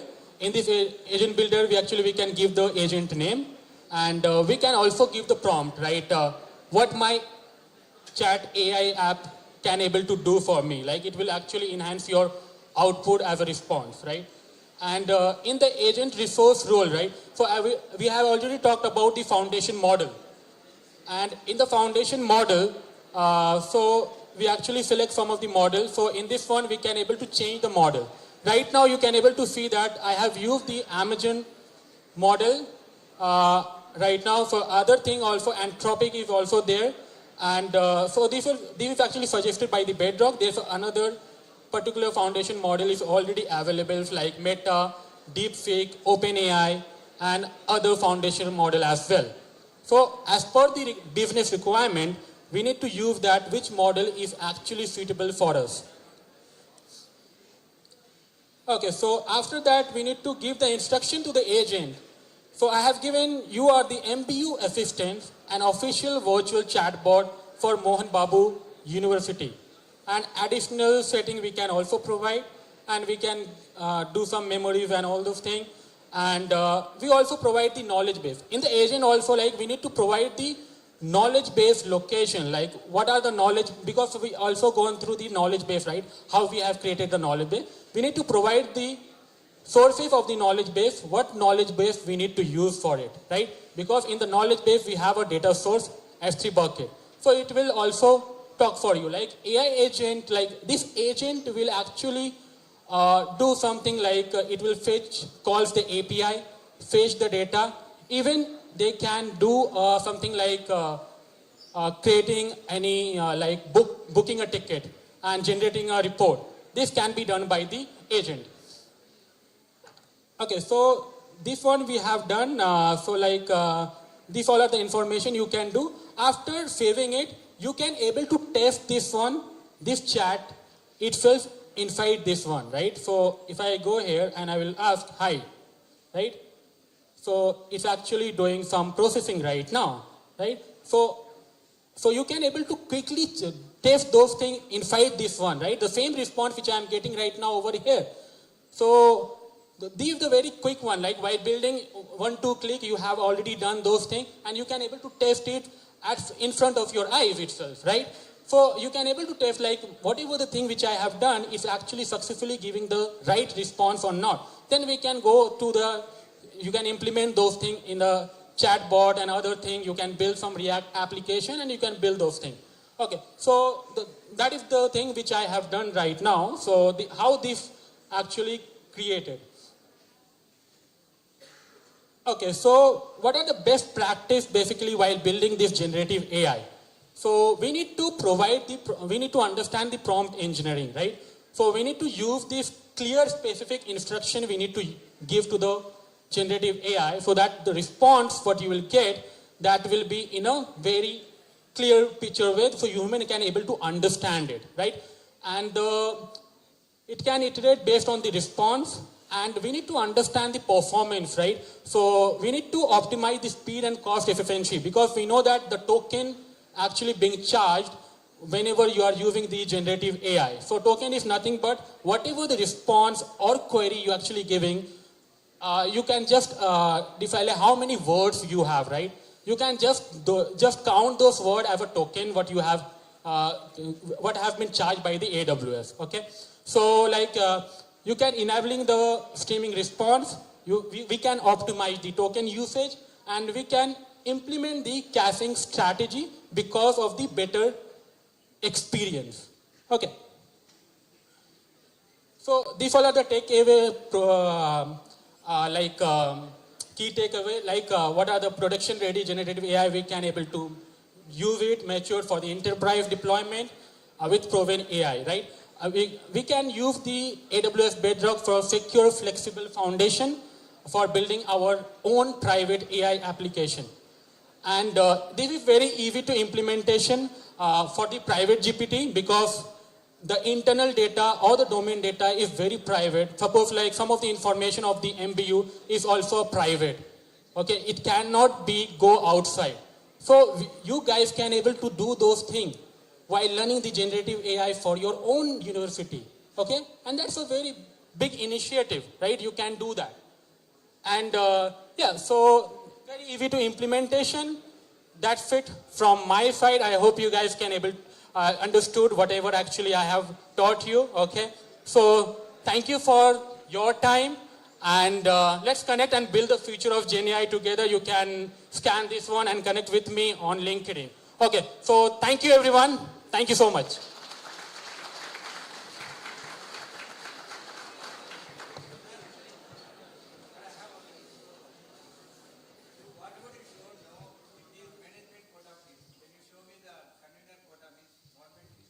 Government fees. AI will understand. Okay.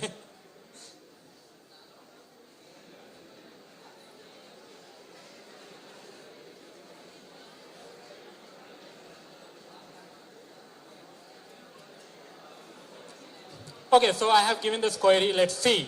It can able to do that or not because I have trained my... Okay.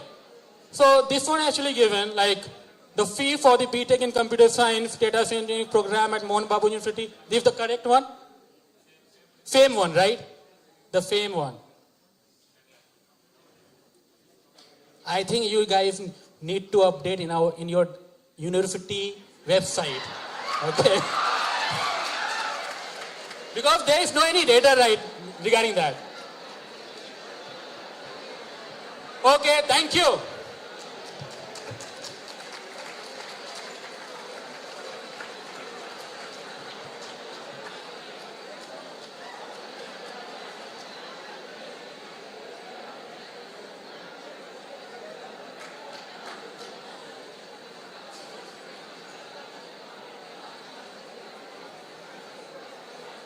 I request everyone to maintain silence.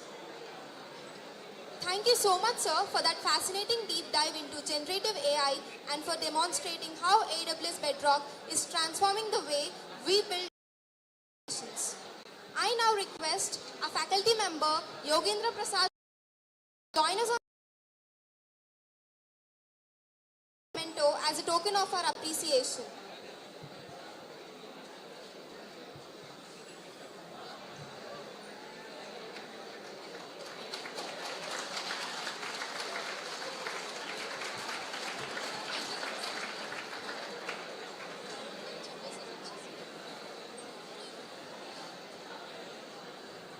And that's wrap up for our engaging morning sessions. And it's now time to recharge and refuel. We have had a fantastic start to the day learning about the power of AI, serverless systems, and cloud innovation. Guys, it's going to be a lunch. At least please maintain silence for 5 minutes. Before we all head off to enjoy the delicious lunch that's waiting for us, just a quick announcement. We have set up some wonderful and creative photo spots around the venue, specially designed to capture your AWS student community day vibes. Whether you are with your friends, teammates, or speakers, don't miss the chance to snap some picture-perfect moments. And don't forget to post your clicks with the hashtag AWS Community Day Tirupati and any hashtags, We recommend MBU Cloud Vibes. And one important announcement for the students of the Mohan Babu University. I request the students of the Mohan Babu University to go to their respective hostels for lunch, and the students of the other colleges, I request you to stay here. We are going to provide the food coupons. Okay.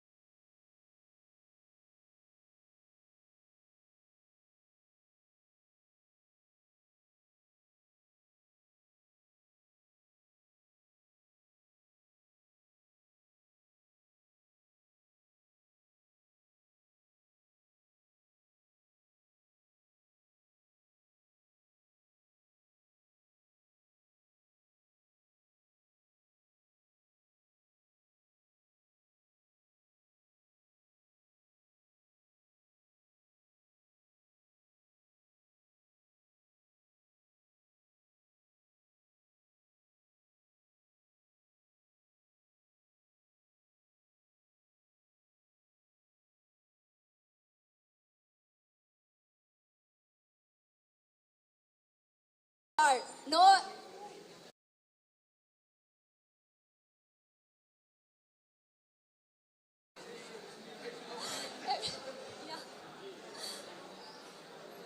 Okay. We have had an exciting morning filled with insights on AI. Okay. To please maintain silence. I'm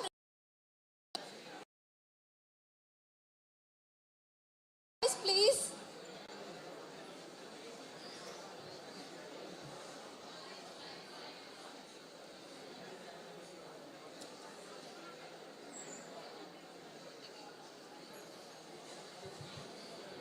We can start the session if you are being silent only. Don't make noise.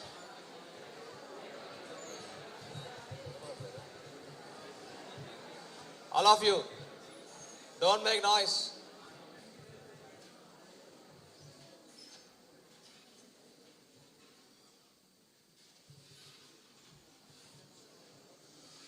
Okay, I think for everyone requesting tone is not enough. We have had an exciting morning filled with insights on AI, serverless computing, and modern architecture. And the afternoon promises to be just as thrilling with some hands-on, real-world knowledge sessions led by industry experts. Okay, so without further delay, let's dive right into our first post-lunch session. The next session is going to be building a serverless RAG pipeline using Lambda, S3, and Bedrock.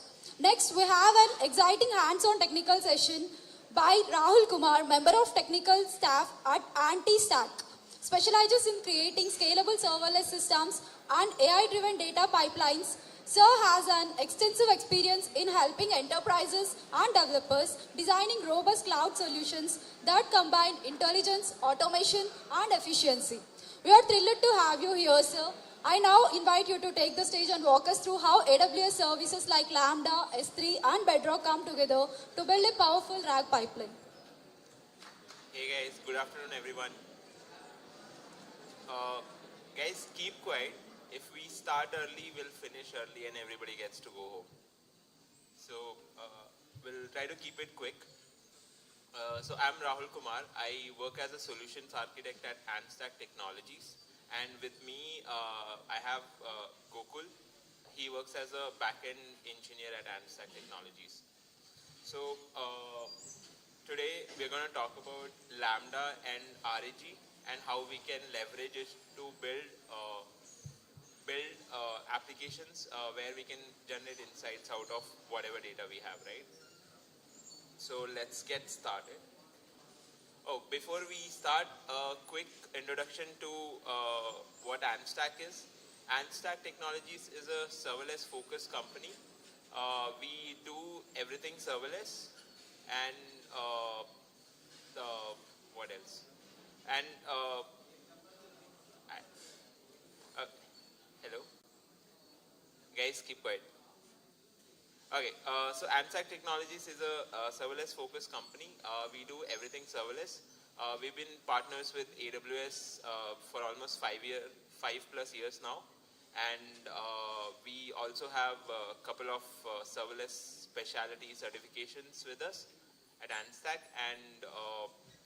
And also I don't have to explain why serverless is important because the morning talks, couple of them covered it already.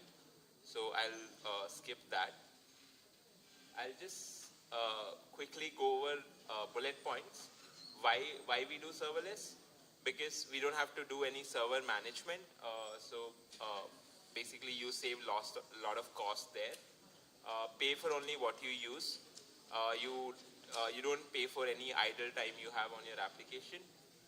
It's built-in scaling. Since serverless is managed by AWS, so all the scaling is taken care by AWS, and we don't have to manually configure anything. Built-in availability, it's highly available by architecture, and so when you work with serverless, you only focus on business logic and nothing else. So you don't waste any time, and you get ROI much faster. Okay, so I'll tell you guys a story. We'll start with the problem statement we had. The problem statement was at ANSTAC, right? So we have a lot of projects running parallelly, and all of these projects, there are multiple teams working on those projects, and so what we usually do is, as the project goes on, we take constant feedback from peers, how the project is doing, how other developers are doing, and we store it, because this is good for our reference in future, right? But what was happening, since there are multiple projects, there are like different developers, different project managers, everybody had their own way of collecting data and storing it, and nothing was standardized. And because of this, we were not able to actually make use of this data. So then comes Feedbackly. One of the developers at ANSTAC suggested let's build an app for it, where we can track feedback regarding projects on a weekly basis. Right? So we started collecting feedback on weekly basis, and we also started collecting something called ratings. Right? How would you like to rate your colleague? But what happens when someone asks you to rate your own friend, you'll obviously give them a 10, right? Even if he is not. So once we had a system in place to collect feedback, the new challenge we faced was everybody was getting 10 out of 10. Nobody was getting below 9. And it was a big problem, right? So that's where we decided to integrate Bedrock into Feedbackly, and I'll walk you through how we did it. So step 1, this is L1, basically means level 1. Okay. So I'll just quickly show you what was our goal. So we wanted people to stop giving any ratings. We wanted them to give only the description feedback, and we will use that feedback to generate ratings on our own. So this was our goal, that where you can go and select your project name, select user, give the feedback, and submit it. And it can either be audio feedback or summary. So this is the prompt we started with. This is the prompt for Bedrock, where we are telling Bedrock that we need to classify the given feedback into 3 categories. Positive energy, in Gen Z terms, it's vibe. How do you like working with the other colleague, right? Productivity, how productive the person is. You might have people who are, constantly working, they look busy, but end result is not there, right? And the reliability, right? Are the colleagues meeting the deadlines, whatever they are declaring? So we'll divide the feedback into 3 categories, and we'll rate each of those categories 1 to 5. 1 being the lowest, 5 being the highest. And here is the feedback. This is a sample feedback. Person X has been productive and completed the tasks as expected, right? So we go to Bedrock console, and what we do is we select couple of models. So these models, right? Each model is good at a different thing. So what Bedrock has, you can compare multiple models against the same prompt and decide which model works for your use case. 3 models. There's Llama, there is Claude, and there is Command R. We give the same prompt to all of them, and you can see the response, right? All of them gave ratings for all those 3 categories, and even the description. Next thing we look at is the metrics, right?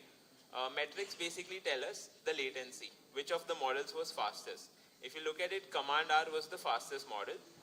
Then the other, what is next? Input. 1 second, guys. Input token. So which one consumed least amount of tokens, right? Which is again Command R, and output token count, which is again Command R.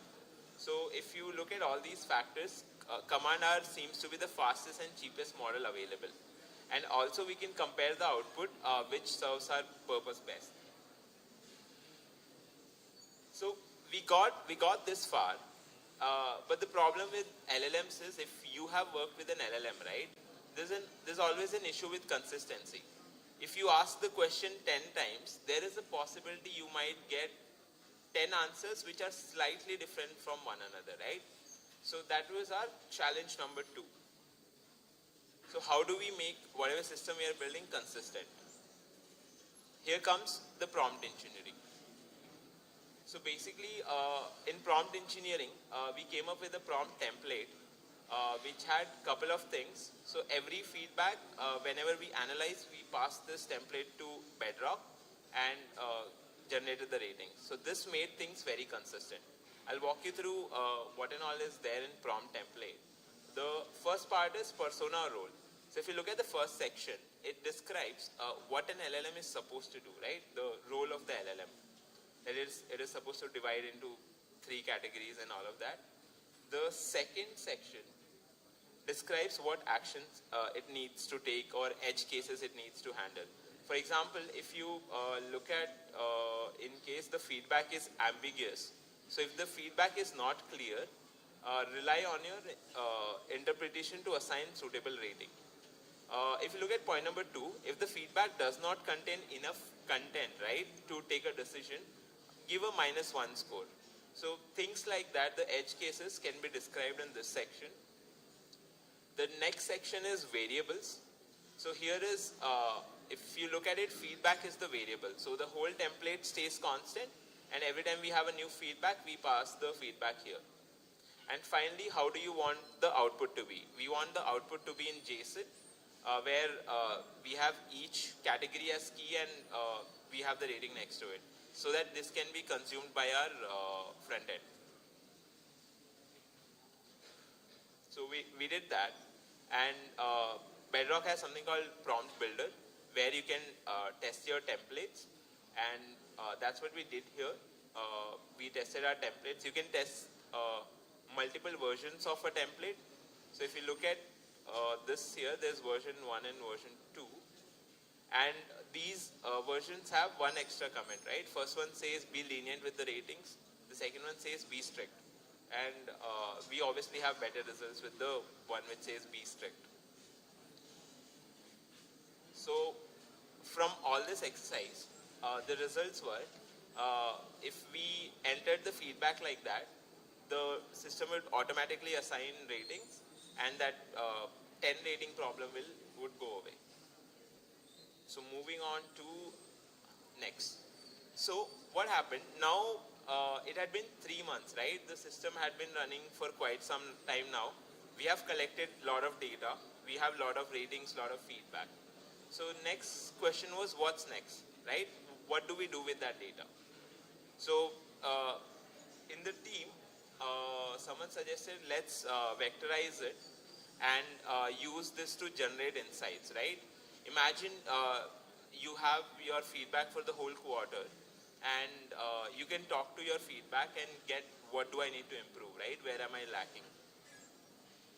So to achieve that, we started with RAG. How many of you know what RAG is? No one? Okay. RAG stands for Retrieval Augmented Generation, which basically means generating information out of data, right? So here is a quick example how RAG works. So let's say we have a query, list some red color apples, red color fruits, right? This query gets converted into your mathematical array, right? And we use that to check inside the vector database and return results. The second term we come across is dimensions. What are dimensions? Dimensions are basically properties related to each word or each token. And the more dimensions we have, the more information we can store. But the more dimensions we have, the higher computation is needed to process those dimensions. Then next we have indexes. Indexes are basically how information is represented inside vectors. It's usually an array of decimal points which represent a line on graph. Finally, we have embeddings. Embeddings is collection of all this data in a database. And if you run the first query, your result will obviously be apple, because apple is more closer to red color fruits in the database than orange. Okay, what's next, right? Next we had to connect our database to Bedrock, and Bedrock has this service called Knowledge Base, where we can put our data on S3, connect it to Bedrock, and then query the data. So we created a knowledge base. So we took a dump of our data into S3, and then we created a knowledge base on top of it. We used Amazon default parser. Parser is basically used to clean the data a little bit before generating embeddings. And we use Titan models to generate embeddings. We are storing the embeddings on S3. We have a couple of options, but OpenSearch is one of the best because it supports a lot of features which other databases don't support. So the next step was to test our knowledge base. So we ran a couple of queries against our database. If you look at it, we are passing the email address and we are asking questions, provide top 3 points of improvement, right? And we were getting all the right answers. I'll keep it quick. Next challenge was admins versus users. So the challenge was each user should only be able to access their own data and not everyone else's, right? But admins should be able to access everyone's data. Why is it? One second. Sorry guys. Yeah. So then someone from the team suggested we can go with Bedrock agents, where we'll have an agent in between which will verify the permission or the role of the user, whoever is trying to access the data, and then return the data. So we created a Bedrock agent where we were asking for 2 parameters, the type of query it is and the email address who is generating the query. Based on the email address, we were verifying whether they are accessing their own data or someone else's data. And we did that. And if you look at it, if you try, so if Sandeep tries to access data for someone else, if you look at the first prompt, it was obviously denying it, right? I apologize, but I'm not able to retrieve Sandeep's data. But if Sandeep tries to retrieve his own data, he was able to get it. So the next challenge was keeping the, so this feedback collection is a continuous process. So we are generating feedback every week, right? It's company-wide. So it's like hundreds of people are generating a lot of data every week. So our next challenge was to keeping this data in sync with knowledge base. So that is where, that is where we came up with this new thing, which probably Gokul will walk you through this. Before that, I want to give you a quick context.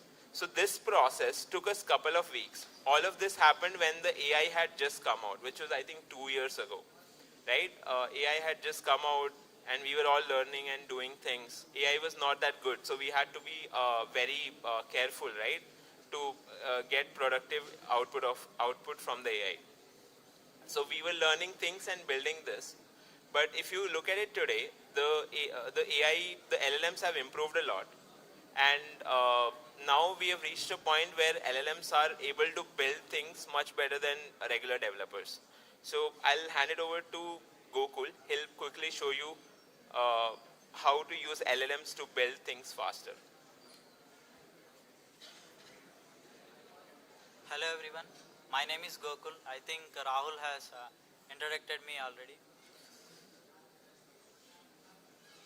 So there is an existing architecture when I have joined to Einstein. We have discussed with the people in the team, whoever worked in the feedback lead. I have understood the architecture of the existing feedback lead. Later we got some requirements, so we need to optimize the feedback lead with the new features. So they were like going to console and doing syncing manually knowledge-based thinking manually, right? So they don't want to do that manually. So here I came across a new architecture where I have walked through like existing architecture and the requirements provided by the team. Later, I have seen lot of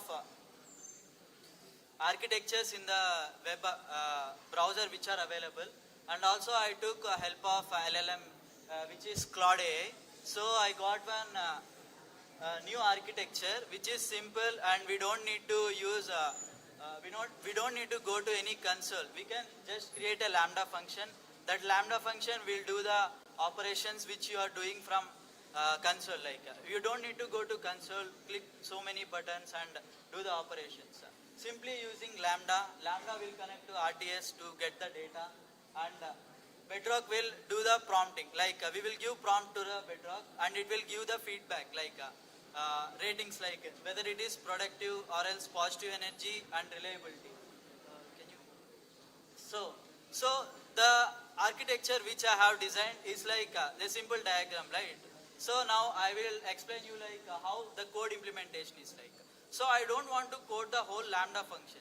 So I came up with a new idea like actually I am using Claude Code, which is an AI agent which will build code for your applications. So I have created task.md file. So this is the task.md file. It contains what it needs to be built and how it needs to build, what are the requirements it needs to be done, and also where it needs to get the data. That is the Cloud Code CLI. It will come with subscription.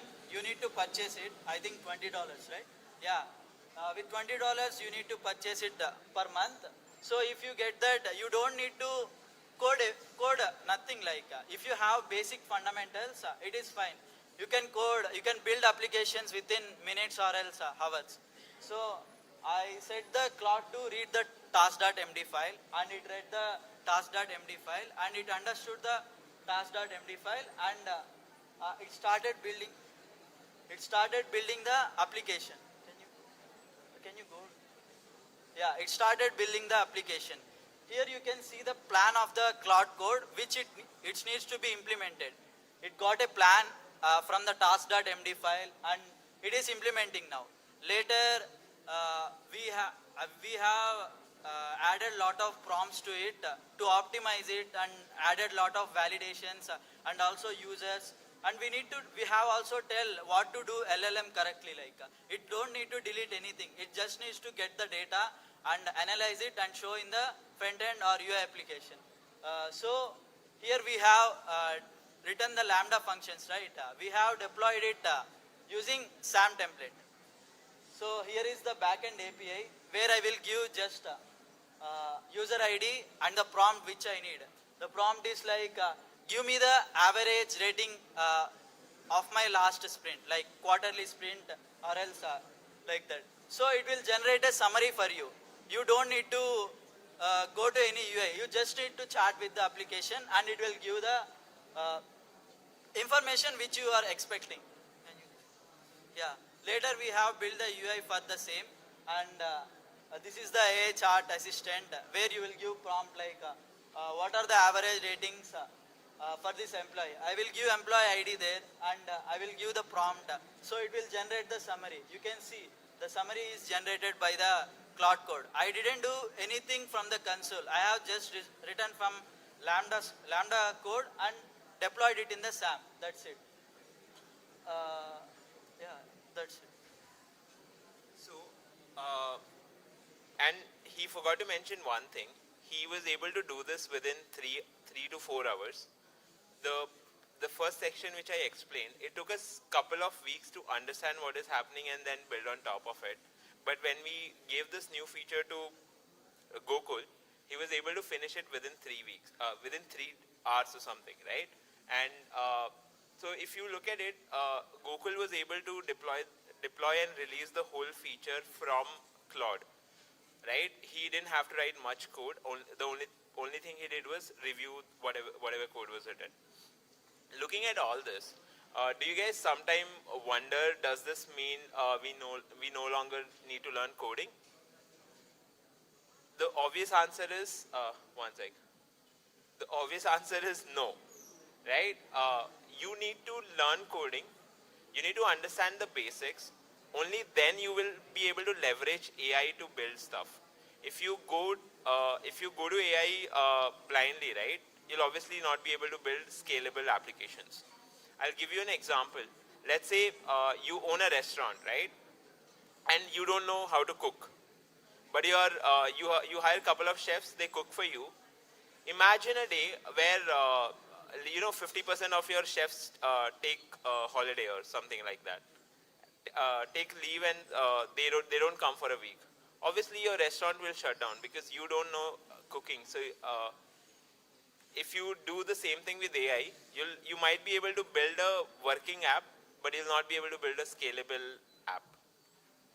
And just to give you some examples, so what is happening recently is, after AI came into picture, there are a lot of companies which are single user companies, but they are doing more than $1 million in annual revenue. Here are a couple of examples. These are not single people company. These are below 50 member company who are doing multiple, their annual revenue is in multiples of millions. So these should be enough inspiration for you guys, that if you guys have an idea, and if you understand how programming works, right, you can build an app within a day and release it. Yeah, that's about it. I hope you guys learned something from it. Here are our QR codes. If you want to connect on LinkedIn, please take a picture. Thank you so much. Also, we are hiring. So if any of you are in your final year, feel free to apply. Thank you so much.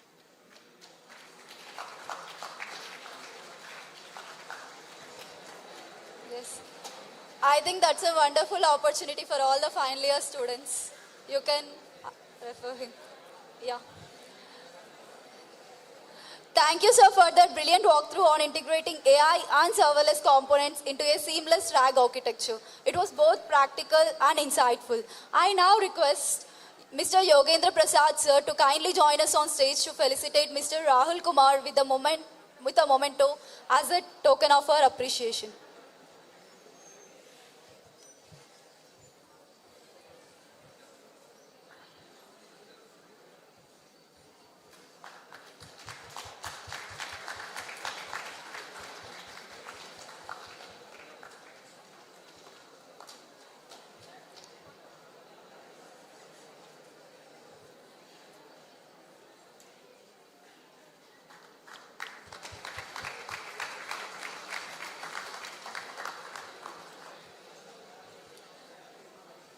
Thank you once again, sir, for that enlightening session on event-driven systems and serverless RAG pipelines.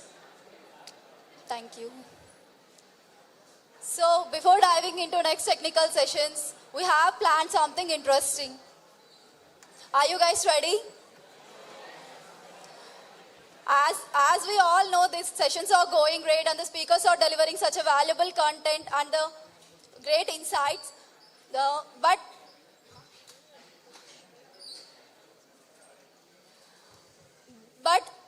attending back-to-back sessions is not that easy. We understand that. So we have planned something very funny, but don't think if I'm mentioning funny, don't think as this other cultural activity. It is something related to AWS only. So we have brought AWS MindSpark. Don't take it as a new AWS service. It's just a quiz organized by our team. So let me quickly take you through the rules of the quiz. So the quiz consists of 3 questions. All are related to AWS. The first question is very easy question, and the second question is some sort of medium level question, and the third question is little bit tough question. You might be thinking that what will we get if we answer questions and we put lot of efforts into it. Don't worry, we have brought something cool swags for you. Not the swags we are giving for all the participants. It's something special. But the swags are not announced now. The swags are kept secret and the swags are distributed for the person who answered the question correctly at the end of each question. So, another quick note is that whoever knows the answer, just raise your hand. Even if you know the answer, don't just scream because it will help the other person. So in case of multiple hand raises, our team is observing whoever is raising the hand first, so they'll tell. Okay, are you guys ready? Okay, let's test your knowledge on AWS now.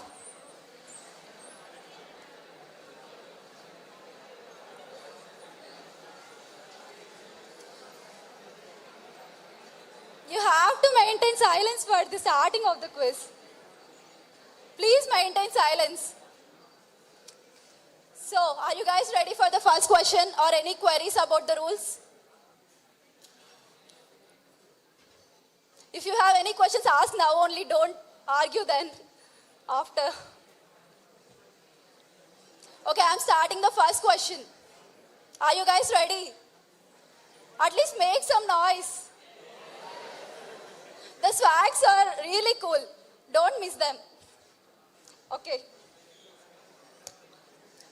Okay, I'm starting the first question. Which AWS service is primarily used for storing objects like images, videos, backups? Okay, team, who is the first? Sir, you're not allowed. Who is the first? Anyone? Wait. No, we'll bringing the mic.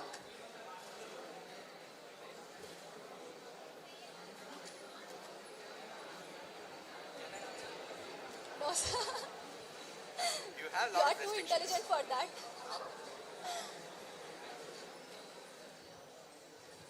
It's S3, Yes. simple storage service. Yes. Since it's an easy question, you have got some small swag. Not at all small, but it is a AWS cap. Thank you so much. Enjoy.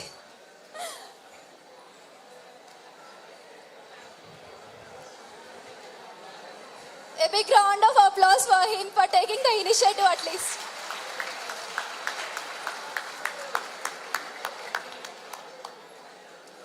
So that you have seen the swags, it's only for the easy question and it's more cool for the next level of next set of questions. So be ready. But maintain silence. After asking question, you can answer. Not now. So guys, please be silent. So I'm starting the next question. Listen carefully. Which AWS service helps you run virtual servers in the cloud? No, you're not allowed. No, you're going to win all the prizes. Amazon EC2. Yeah. Let's clap for him. It's an AWS bag, mini bag. Okay, for the next question, I am revealing the swag so that you can push yourselves to answer. It is $25 of AWS credits. It's very helpful for building your projects. Okay, are you ready? Are you ready? From girls' side, no one is raising the hand. It's a matter of the prestige. Okay. Okay, please be silent. Let all hear the question. Okay, I'm starting the question. In AWS Lambda, what is the maximum execution time for a single function? Oh, we thought it was a tough question.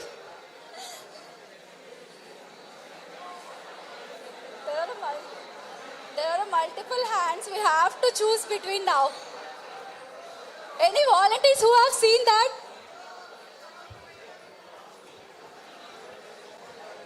I think it's from this side. 15 minutes. Huh? 15 minutes. Yeah. You have 125 AWS credits. Along with that, you have one also then. So the people who have not won the swags, don't worry, we'll come back with another edition of Mindspark. Be ready and Google yourself about the AWS.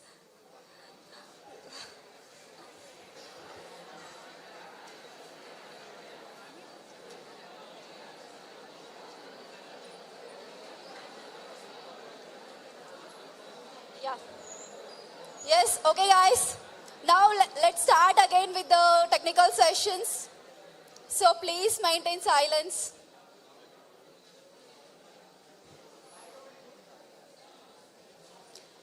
Guys, silence please. I think you are not ready with the requesting tone. Okay. Our next session is going to be on generative AI operations, FM Ops, LLM Ops, integration with ML Ops maturity model. Our next session is going to be taken by Mr. Ragul Gopal. We'll explore how emerging AI systems are being seamlessly integrated into modern operational pipelines. This enlightening session will be led by Mr. Ragul Gopal, a data scientist at Logitech, a distinguished expert in AI systems architecture and operations, known for his forward-thinking approach to optimizing AI workflows in real-world applications. So, we warmly welcome you to take over and share your experience with us. Check. Thank you. Right, so very good morning. Very good morning. Okay. Hope you're not sleeping. Hope you're not sleeping. So, very good afternoon. Okay, so very good afternoon to you, right? So, first of all, it's so happy to see everyone sitting, and I think so you guys are listening to each and every sessions, right? Because starting with serverless, we do have started with Lambda. I'm not sure people know what Lambda is as of right now, and moved Lambda from your session, right? From which is Lambda is not only the serverless, we do have Fargate also as serverless, and that enlightened people will not choose one, like when they ask what is serverless, and they will answer, right? Whatever answer you have got, right? But not only Lambda, we do have a lot of other services as well. Moving down a little bit, right? We have our private hosted GPT in AWS. So which, like for your college, we do have an AI chatbot that has a bedrock with your knowledge base in S3. We add all those compatibility, like all those things we had it. Moving a little bit out, we have people from Handstack who they develop their own kind of child application that uses Bedrock at the back, Lambda, everything, right? So that's good to see. And here, what I'm going to present it today, right? So you take all of your LLM apps, right? Whatever you build, RAG is nothing but a retrieval augmented generation apps, or a basic, I just want to give my input to the LLM and I want to take the output from my LLM. Anything you guys trying to build it, right? I think so people will be using LLMs daily. People will be using OpenAI, ChatGPT. You guys don't use it? Okay, Gemini? You use it from the front end, right? You use it as an application by typing chatgpt.com or Gemini or Google. In Google, you just go to Gemini and you just type it and you go enter whatever prompt you get it. Possibly you'll be using it in your assignments if I'm not wrong, right? Okay, I got a very big yes from using Gemini or LLMs, right? Generative AI in your assignment writing perspective. That's good, okay, but I'm not saying that's totally good. I should not say I'm not a person to encourage you to use the LLMs for your college assignments. But what we're going to see today, right?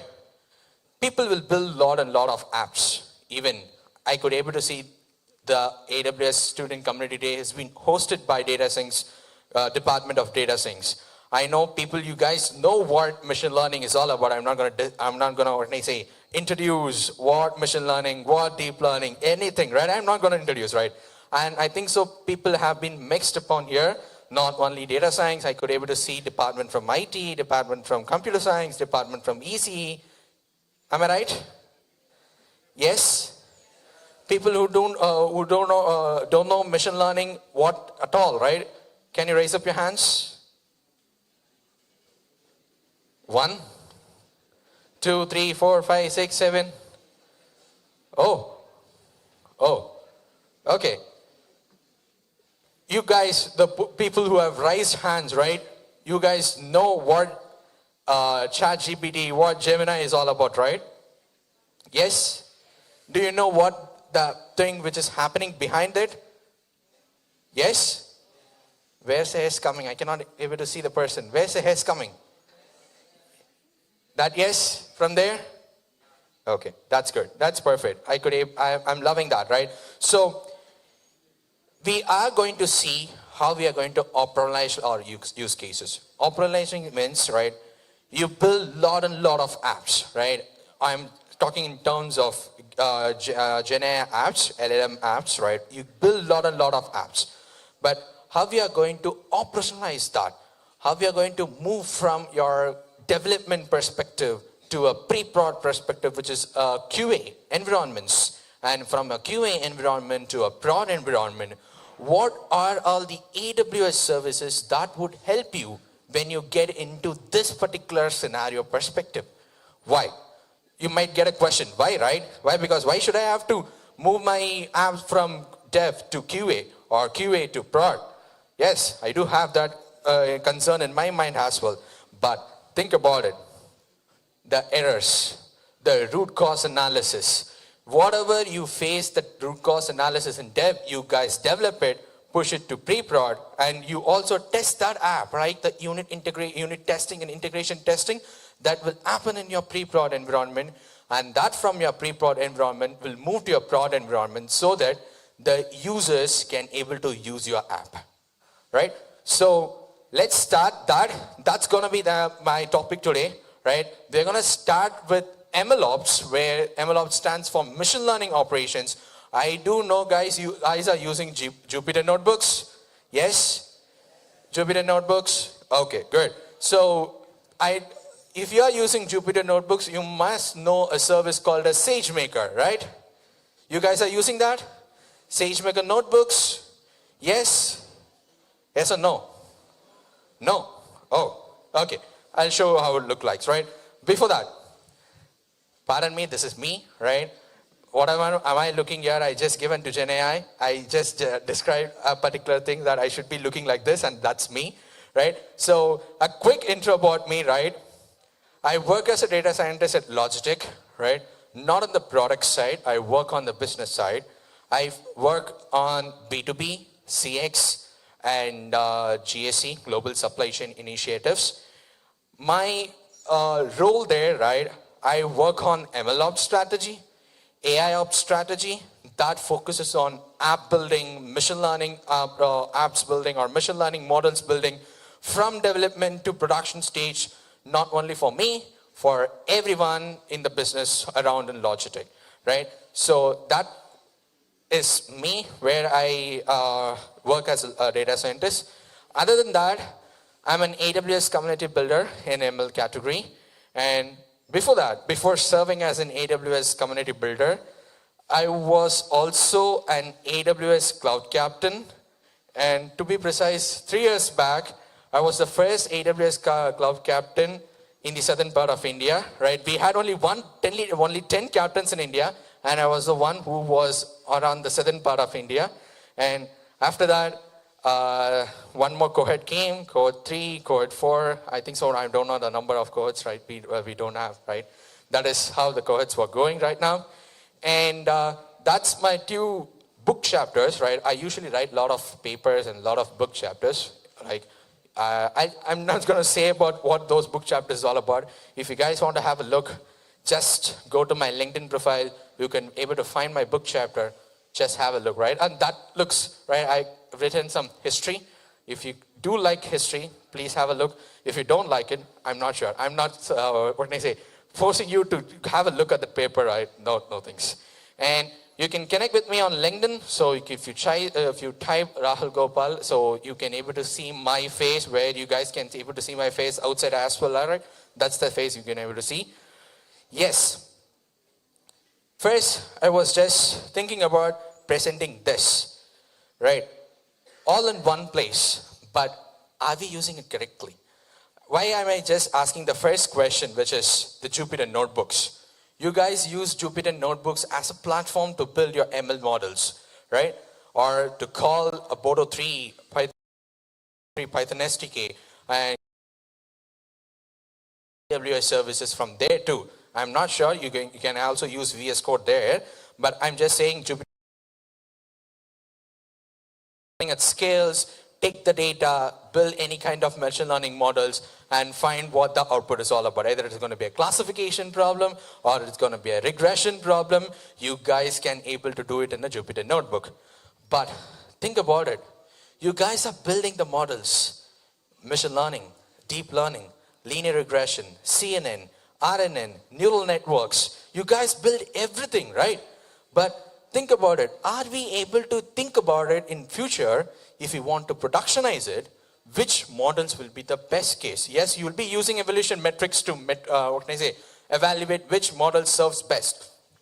But how we can able to automate the platform from dev to pre-prod to pre-prod to prod? And that's where we are going to make sure what is ML model in production. Why? Because I'm going to take a look, first we are going to have a look at the MLOps maturity model. We're going to take a look of level 0, level 1, level 2 and level 3. We're going to use this level 0, 1, 2 and 3 in your GenAI Ops, which is LLM Ops, which is going to be a foundational model operations, a subset, which is LLM Ops is a subset of foundational model operations, where you could able to use the same strategy which is being derived in ML Ops in GenAI Ops as well. Let's take a look, right? First, it's going to be a very simplest task. Whatever use case you're going to build, whether it is going to be a classification or a regression, what is going to be my input features to the model that needs to be fed into, right? Then next thing, where the model is going to be stored. You just use your models from scikit-learn or PyTorch or TensorFlow, right? You choose any kind of your platforms to build your ML models, but where is your models being stored? You just store it in your Jupyter notebooks and leave it aside.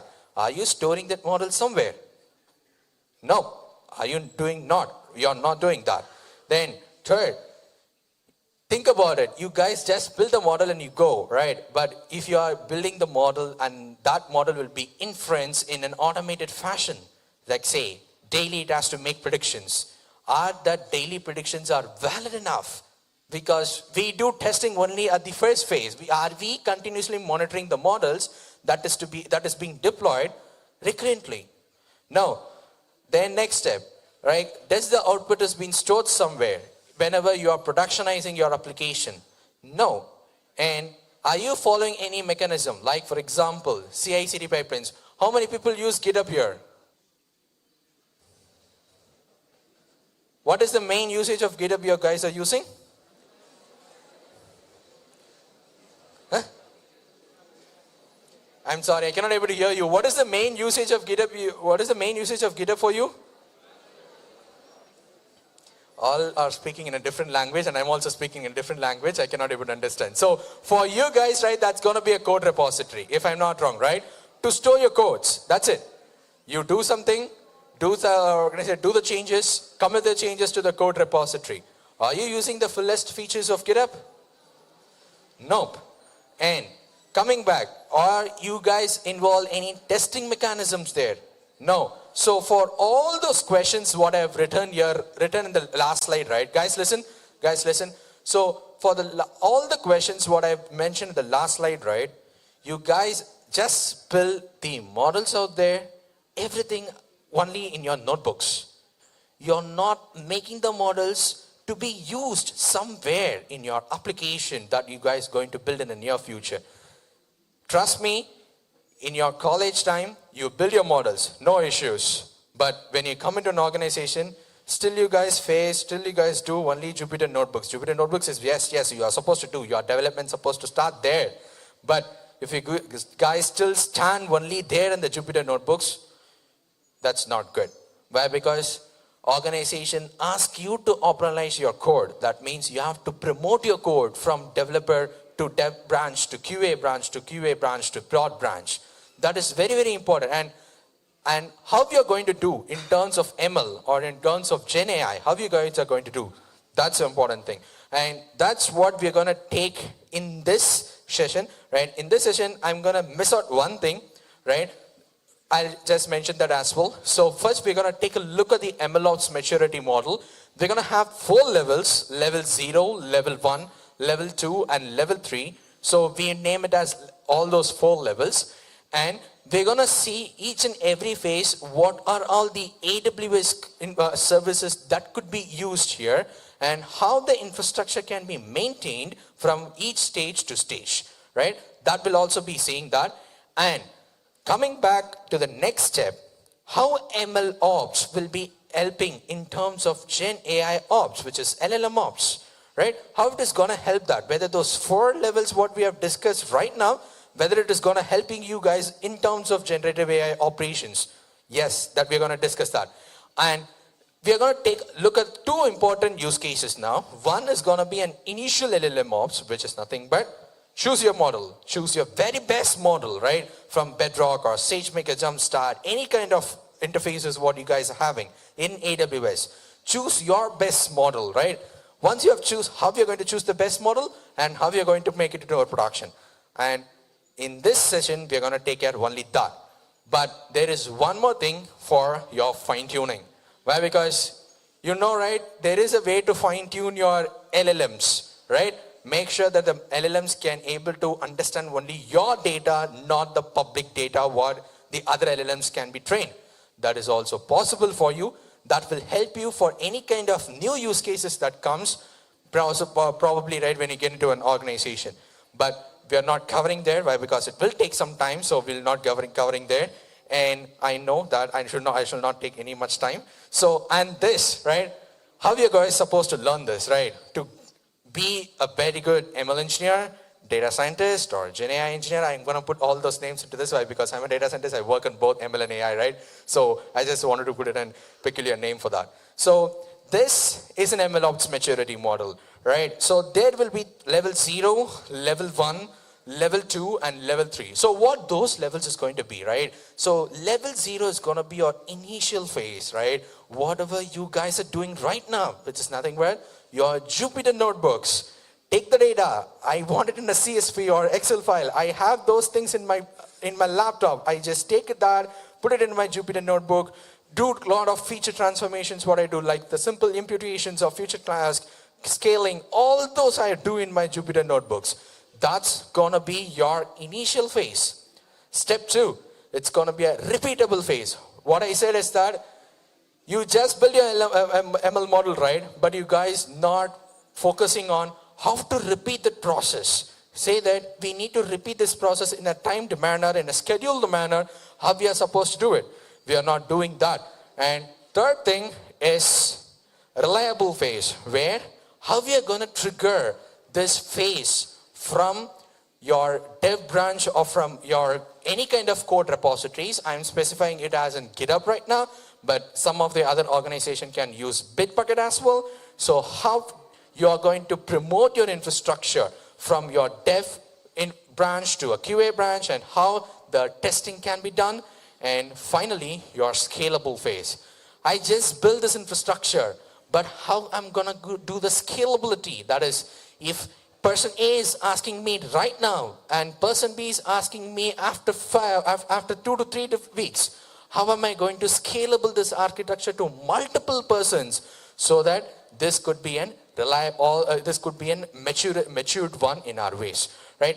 I also mentioned some of the services in my notes, right? You could able to see inside level 0, I can show, we'll start with an architecture. So if you be to see, right? So we could able to see you guys build anything in notebooks. Yes, I believe that is gonna be our development environment where we build all of those things, starting with data ingestion. Like if you have your data in S3 buckets, take it through Python SDKs, Bodo 3, do it all of your data ingestions in an automated manner.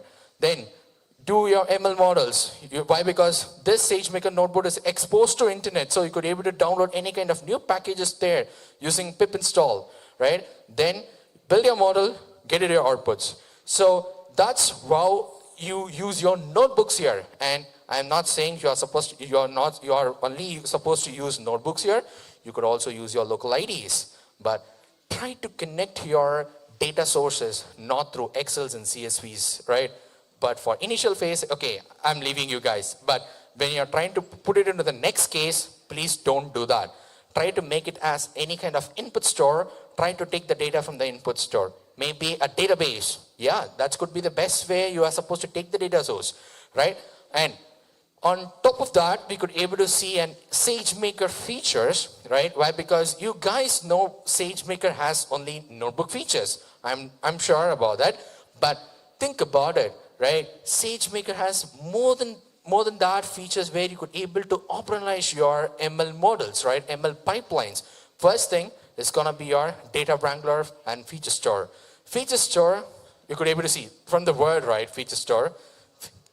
Like it's gonna be a component where it can store all the features. Like for example, for your ML models or in kind of any kind of models you're going to do it in the case, right? That feature store will hold all the features for use cases what you're going to build it, right? And this is how you could able to start your initial phase. We done this initial phase already, right? We take our ML data that is available inside your, what can I say, S3 bucket. And I mentioned ECR, Lambda, EMR, Athena, and Glue. I'm not sure whether you guys know the services or not, but I let you research this, come up with why I have included here. That will help you a lot more understand why these services, not only these services, right? Most of the other connected AWS services can help us to automate the level 0 of the maturity model. And once it is done, I've done my development, right? Once I've done, I'm gonna push this code to a code repo. I've there mentioned a code commit service, which is an AWS service, but unfortunately code commit is not available to new users from now, right? Not from now, it was announced a pretty bit earlier. So for that thing, there is a way you can connect your GitHub repos or Bitbucket repos so that whatever changes you guys do in your notebook, that could be reflected back in your GitHub and Bitbucket, right? And this is level 1, repeatable phase. Don't think it's very too huge, right? I can just go a much deeper into it, right?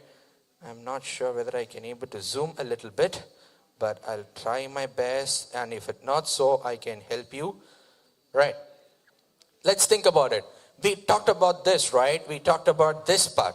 Yes, this is gonna be my level 0. Then once you have pushed your code to your code repo, you are supposed to repeat this process. How you are going to repeat this process? And I'm not sure whether you guys know what code commit and code build does, right? Sorry, code pipeline and code build does. Code pipeline will help you to automate the CI/CD, automate the process through CI/CD pipelines. And I'm not suggesting you to use only code pipeline. You could use GitHub CI/CD as well through GitHub Actions, right? So through inside your CI/CD, you could use your code pipeline, go to code build, and once you have done, once the code has been built, right, now you are supposed to automate it. And what can I say, you use use Avinash architecture there, which automate the infrastructure using Fargate, right? Put it in ECR, put your Docker image inside ECR and automate the infrastructure. And once you automate the infrastructure, you have a dev account set up for this, which includes your pre-training, training, and post-training. This is one part we have done, but where the data comes from, think about it. Now I'm not taking the data from a CSV or an Excel file, right? I'm just taking the data from a data lake, right? I've set up a separate account for data lake for BI engineers or data engineers who can able to work in my project, right? I've set up for them, use S3, right? You can store all your data and push it back to the SageMaker feature store. From SageMaker feature store, you guys can able to use it and start building the models, right? And this is repeatable phase. I don't want to go much deeper into why, because I can able to share the presentation as well. Okay, I'm not going to bore you that. Then the next phase is going to be a reliable phase. Reliability means that you need to make sure whether the same code which works in the development environment should work as same as in the QA environment, which is nothing but a pre-prod environment. How we are going to do it? We said, please try to do the unit testing and the integration testing in the pre-prod branch. Once you have moved your code from your developer environment to your QA environment. How are you going to do that? Through pull requests. Ask your managers to manually approve it, and once it is done, put it in your QA environment. That's good. But you are supposed to check all of those things in your QA environment. Just stay with unit testing and integration testing. Everything you are supposed to do it here, right? I've just mentioned those things like how testing can be done through batch or streaming. You can able to have a look at this particular point of view as well. And finally, my scalable phase. The scalability is how can I able to merge that to a production branch, right? As I said, once I set up those 3 environments, now I am ready.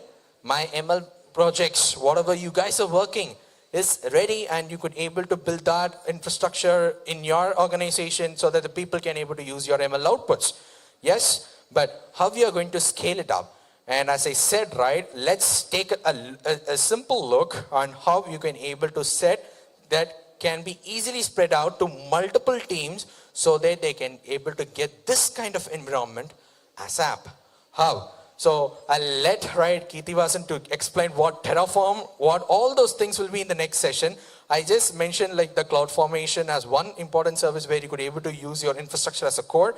I write all those things, right? Whatever I've done here as an infrastructure as a core, put it inside cloud formation, and that could able to, what may I say, build this core or build this infra for me in a minutes of time, right? But there is also another way. We can able to see that session as well, right? Yes. Okay, I've completed, right? Yes, I got the silence. So the level 0, what's level 0 is? Level 0 is? Oh, good. Level 1 is? Level 1 is? Good. Level 2 is? Sorry. Okay. Level 4 is? Scalable phase. Okay. I passed. So now that let's goes to the how MLOps is going to work in LLM ops, right? I know you guys, right? This is a picture what we have that I take from AWS itself, right? So some of the key features as of now what we have learned, right? The level 0, level 1, level 2 and level 3, that could be used in the terms of LLM ops as well. Please don't sleep. Thank you. Right? So in LLM ops as well. Sorry. So once it is done, make sure that your data, all of those things. So very important thing. You guys are using ChatGPT and Gemini, right? You must be choosing the model. Am I right? So on which basis or which criteria you guys are choosing that this model will be the best model for me for this particular kind of question? Are you choosing that? You have list of models which is available in ChatGPT and you have list of models available in Gemini. Are you choosing this model will be the best model? How you guys are choosing? What's the basis of it? That's we will see. Why? Because that's going to be my initial LLM ops, right? Where I'm going to choose my best model for the best use case, what I'm going to develop it, right? Let's get up what initial LLM ops is going to be. What you guys supposed to know before choosing the LLMs, right? From the SageMaker Jumpstart or Amazon Bedrock, right? So let's take a look. First, you have to see whether your model is an open source model that could be accessed through Hugging Face or Bedrock or what may I say from SageMaker Jumpstart or any kind of developer API tools, or it's proprietary. Second thing, are you guys having a commercial license to use that model? Yes. If it's yes, that's the next thing. Third thing, the parameters. Okay, so whatever parameters you guys pass in your neural networks, right? Think about it. Why? Because we do have two different types of models in terms of generative AI. In most text generation models, one is SLM and the one is LLM, right? SLM stands for small language model. LLM stands for large language model. Small language model will take less billions of parameter, and large language model will take huge billions of parameters. Think about your infrastructure. and say whether the cost is also be the next criteria where you are supposed to know about it. Okay, I haven't mentioned the cost. I'm sorry, I'm supposed to do that, right? Next thing is speed or latency. Whether if I give an input to the LLMs, right, it gives me the output. Whether it's speed enough or whether it is fast enough to give me the output. Why? Because we will get at the next second it's supposed to give me the output. But LLMs won't be do that. Why? Because lot of behind architecture is built up, and we are supposed to build that architecture as much as clear as possible. And your context window, your training data set, the quality of the LLM, and finally the fine-tunable. I made a question mark. Why? Because we can able to fine-tune some of the models whatever available inside your Hugging Face or inside Bedrocks as well, right? But when you guys are trying to fine-tune the model, you must have an efficient architecture. For example, your laptops or computers which has an highest GPUs, right? GTX 1650 Ti or RTX, some kind of NVIDIA processors, you guys supposed to have it. That will be able to make that, yes, I'm going to fine tune the model. Yes, that's going to build you out, right? So I'm just mentioned what are those things here. Maybe lot of things is crucial for me as well whenever I need to build my things. The next thing, how I'm going to choose the best LLM? Well, because now I choose, right, what are the criteria of the LLM. The next thing, initial ways is done. Next thing, what's the best way to choose my LLM, right? Why? Because we have 2.5 Flash or 2.5, everything we have it in Gemini and OpenAI, lot of models we have it in our organization, in Bedrock and Jumpstart. Which LLM will be more easy for you, or which LLM will be best suited for your use case? Why? Because all the LLMs are not same. Some of the LLMs has been trained on coding data set, some of the LLMs are trained on public data set, some of the LLMs are trained on medical data set. You can't able to use all the models for all the use cases. You cannot able to do that. So make sure what the use case you're going to build it. Take a look of all those input prompts you're going to take it. Try with all the LLMs what you're going to choose. Like say I'm going to choose a lot of 10 models, right? Take a look, just pass all those LLMs into the 10 models and make sure which model performs well. Connect with the business, make sure, yes, this model performs well. And that works in a very clear manner. And I mentioned prompt catalog, where prompt catalog is the database where you could able to store all of your input prompts, and that prompt catalog can be a DynamoDB. I'm not going to explain what DynamoDB is, I'm sorry. So next thing, now once the first one is done, I'm going to choose my top 3 foundational models. Okay, I have chosen here as Titan Text, Claude, and Falcon 7 Instruct, right? Now, from this 3, I need to choose 1. Okay, why? Because that's a ranking scenario, right? From 10, I have chosen 3. From 3 to 2, I need to choose 1. This is the mechanism I'm going to use it. So, we have the fine-tuning data set which is available. Make sure, guys, listen, right? So,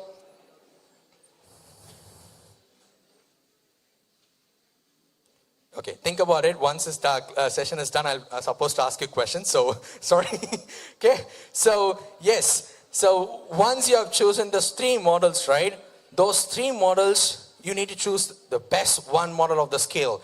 Make sure to use your fine-tuning data set and use this scenario. Make sure your evaluation metrics are passed, and finally getting into an human intervention and LLM to judge another LLM. We're going to be called as LLM as a judge, right?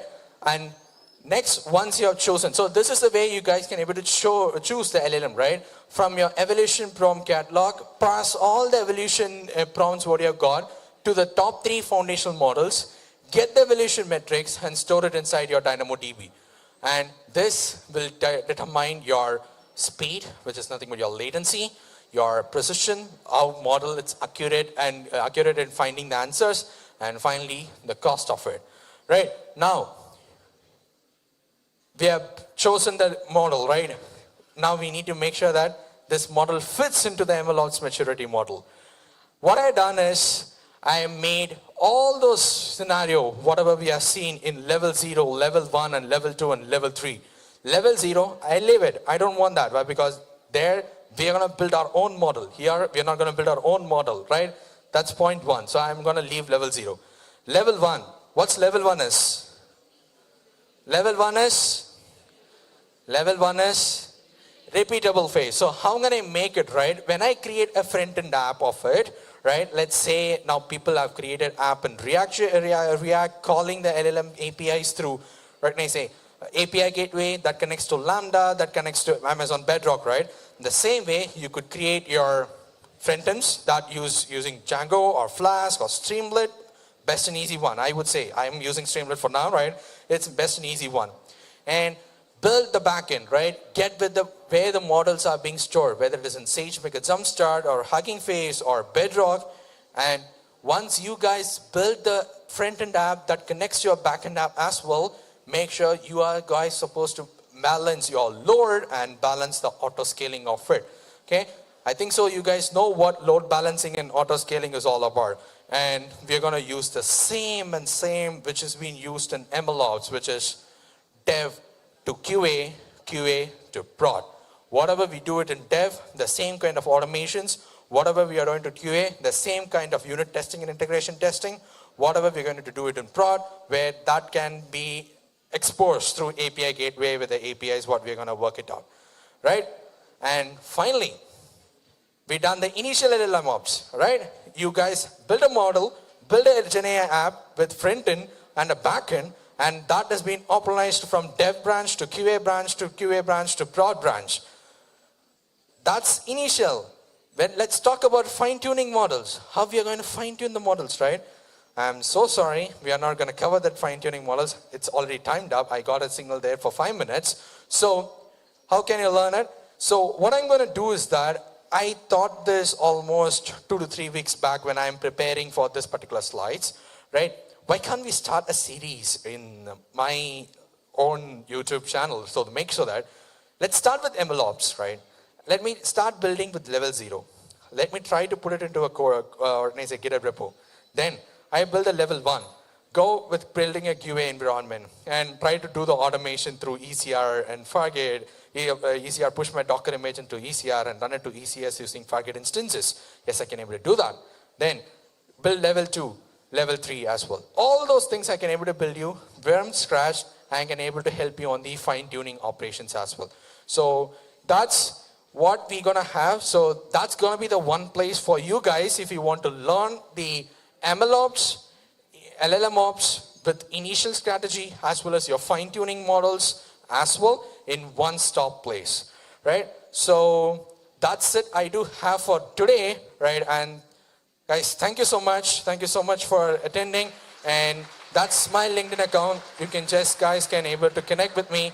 And if you have any doubts in this session, I'll be there. I'll be around here. You can guys can connect with me and we can able to discuss this. Thank you. Thank you so much. Thank you so much, sir, for unfolding the depth of AI operational maturity and helping us understand the future of AI deployment with such clarity. I now request CH Pratima ma'am to kindly join us on stage to felicitate Mr. Ragul Gopal with the memento as the mark of gratitude.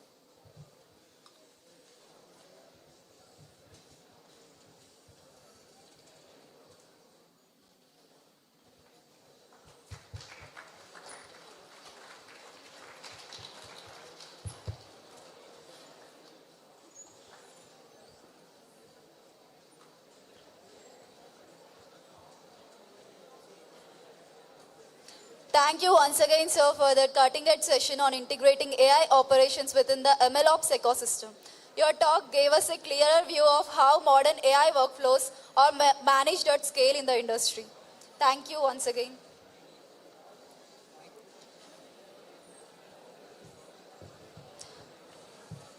Okay, everyone, have you enjoyed the session? Okay, our next session is all about bridging infrastructure as code with AWS Cloud Management. Bridging IAC and cloud hands-on Terraform techniques for AWS. This session will be presented by Mr. Kirtivasan Kannan, a senior cloud engineer at ANZ, a cloud infrastructure expert and hands-on practitioner known for its practical approach to deploying scalable systems using Terraform. So we are eager to learn from your experience. Please take over the session. Hello everyone, good evening. So I'll just say, Andariki Namaskaram, right? Okay, good. So everyone try to ask for the session first, right? When people ask for the opportunity, like, hey sir, when you want to be your slot being chosen, right? Unlike others, like I chosen to be last, right, or at the middle. There are wins and sorry, is it fine? Any better?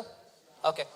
So doing at the middle or like close to end of session has its pros and cons, right? So first you want to meet up the expectation of the previous speakers, plus you also need to add value and then not get the audience boring, isn't it?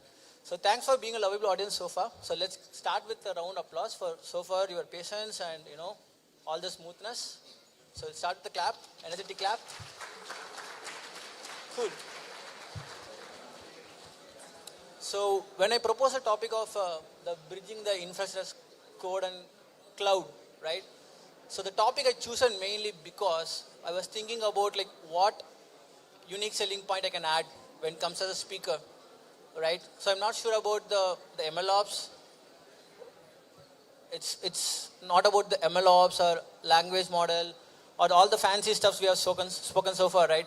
But one thing I can guarantee from my session, what you can do is you stay end to end and then you can add one skill set to your resume.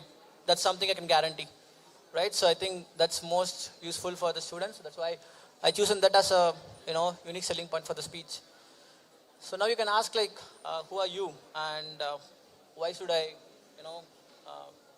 pay attention to the session. So myself, Vasan. So let's see. So these are some fancy AWS certifications I hold. In my part time, I also do run 2 YouTube channels. One in Tamil, it's Tech Page, and another one is eVidai. It's in English. So both around AWS and DevOps part. So if you're focusing towards hands-on based specific, not just theoretical, then it can be a go-to place for you. So without wasting time, let's start. So how many of you people have the AWS accounts with you? Raise your hands like if you own your own AWS accounts. Or maybe a quick shout out like, yes, I do have. Do you have? Let's see. In this row, let's say with the left, right. How many of you people have your own AWS accounts? Okay. And how many of you tried doing the hands-on part when it comes to the AWS itself? How many of you have tried the hands-on when it comes to AWS? You have the accounts, that's good. Okay, I could see a couple of hands. Right, so these are the pretty much services, right, which is available, more common. And then AWS has been evolving. They come with like more and more service and more technology, being it like Bedrock, which is most hot topic for today, or the ECS, ECR, serverless. So whoever did the hands-on part, how have you made the hands-on part? Is it via UI or is it via coding specific? Did you follow any infrastructure code approach? Maybe let's go for a voting. Like, did you do it with ClickOps? Like you went to the console and clicked next, next, next, or you did any way to code it? ClickOps or code? 1, 2. Maybe we'll have a hearing of word. 1 for coding and 2 for ClickOps. You know ClickOps, right? You go into the console and then click next, next and create it. So what is your experimentation when it comes to AWS? Coding? ClickOps, console? Okay. So that's one basic beginner mistake people do, right? So they start with ClickOps and then they stay over there. So where the coding things comes into picture, or the non-ClickOps can come very handy. Any idea? Where it's going to help you, the way of doing with ClickOps versus the way of doing it with coding?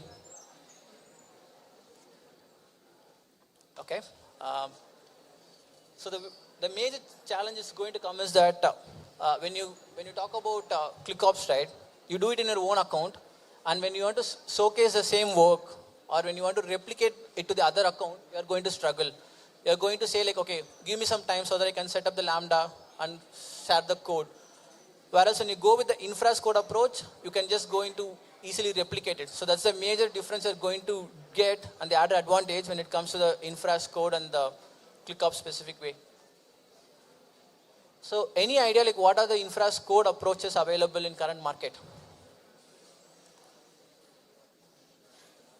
Any tooling naming you could think about? The AWS service. So you have CloudFormation. You also have Terraform. So, and then you have other services like Pulumi. So these are the widely used services when it comes to the infra as code approach.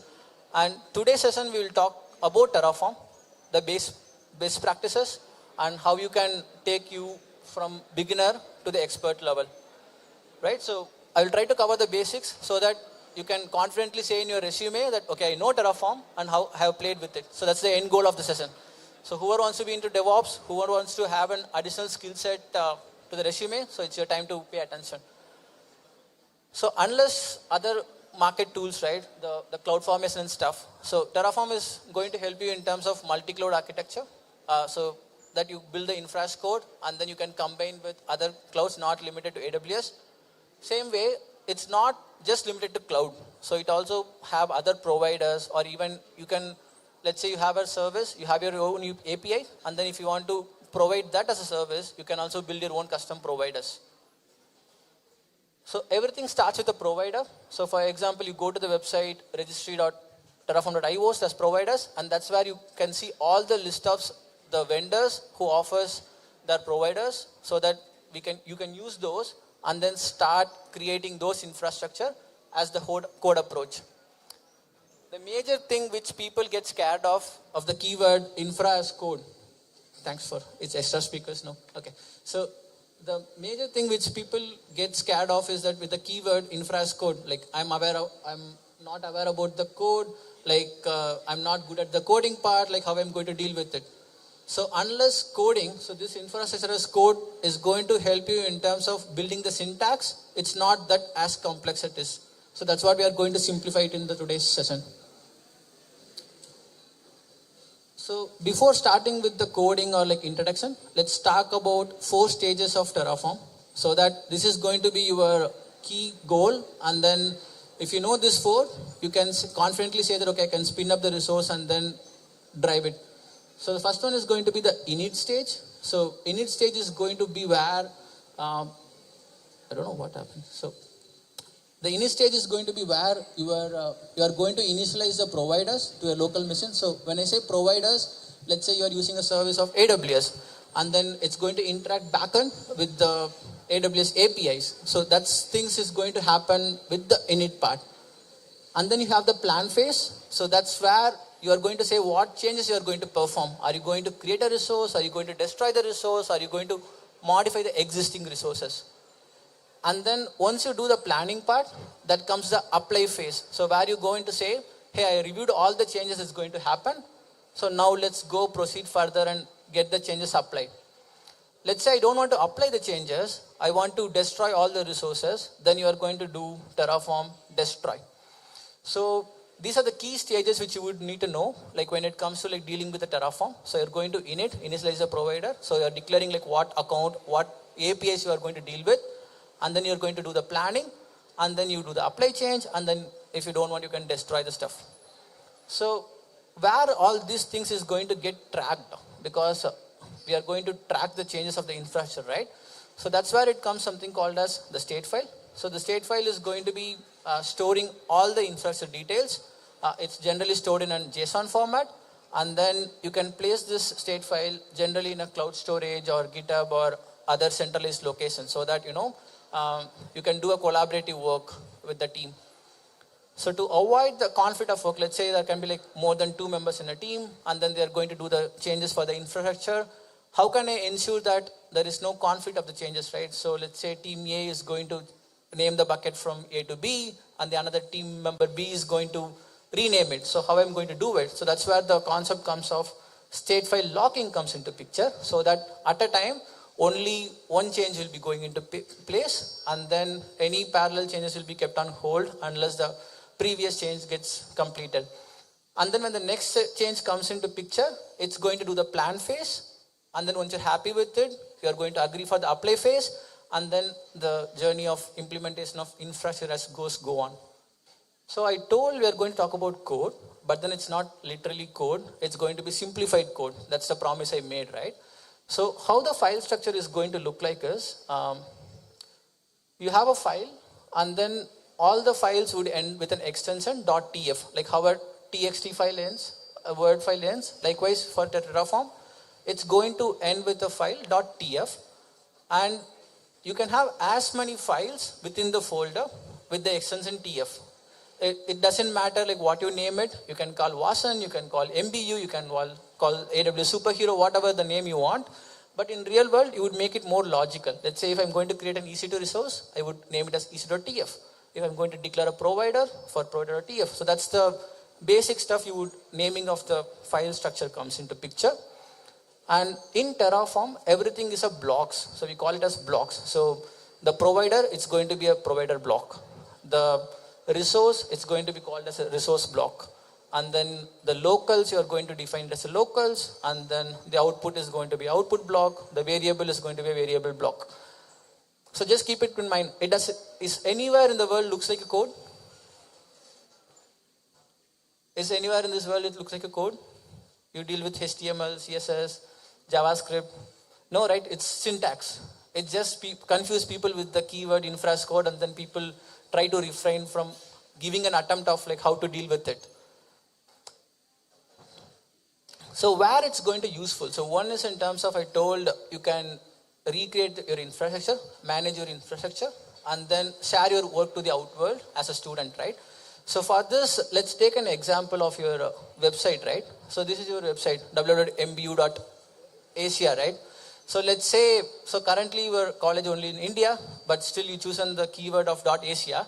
Let's say your college is opening a branch in, let's say, Australia or somewhere else, and then they want a new domain name called www.mbu.india to exclusively specify.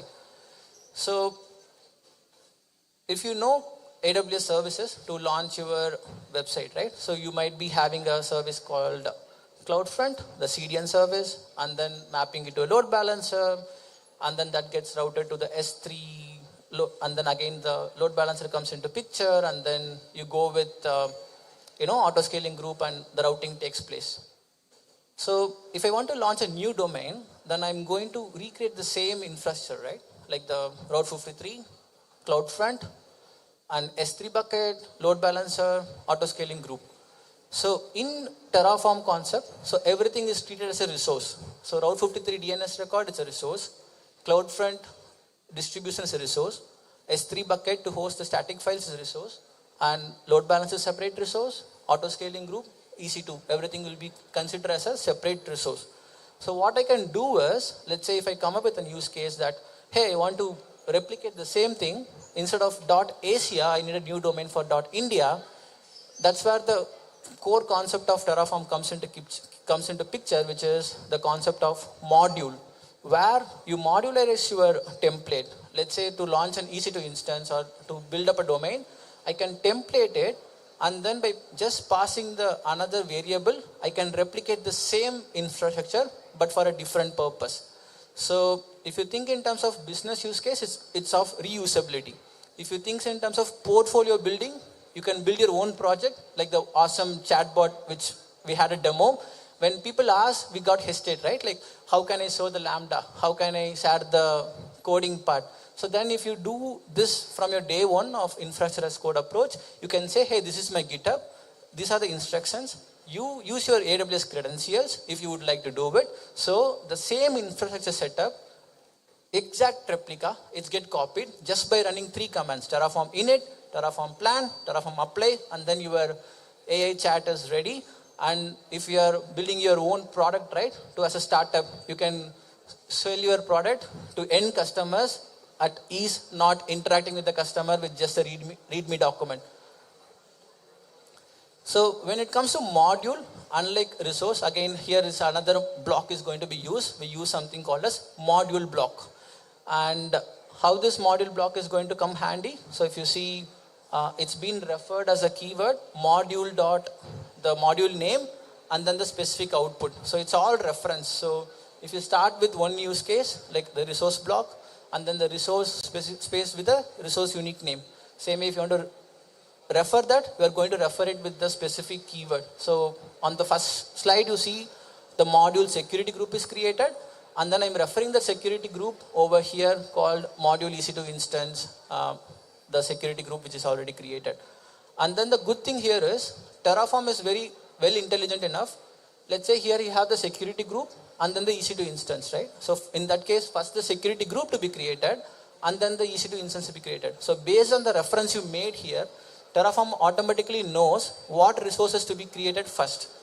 Do I need to create the security group first or the EC2 instance? So you don't need to worry about it.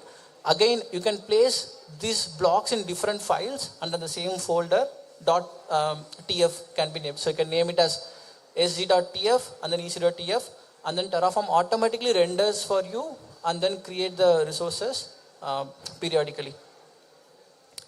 So this is just another example over here. So where we created the multiple modules and then we are creating a resource and how it's cross-referred to each other.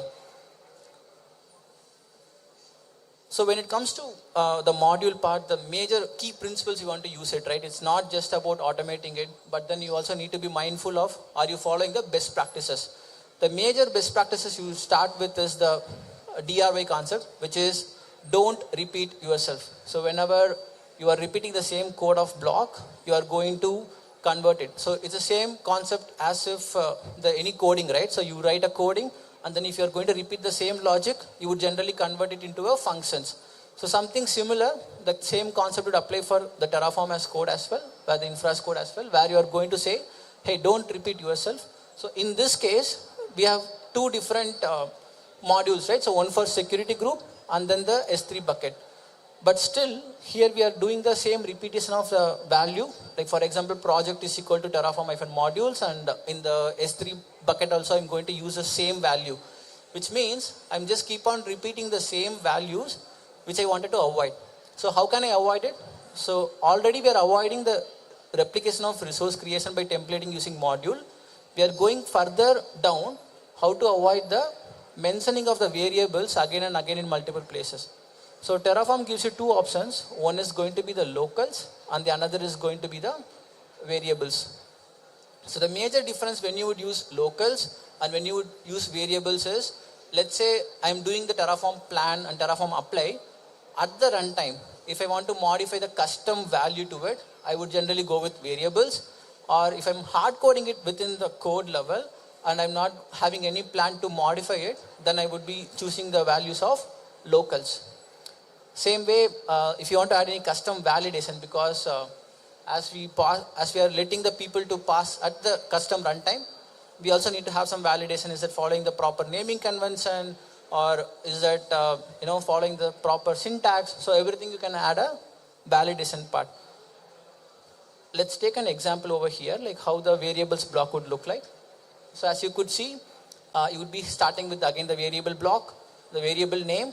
It has type, description, the default and the validation condition. So I have let you a QR code which takes you to the official documentation of Terraform, which gives you in-depth understanding of what is each parameter and how can you pass the custom variables at the runtime, and it has the more priority in terms of which one would choose at what place. So if you are interested, take a snapshot of it and then you can have a read about it for your custom projects.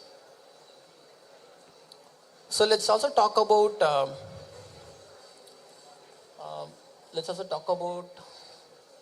okay.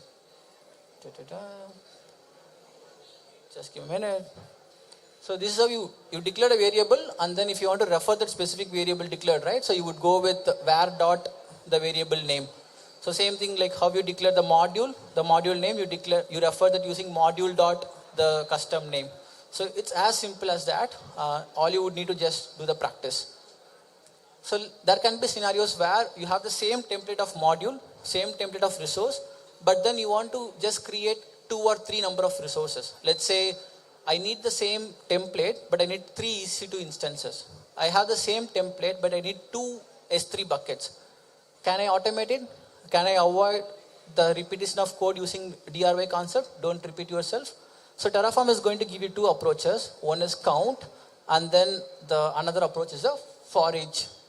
So when we talk about count, so in the resource block, you are going to say count equal to 3, and then you refer the count of the instance using count.index. So let's say I need 3 EC2 instances. So I would say in the resource block, count equal to 3, then it's going to create me 3 EC2 instances part. And then you have the for each, which is going to be, you can pass the custom list. Let's say if there are like 3 security group there, then per security group I needed 3 EC2 instances to be created. So I need to iterate and then do it. So it also supports you for underscore each. So the major difference you would go with count and for underscore each is, let's say I have a maintain of list and it can vary dynamically. So let's say I have a list 0, 1, 2, and maybe I can remove the 1 from the list and the rest of the resources should stay intact. Then I would go with for underscore each. If I have 3 resources, all I don't care like what resource is getting decommissioned, just cut off 1, then I would go with count. So you would choose logically what's the best use case for you to avoid the repetition of code and what's the best case which you use for it. As of current standard, we by default go with for underscore each for simplicity and overthinking which one to go like count and for each. But it's just let to know you that these are the options that's been available. There are certain cases like when it comes to like multiple parameters we have seen that you might not intended to pass all the parameters at all the times. Let's say you might be saying that only for a specific condition I need to have this specific parameter. So in those conditions, this dynamic block comes pretty much handy. So it's going to create the block based on the values you are going to pass it. Let's say I have a security group and then the security group rules to be created. And based on the input from the variable, let's say open port number 80, open port number 22. So if 2 ports are in the list, then it should create 2 security group rules for opening the 2 ports. If the list contains 4 ports, then it should open the 4 security rules.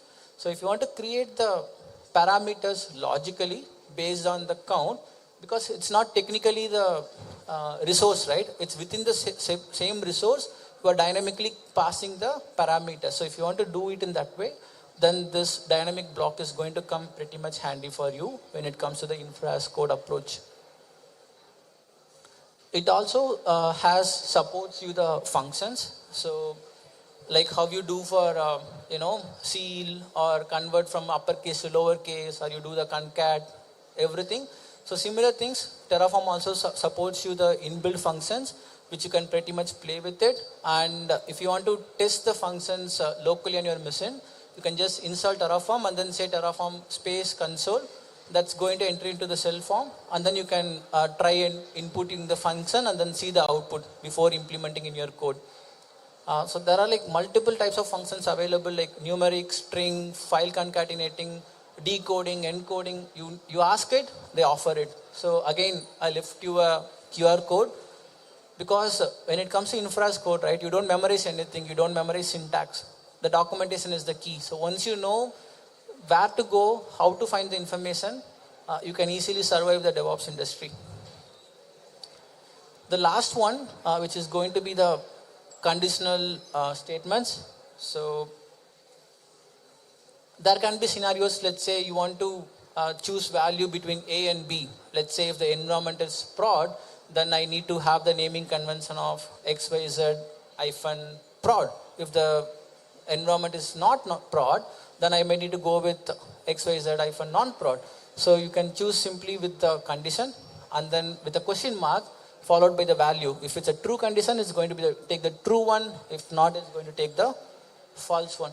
So I think I pretty much concluded like in terms of the overall things you would need to know as a basics part. Like if you covered like whatever I've been told, right? Like from creating a resource block, module block, and the syntax part, you should be like get hands-on. So hardly if you spend like 3 hours, you should be able to, get mastered in the Terraform part.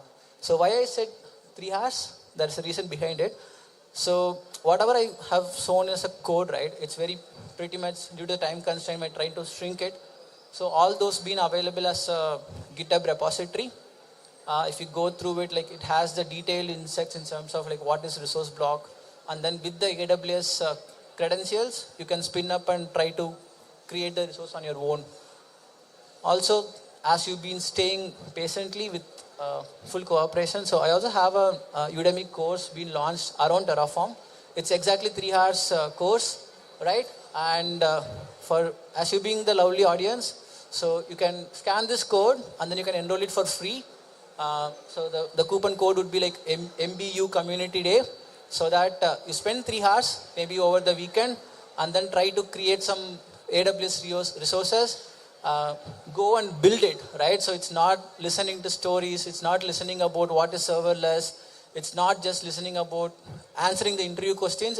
It's time to go and create your portfolio, right? So what you know on your own skill sets of what services you are passionate about. Are you passionate about EC2 instance? Create a resource using Terraform, using the EC2 instance. Are you passionate in networking? Create the VPC and subnets and those resources using Terraform. Are you passionate about LLM?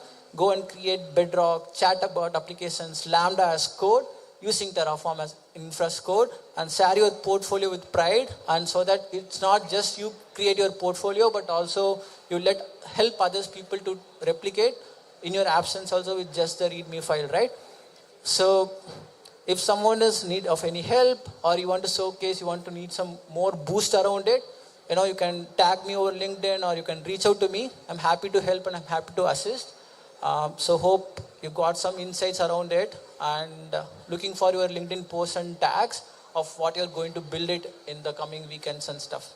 Yeah, thanks.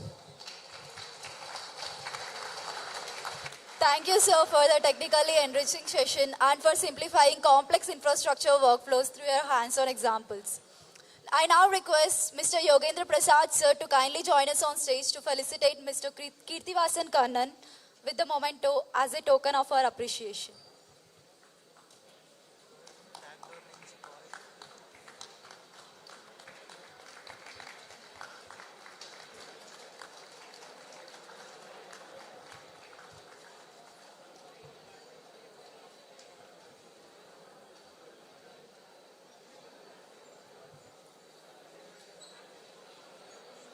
Thank you once again, sir, for the practical and knowledge packer session on Terraform and infrastructure as code. Okay, everyone. Hope the session is very helpful to you, because many of you guys want to deploy your projects and all, so this will be very helpful to you.